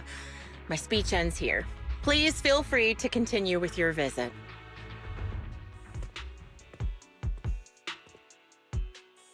What do you think, Proxy? That she's Vulture. Her demeanor and what she said earlier. Something was clearly off. I have a bad feeling. You mean about her real identity, right? Looks like we're on the same page.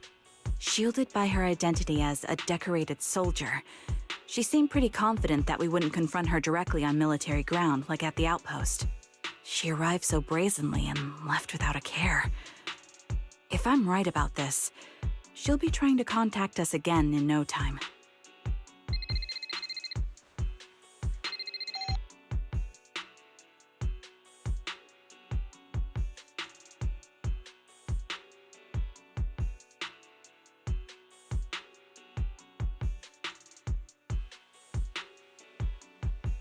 Looks like you're a little busy, so I'll keep it short.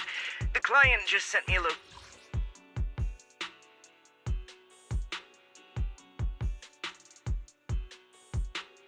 location via knock-knock, along with a picture of several unconscious, tied-up individuals. I'll send you the location shortly. It should be an entrance to the Hollow in Port Elpis. At this stage, I don't have any further requests. My only hope is that you'll proceed with caution. A location with a picture of the hostages. Looks like Grim Vulture is losing patience and wants to put an end to all this.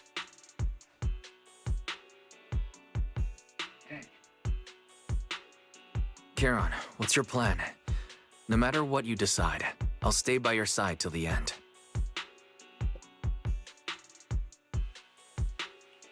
I've made up my mind. Proxy, please accept my official commission. Help me venture into the depths of the Hollow to rescue the client and any other hostages. It's time to put an end to this. It's up to me to stop Grim Vulture.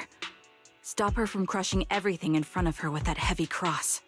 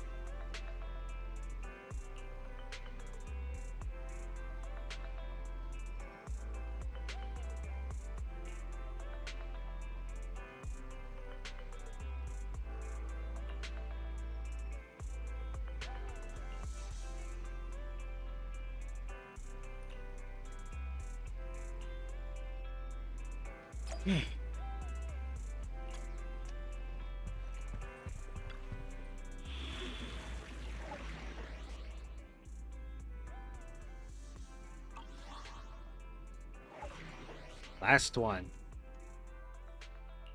I am the Eye of Obel. Handmade Rena, at your disposal. I've got your back. It's our turn, bro. Let's get him!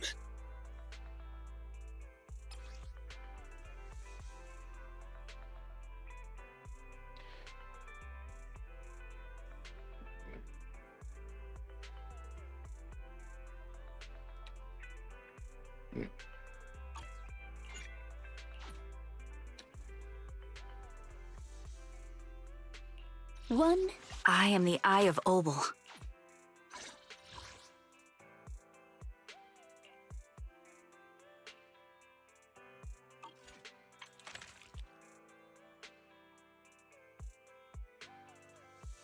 I've got your back. Deploy.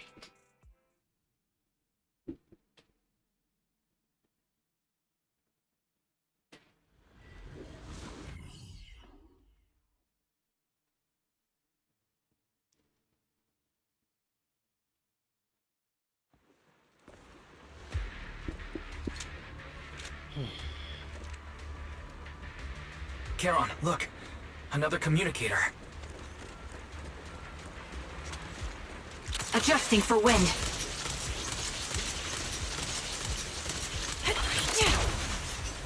Kind of silly I can't change my aim while doing that.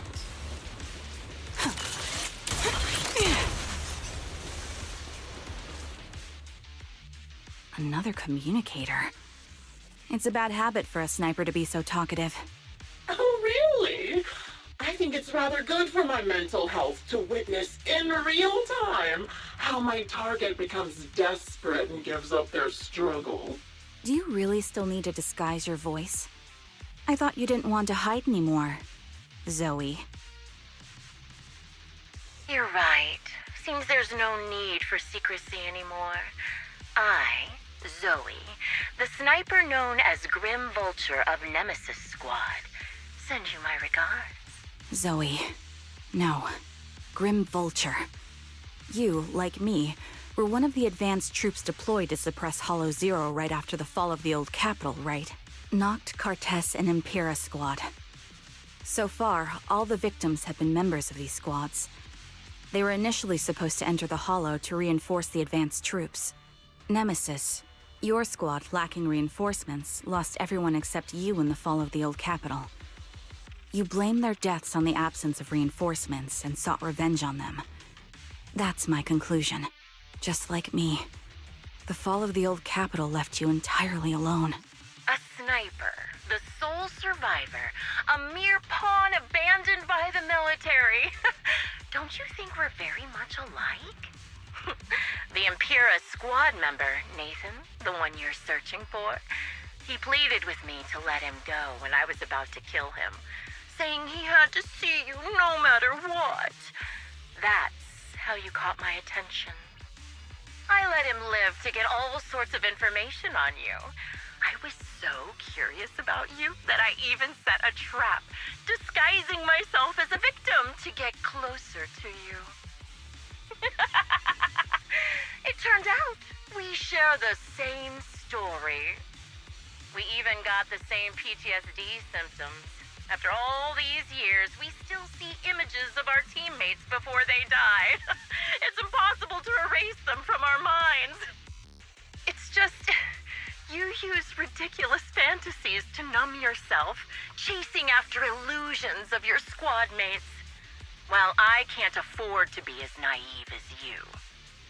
One night, when I was overwhelmed with the unbearable images of my comrades' deaths, vomiting and crying, I finally realized the meaning behind their appearance before me. They were pleading with me, pleading for vengeance against those who abandoned us, begging me to destroy the repulsive, hypocritical new order of New Eridu. So, I carried on their will.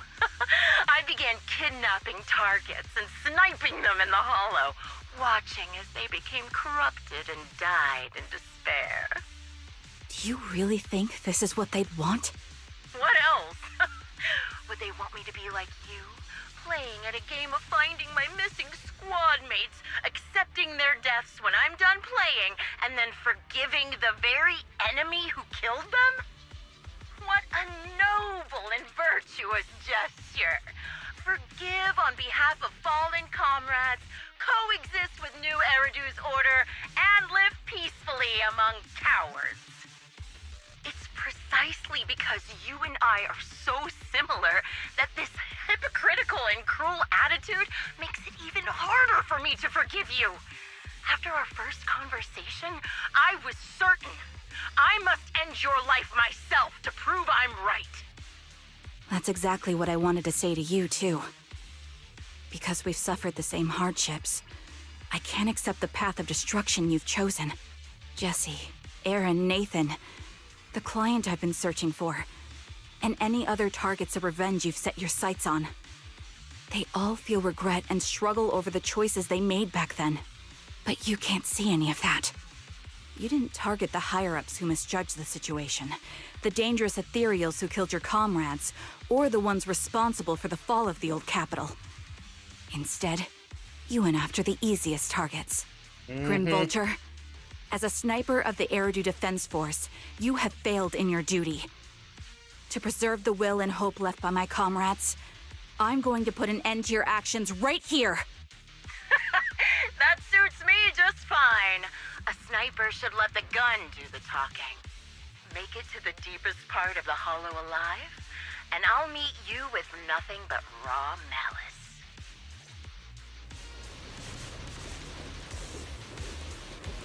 Yeah. since you made it here, let me reward you with a few things you don't know. Noct, Cartus, Impera, and many other squads.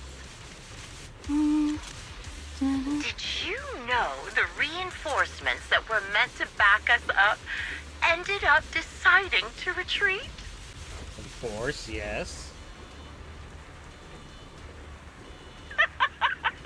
Relying on a show of hands to vote, isn't that ridiculous? Our lives were discarded in such an absurd way, like a kindergarten election for class monitor.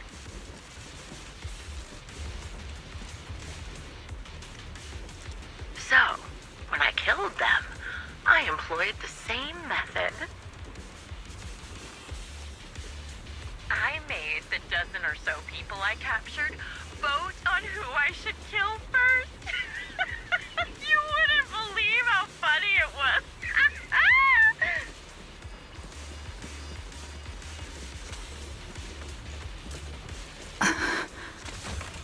Huh? Laugh! Why aren't you laughing? Recalibrating. Hey, idiots, I'm here! Sneak attack? Hey. Attack! Ha!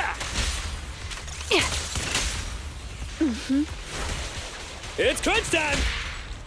Hey, Hey.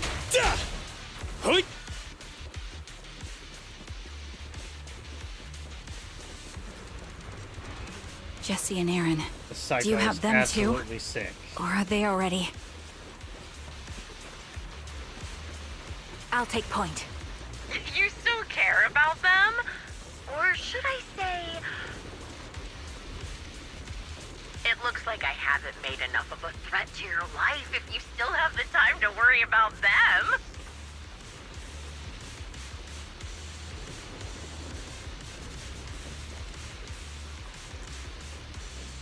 Why not leave their fate hanging as an unsolved mystery? Normally that's more suspenseful, right? Hey, idiots, I'm here! In any case, when you stumble into the underworld with your insides spilling out, you'll see the two of them. Yeah, move! Go play. You can't handle this! Wouldn't it be more exciting to wait until then to reveal the answer? Hey, ha! This! Those two morons are so stupid. Oh, it's hilarious. I just pretended to fit in a little, and they treated me as one of their own. As you command. A crucial strike! They had their guard up, but they never thought to watch out for me. It's no surprise they retreated back then. Bunch of good-for-nothing idiots. Going down! The wind and rain are picking up. This extreme weather is perfect for sending you to your grave, don't you think? No one will hear your screams and cries as you die.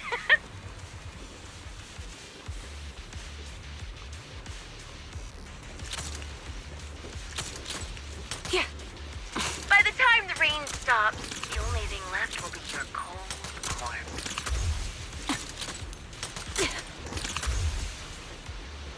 All right. I wonder, do you remember the weather on the day the old capital fell?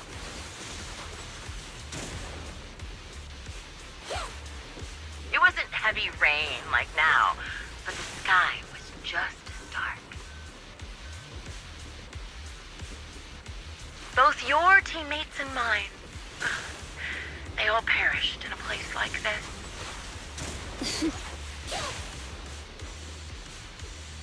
Now that I think about it, I guess I'm actually doing something good.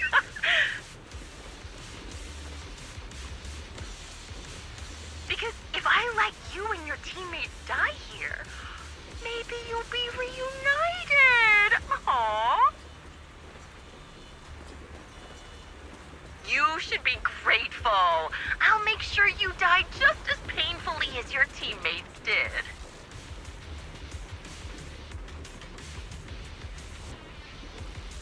Grim Vulture, are you in pain? Oh. Don't you get it? I'm the one in charge of this conversation. I haven't given you permission to ask questions.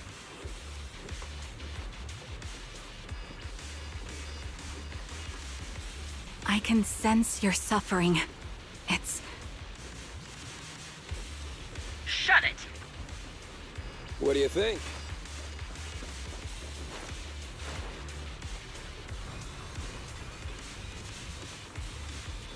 I'll take point.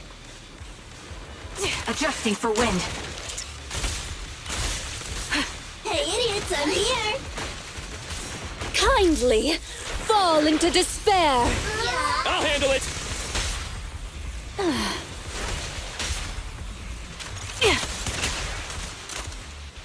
Hey?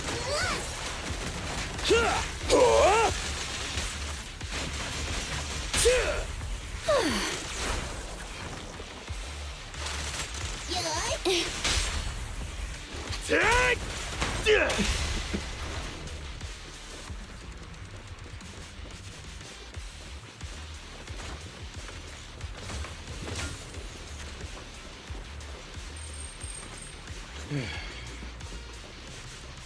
You made it to the deepest part of the hollow in one go.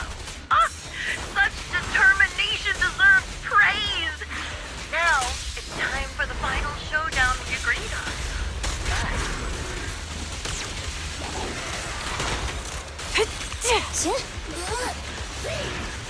But really, foolish is the only way to put it. What sniper would ever confront their enemy head on? Supporting position. Go play. I've prepared a little gift for you. This is your requiem. I made this dangerous ethereal by abducting and corrupting a high-ranking officer. You cannot stop. It wasn't easy luring it here. You can play with it for a while. Pierce right through. As for me, I'll watch you from above, waiting for the moment you slip up. Then I'll put a bullet right through your heart.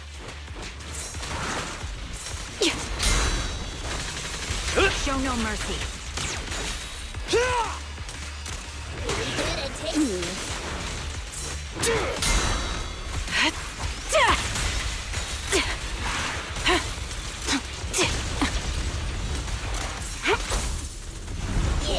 You're in my sights.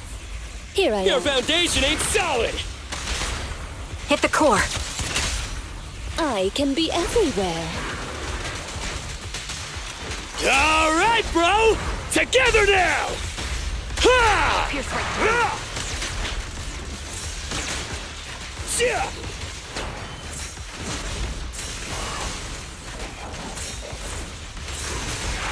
Huh?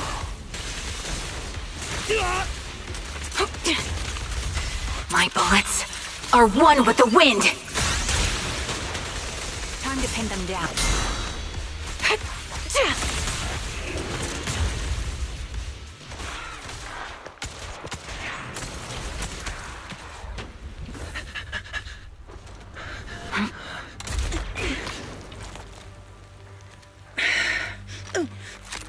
The real failure as a sniper is the one who's been forced into a corner, like you!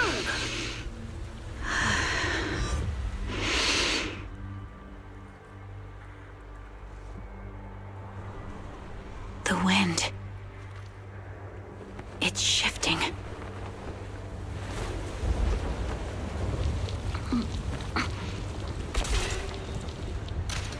I won't fall for your distractions so easily. What? I will surpass you with my own melody of victory. Damn! And let the wind be the opening notes.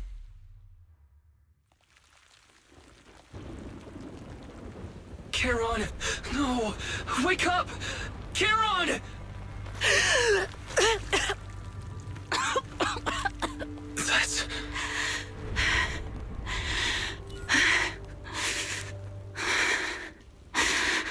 shocked by our combat knife. Or someone else's.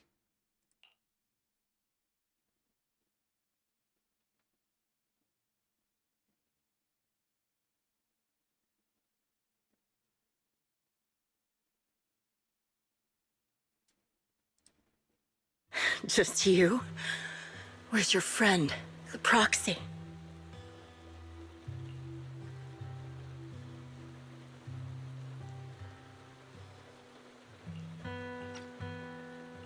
The proxy went to rescue the hostages. I want to speak with you alone. A sniper should always monitor the changes to their surroundings, factoring the environment into their tactics. Being blinded by the intent to kill and failing to take this into account was your downfall. Didn't expect to be lectured by a youngster. What a disgrace. When my view was blocked, I realized you'd used the visual blind spot to reposition. So I adjusted my aim accordingly. But I still couldn't hit you. Your prediction and accuracy were spot on. I was just saved once again by this. Harmonica. By both this harmonica and by it my wasn't former the comrades. Are you trying to say that this is destiny? That it's the will of my companions guarding me? I lost to the wave of ethereals, to the military's betrayal. And now I lose to your reckless actions, driven by some ridiculous fantasy. Your fantasy, your attitude, your very existence, and the outcome of this battle. They are the greatest denial and insult to my revenge. Yet you're emitting a much calmer ether energy now. Almost as if you found relief. My vision is fading.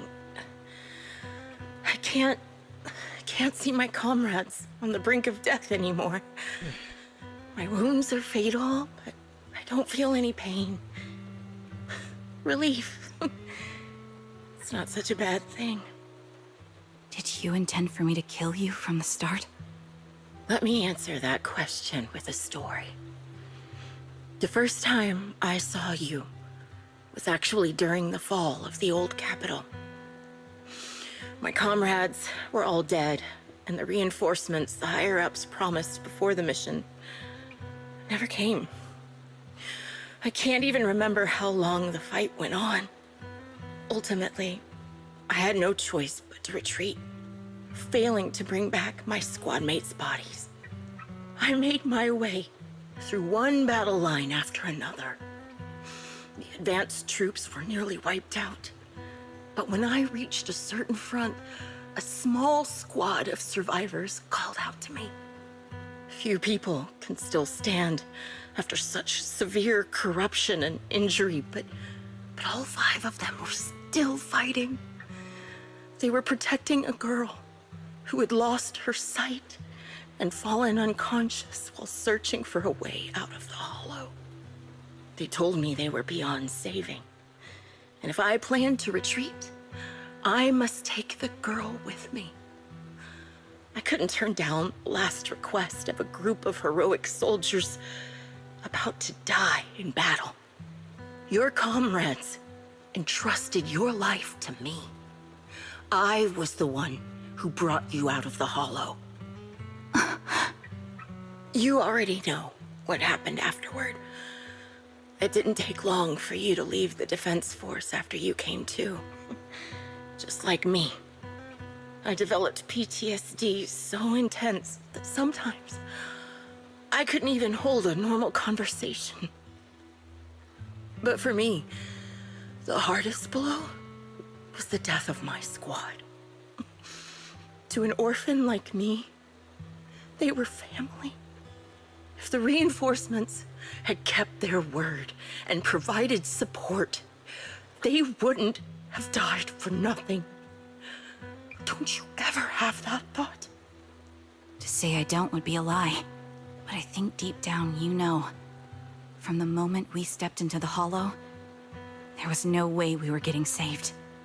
Given how quickly the hollow was spreading, and the ever-increasing number of ethereals, it would take the sacrifice of countless Defense Force troops to suppress it. It wasn't something that could have been accomplished in such a short time.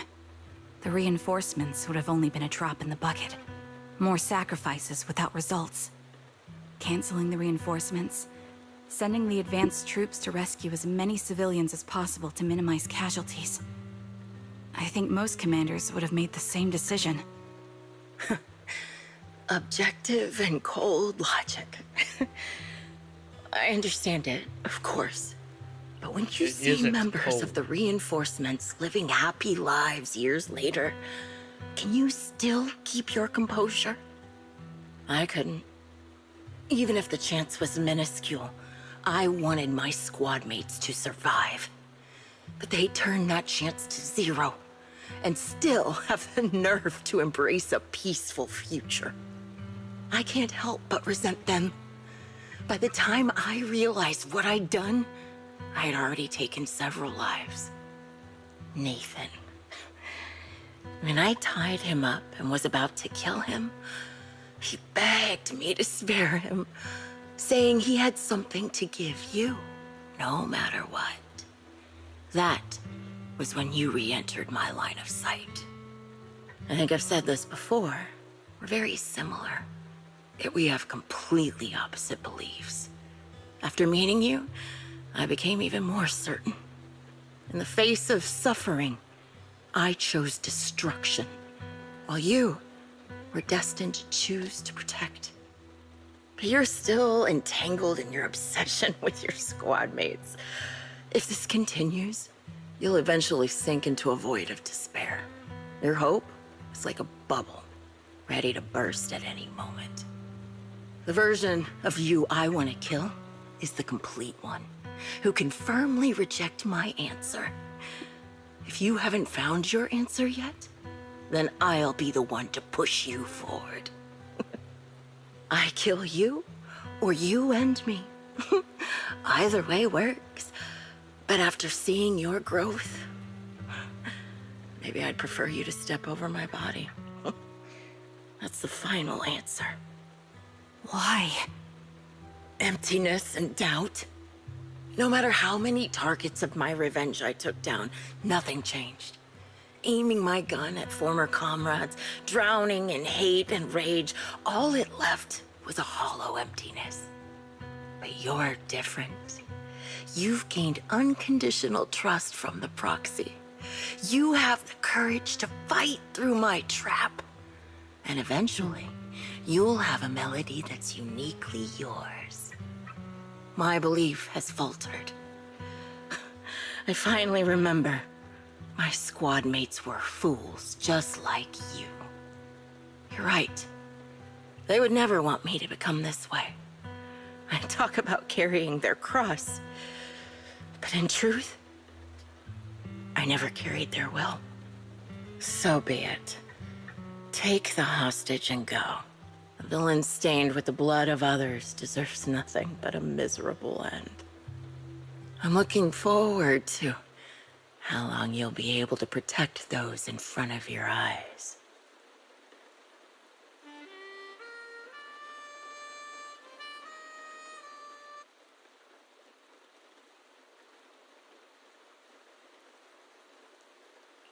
It can still be played after taking a bullet.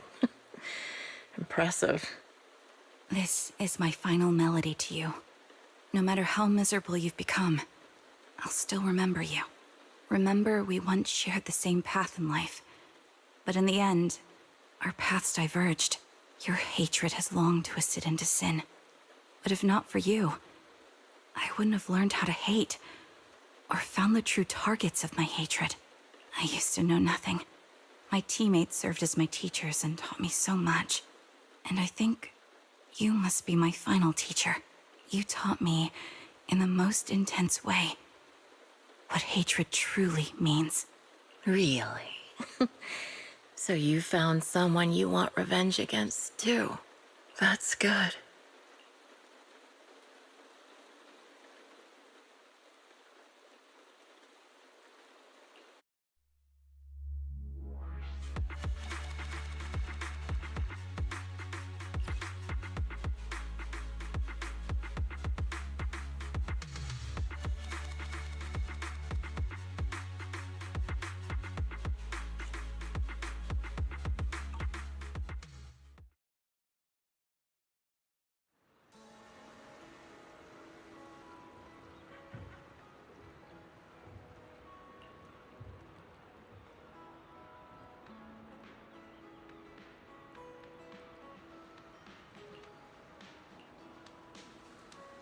Something bothering you?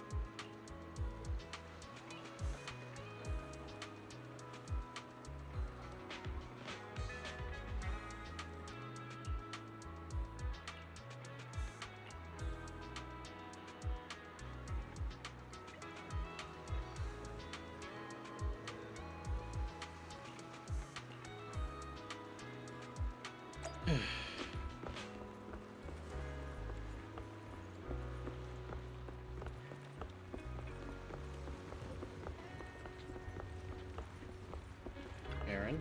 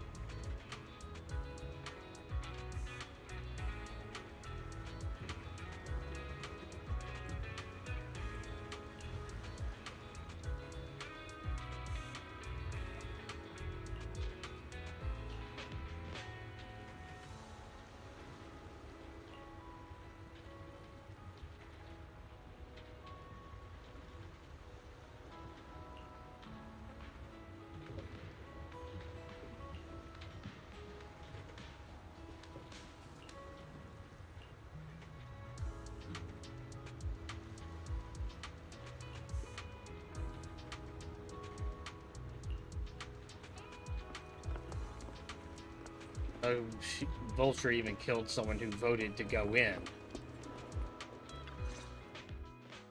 So you're the sniper from Liar Squad. It's nice to finally meet you. And you must be the one who's been searching for me. Nathan, the younger brother of Lethe. It's good to see you safe and sound. That's right. I'm sorry for causing all this trouble. I nearly cost you your life, becoming a target of a victim from the fall of the old capital. Maybe that's what I get not helping my brother and the rest of the defense force back then. When the reinforcements decided to retreat, I spoke out against it. I had family among the soldiers already in the Hollow, but I didn't have the courage to take that step. The one that might have cost me my life. I'm sorry. You don't need to feel regret or apologize. The outcome wasn't something you could have controlled. You cared deeply for Lethe, and even today you still think of him. To someone like him, who always cherished family, that's more than enough. Thank you. I heard you've been searching for the members of Liar Squad all these years. I'm nothing compared to your determination. Thank you for everything you've done, but please stop the search. It's time for you to start living a life that's truly your own. I hate to say this as a family member, but back then, they were already... I know. You don't need to say it. I've been drowning in a fantasy of my own making for years, but it's a fantasy that kept me from falling into the abyss. Nathan, Grim Vulture told me you have something you want to give me. Is that why you commissioned someone to find me? Yes. After learning about the bond between you and your squad, I knew I couldn't live with myself if I didn't get this to you. So I got on my knees and begged Grim Vulture, even playing this recording for her, hoping it would move her. Regardless of how things unfolded, what matters is that it wasn't destroyed, and I'm here, alive, to hand it to you.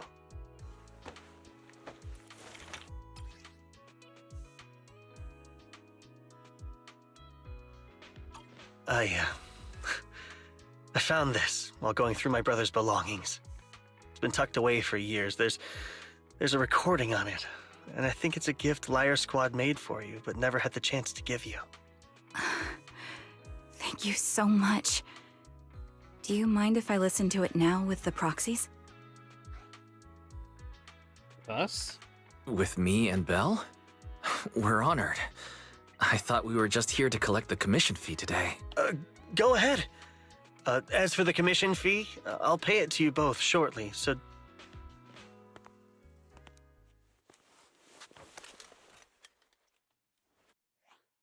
Hey, hello?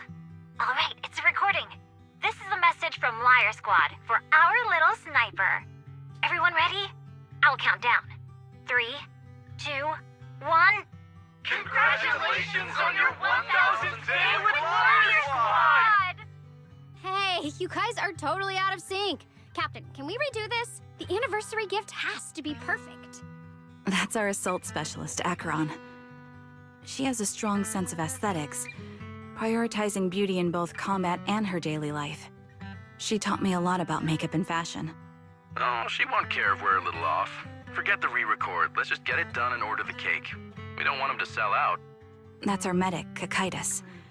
He's usually lazy and a bit of a smooth talker, but he's actually very capable and kind. He taught me a lot about unconventional negotiation tactics and ways of handling things. You two, stop arguing during the recording. I've already ordered the cake. If you keep rambling, we really will have to re-record this.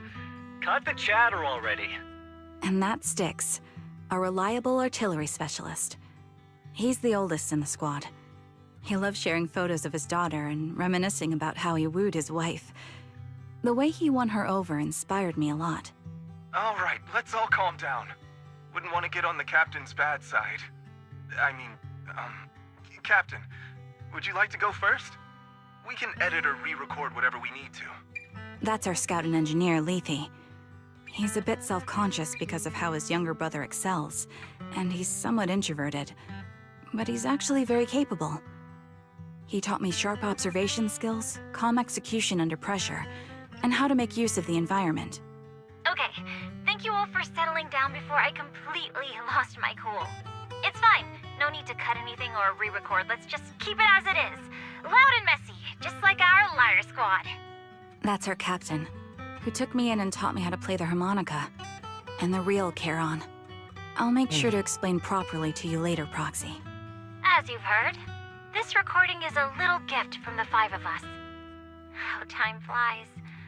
When I brought you into the squad about 2.5 years ago, you were just a shy kid who blushed whenever you talked to someone. Over these 1,000 days, you've really worked hard to keep pace with our fighting rhythm. You've done incredibly well. In the last mission, your successful sniper kill of that high-risk ethereal really helped Acheron a lot. I hate to say it, but yeah, I went too far in last time. Thanks for getting me out of that mess. Just this once, I'll admit, your moves were more elegant in that fight. And not just that fight. Ever since you became a quicker shot and learned to adjust for wind speeds on the fly, we've been taking fewer and fewer hits. Makes my job way easier. So, cheers. You often worry about not doing enough. But in these 2.5 years, you've absorbed everything I know about stealth, reconnaissance, and tactical countermeasures. Trust me, you'll become an incredibly skilled sniper. Having you covering us from the rear makes every fight feel safer. But you still have a lot to learn about socializing and romance. When peace finally comes to Eridu, leave us and live your own life. Where did that come from? She's not leaving us. Even if she retires, she'll move into my house and I'll spoil her with loads of beautiful clothes. We can talk about living alone in 10 or 20 years. Sorry, I got carried away. Anyway, you're talented and hardworking. Over these 1,000 days, you've opened your heart to us and even encouraged us in return. Having you as a comrade is a blessing for all 5 of us. But I have to say one thing. You're always so sensitive and kind. Every time you see us get hurt, you look like you're about to break. Has our squad motto, having each other's backs, become too much of a burden for you? I get how you feel. When your squad mates trust you with their backs, your first instinct is to protect them, right? But that's not the way it should be. No one can shoulder everything alone. Don't try to carry everything on your own. Choosing to fight on the battlefield is my resolve. Feel it. Share yours with me. And when it's your turn to watch my back, I'll give my all to honor it too. As long as you fight with all your strength, there's no such thing as failing to protect something, because your will and our will is preserved and carried on in other ways. But don't let that weigh on you. Try to trust in us, just like we trust in you, no matter what. I've struggled with that kind of thinking myself, but I eventually made my way through it. All this talk of camaraderie, of keeping each other safe, it's like a harmonica melody scoring our time together. Even when things change, our tune will go on, and that's enough. Exactly. Honestly, I'm sometimes terrified. Afraid that someday, you'll blame yourself for failing to protect us and fall apart. That's why I wanted to record this message. Please, don't try to bear everything alone. Maybe you can start relying on us more, fully entrusting your vulnerable side to us. Our will has long been intertwined with yours. We're comrades. This is getting way too sentimental. It doesn't feel like me anymore. Anyway, we just want to see you trusting your comrades enough to share your burdens, even if it isn't us. Finally, we'd like to give you the song that's closest to us. If what we've said is hard to understand, just feel it through the music. Please, enjoy my masterpiece, Homecoming.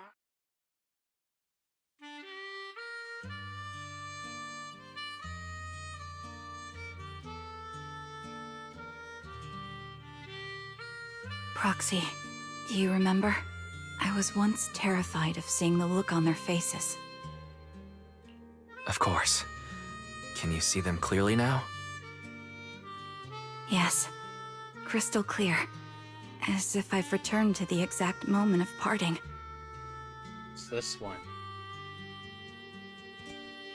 So this is our last glance. This is the answer you wanted me to find. Thanks, guys. For everything.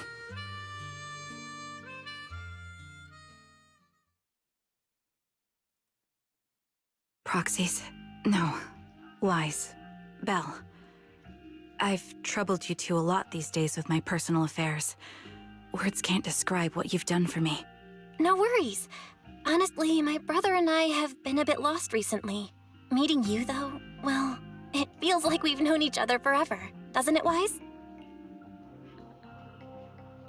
Yeah, we've learned a lot from you too. If nothing else, spending time with you really cheered us up. Perhaps we've always shared the same resolve. Yeah. When I was trapped in self-doubt, unable to get out, I'm glad you were there with me. You're right. We've already entrusted our backs to each other as comrades. And because of that, because we are comrades, please, hear me out. Maybe you've already noticed. I'm sorry, but I've been keeping something from you. Charon isn't actually my code name. Yeah, As I mentioned before, Charon was my captain's code name. When I met both of you for the first time, I didn't want to tell you my code name, because I thought someone who couldn't protect their squad mates had no right to one. So I lied.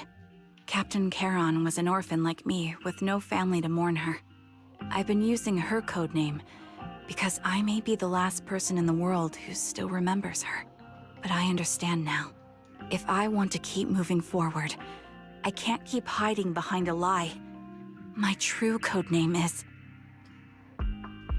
You don't have to tell me right now. Charon, at the harbor, Nathan spoke to you privately. Was he offering you a chance to return to the Defense Force? Yes. He said he still has a friend in the Defense Force who's currently forming a new squad. And if my goals align with theirs, I could consider joining them. So, what's your decision? Where will you go next? After everything that's happened, I think I do share the same goal as that friend of his and the new squad they're building.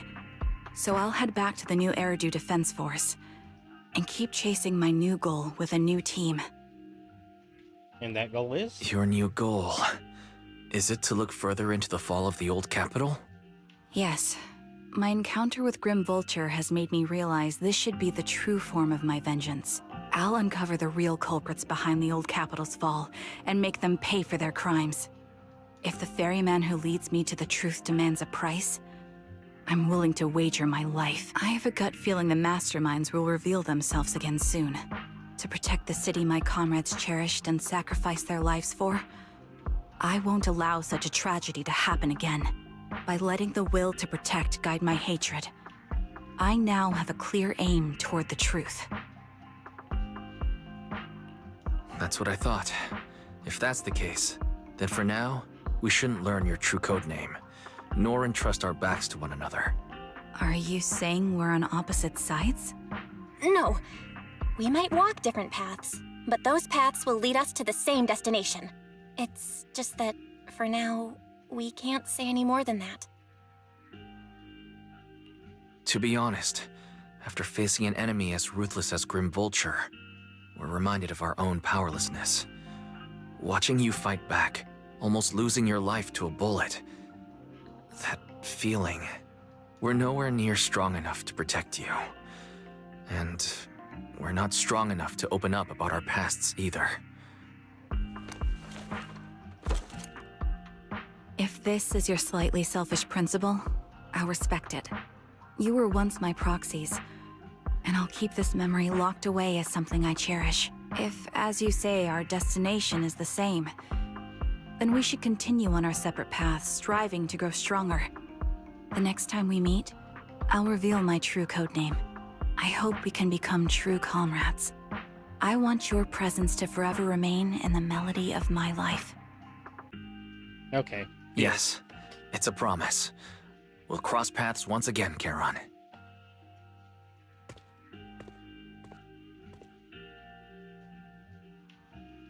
Hello. I'm the sniper from the former Liar Squad of the Chrysoberyl Division, recommended by Captain Nathan, originally of the new Eridu Defense Forces Obsidian Division, Impera Squad. Ah, I heard about you from my superior. You're the one who dealt with the serial murders targeting the Defense Force, right? Well, the new Eridu Defense Force is ready to welcome you back. Let me confirm a few details before taking you to base. Which squad are you applying to join? And did you have a code name during your previous service? I'm applying to join the Obsidian Division's Oval Squad.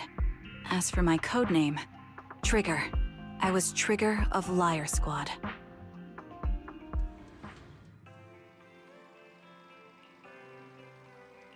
Yep.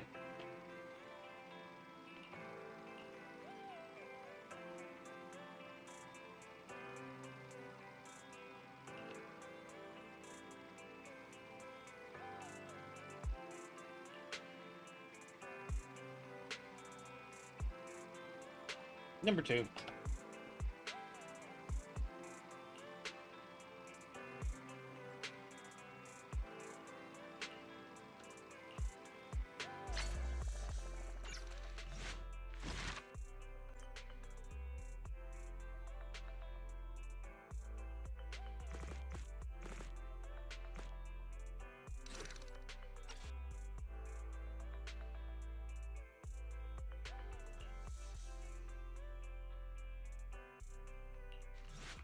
Proxy, do you remember? I was once terrified of seeing the look on their faces. Proxies? No. Lies. Belle. I...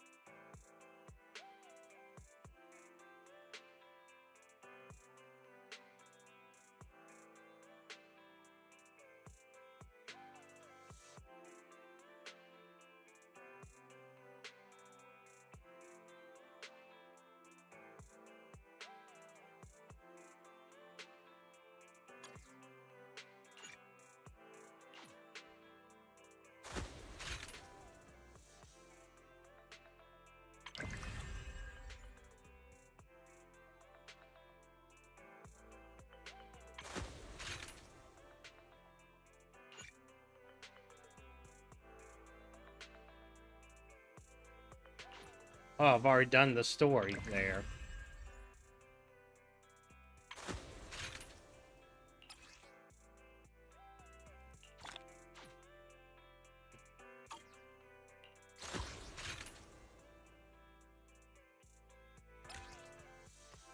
Achieve at least B rank.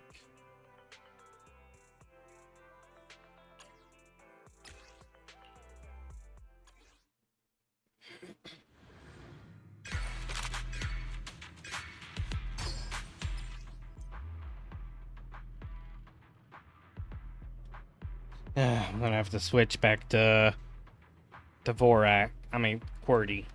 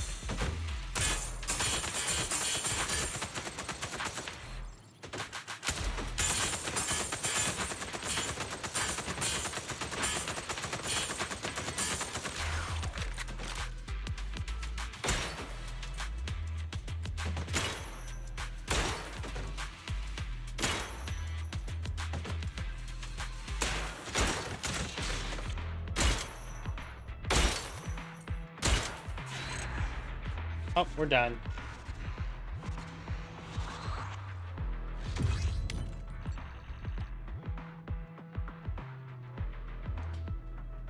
S rank acquired.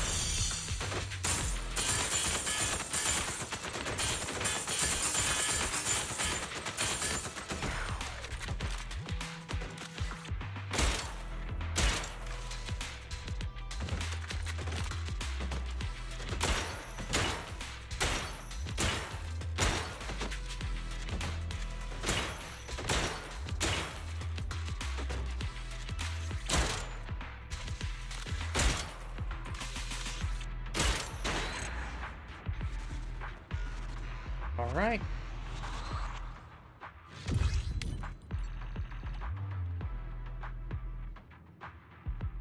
$15.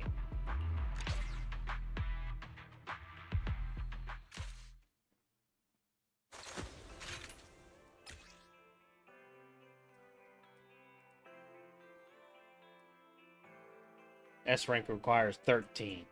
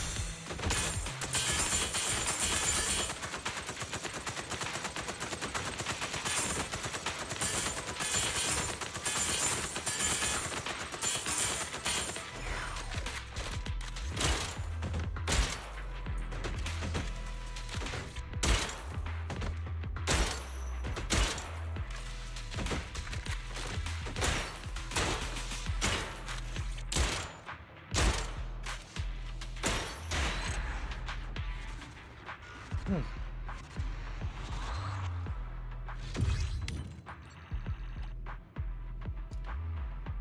1700.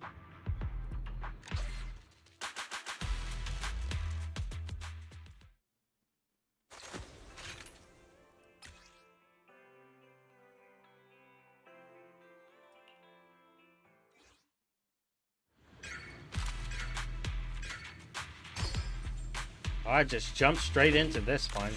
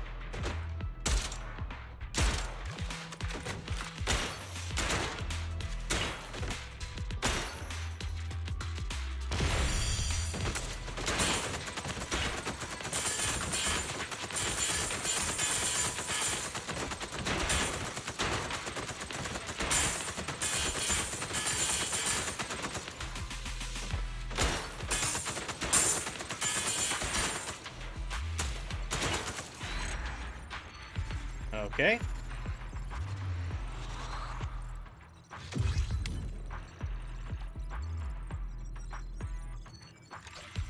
I didn't even look ahead to see what I was going to be shooting at.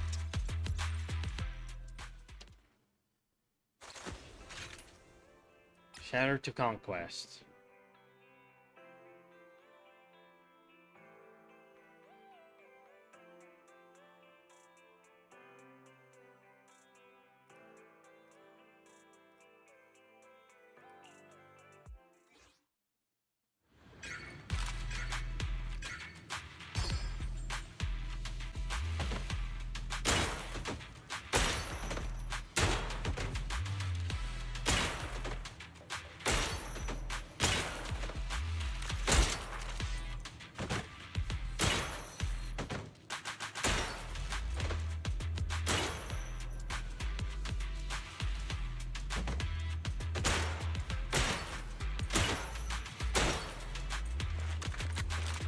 Those are the barriers, then they have no effect on me.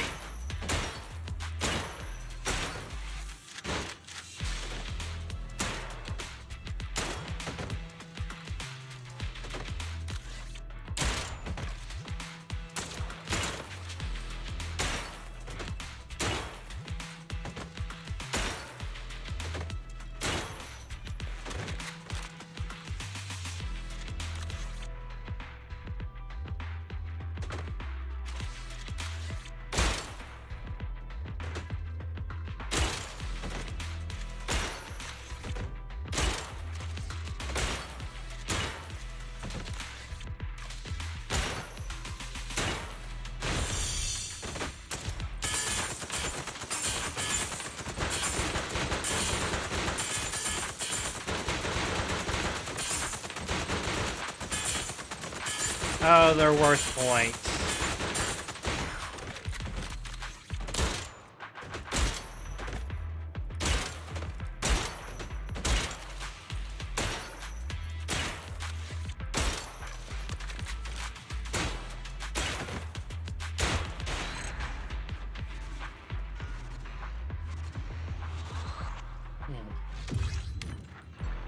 Oh well, still got the S.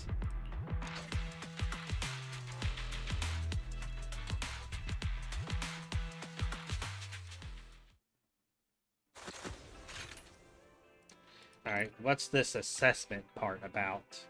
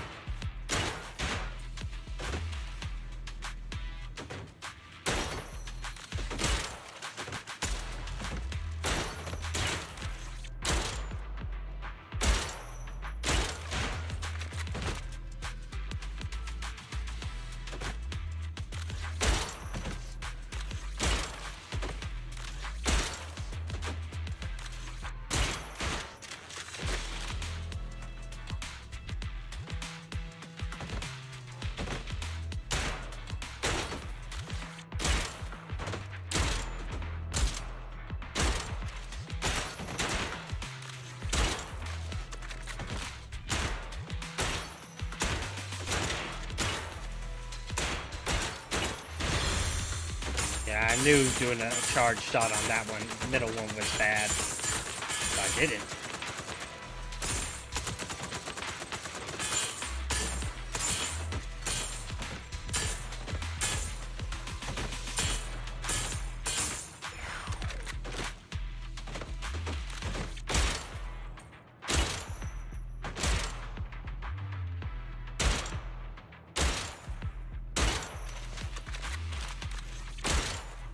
Missed one.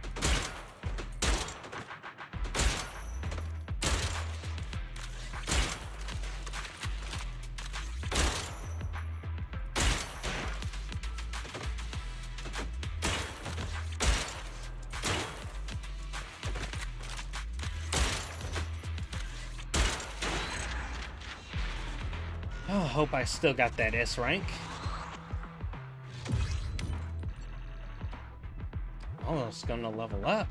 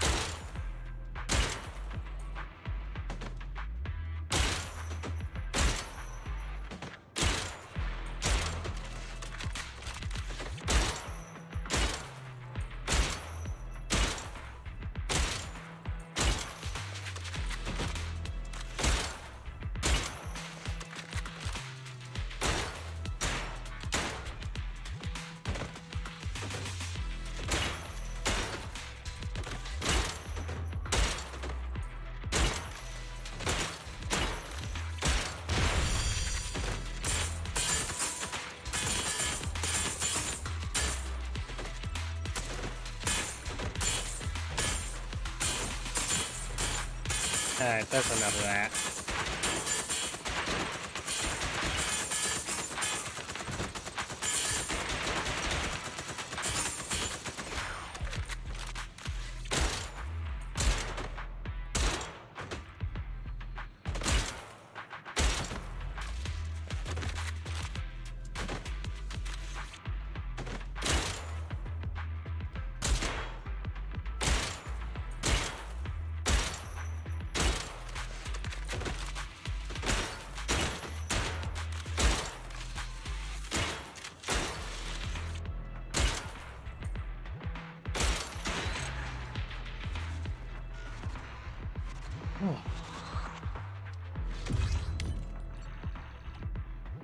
One more and I level up.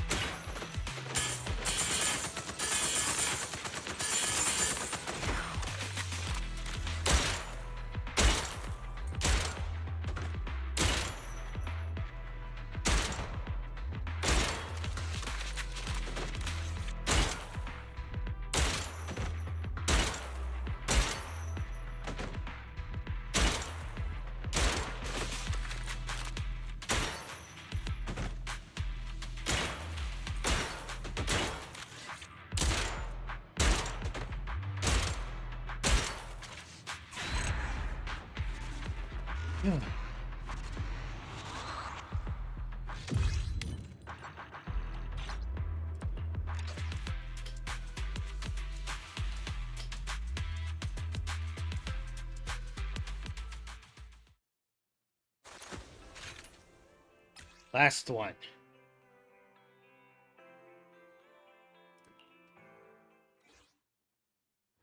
Now I know breaking obstacles gives me some points.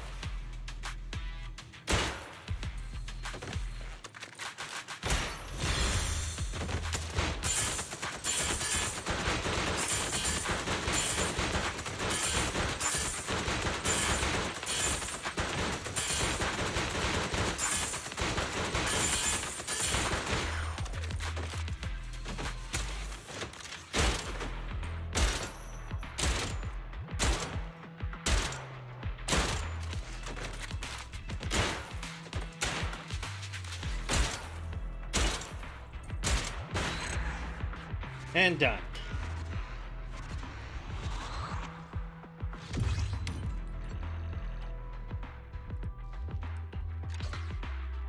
Oh, I'm not some insane god tier shooter gamer, but I can certainly land a shot.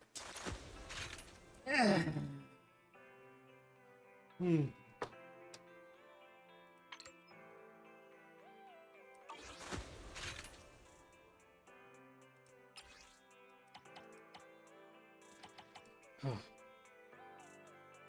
Flame on.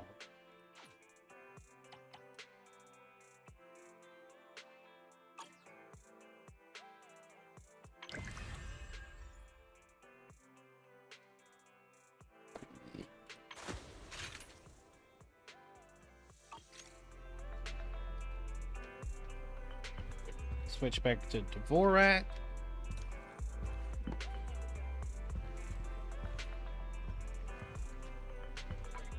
I think that's enough for today. How's my funds and savings looking?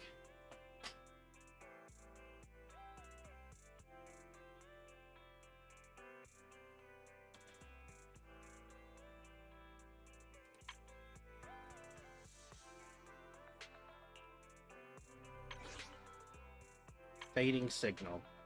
I might do just enough wishing or signal searches to keep this supply up on a monthly basis.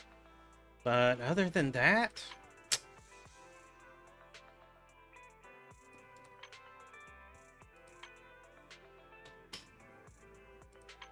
yeah, other than making sure I can get these every month, I'm not going to be doing much wishing. Oh, Seth and Corin. Oh, I haven't even saved up enough for one of these.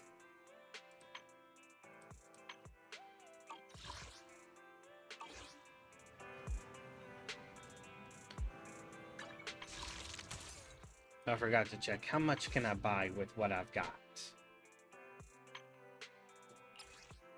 50. So I have enough for a 50 pull. Oh, 60. So I have enough to get an S rank. Not sure which one,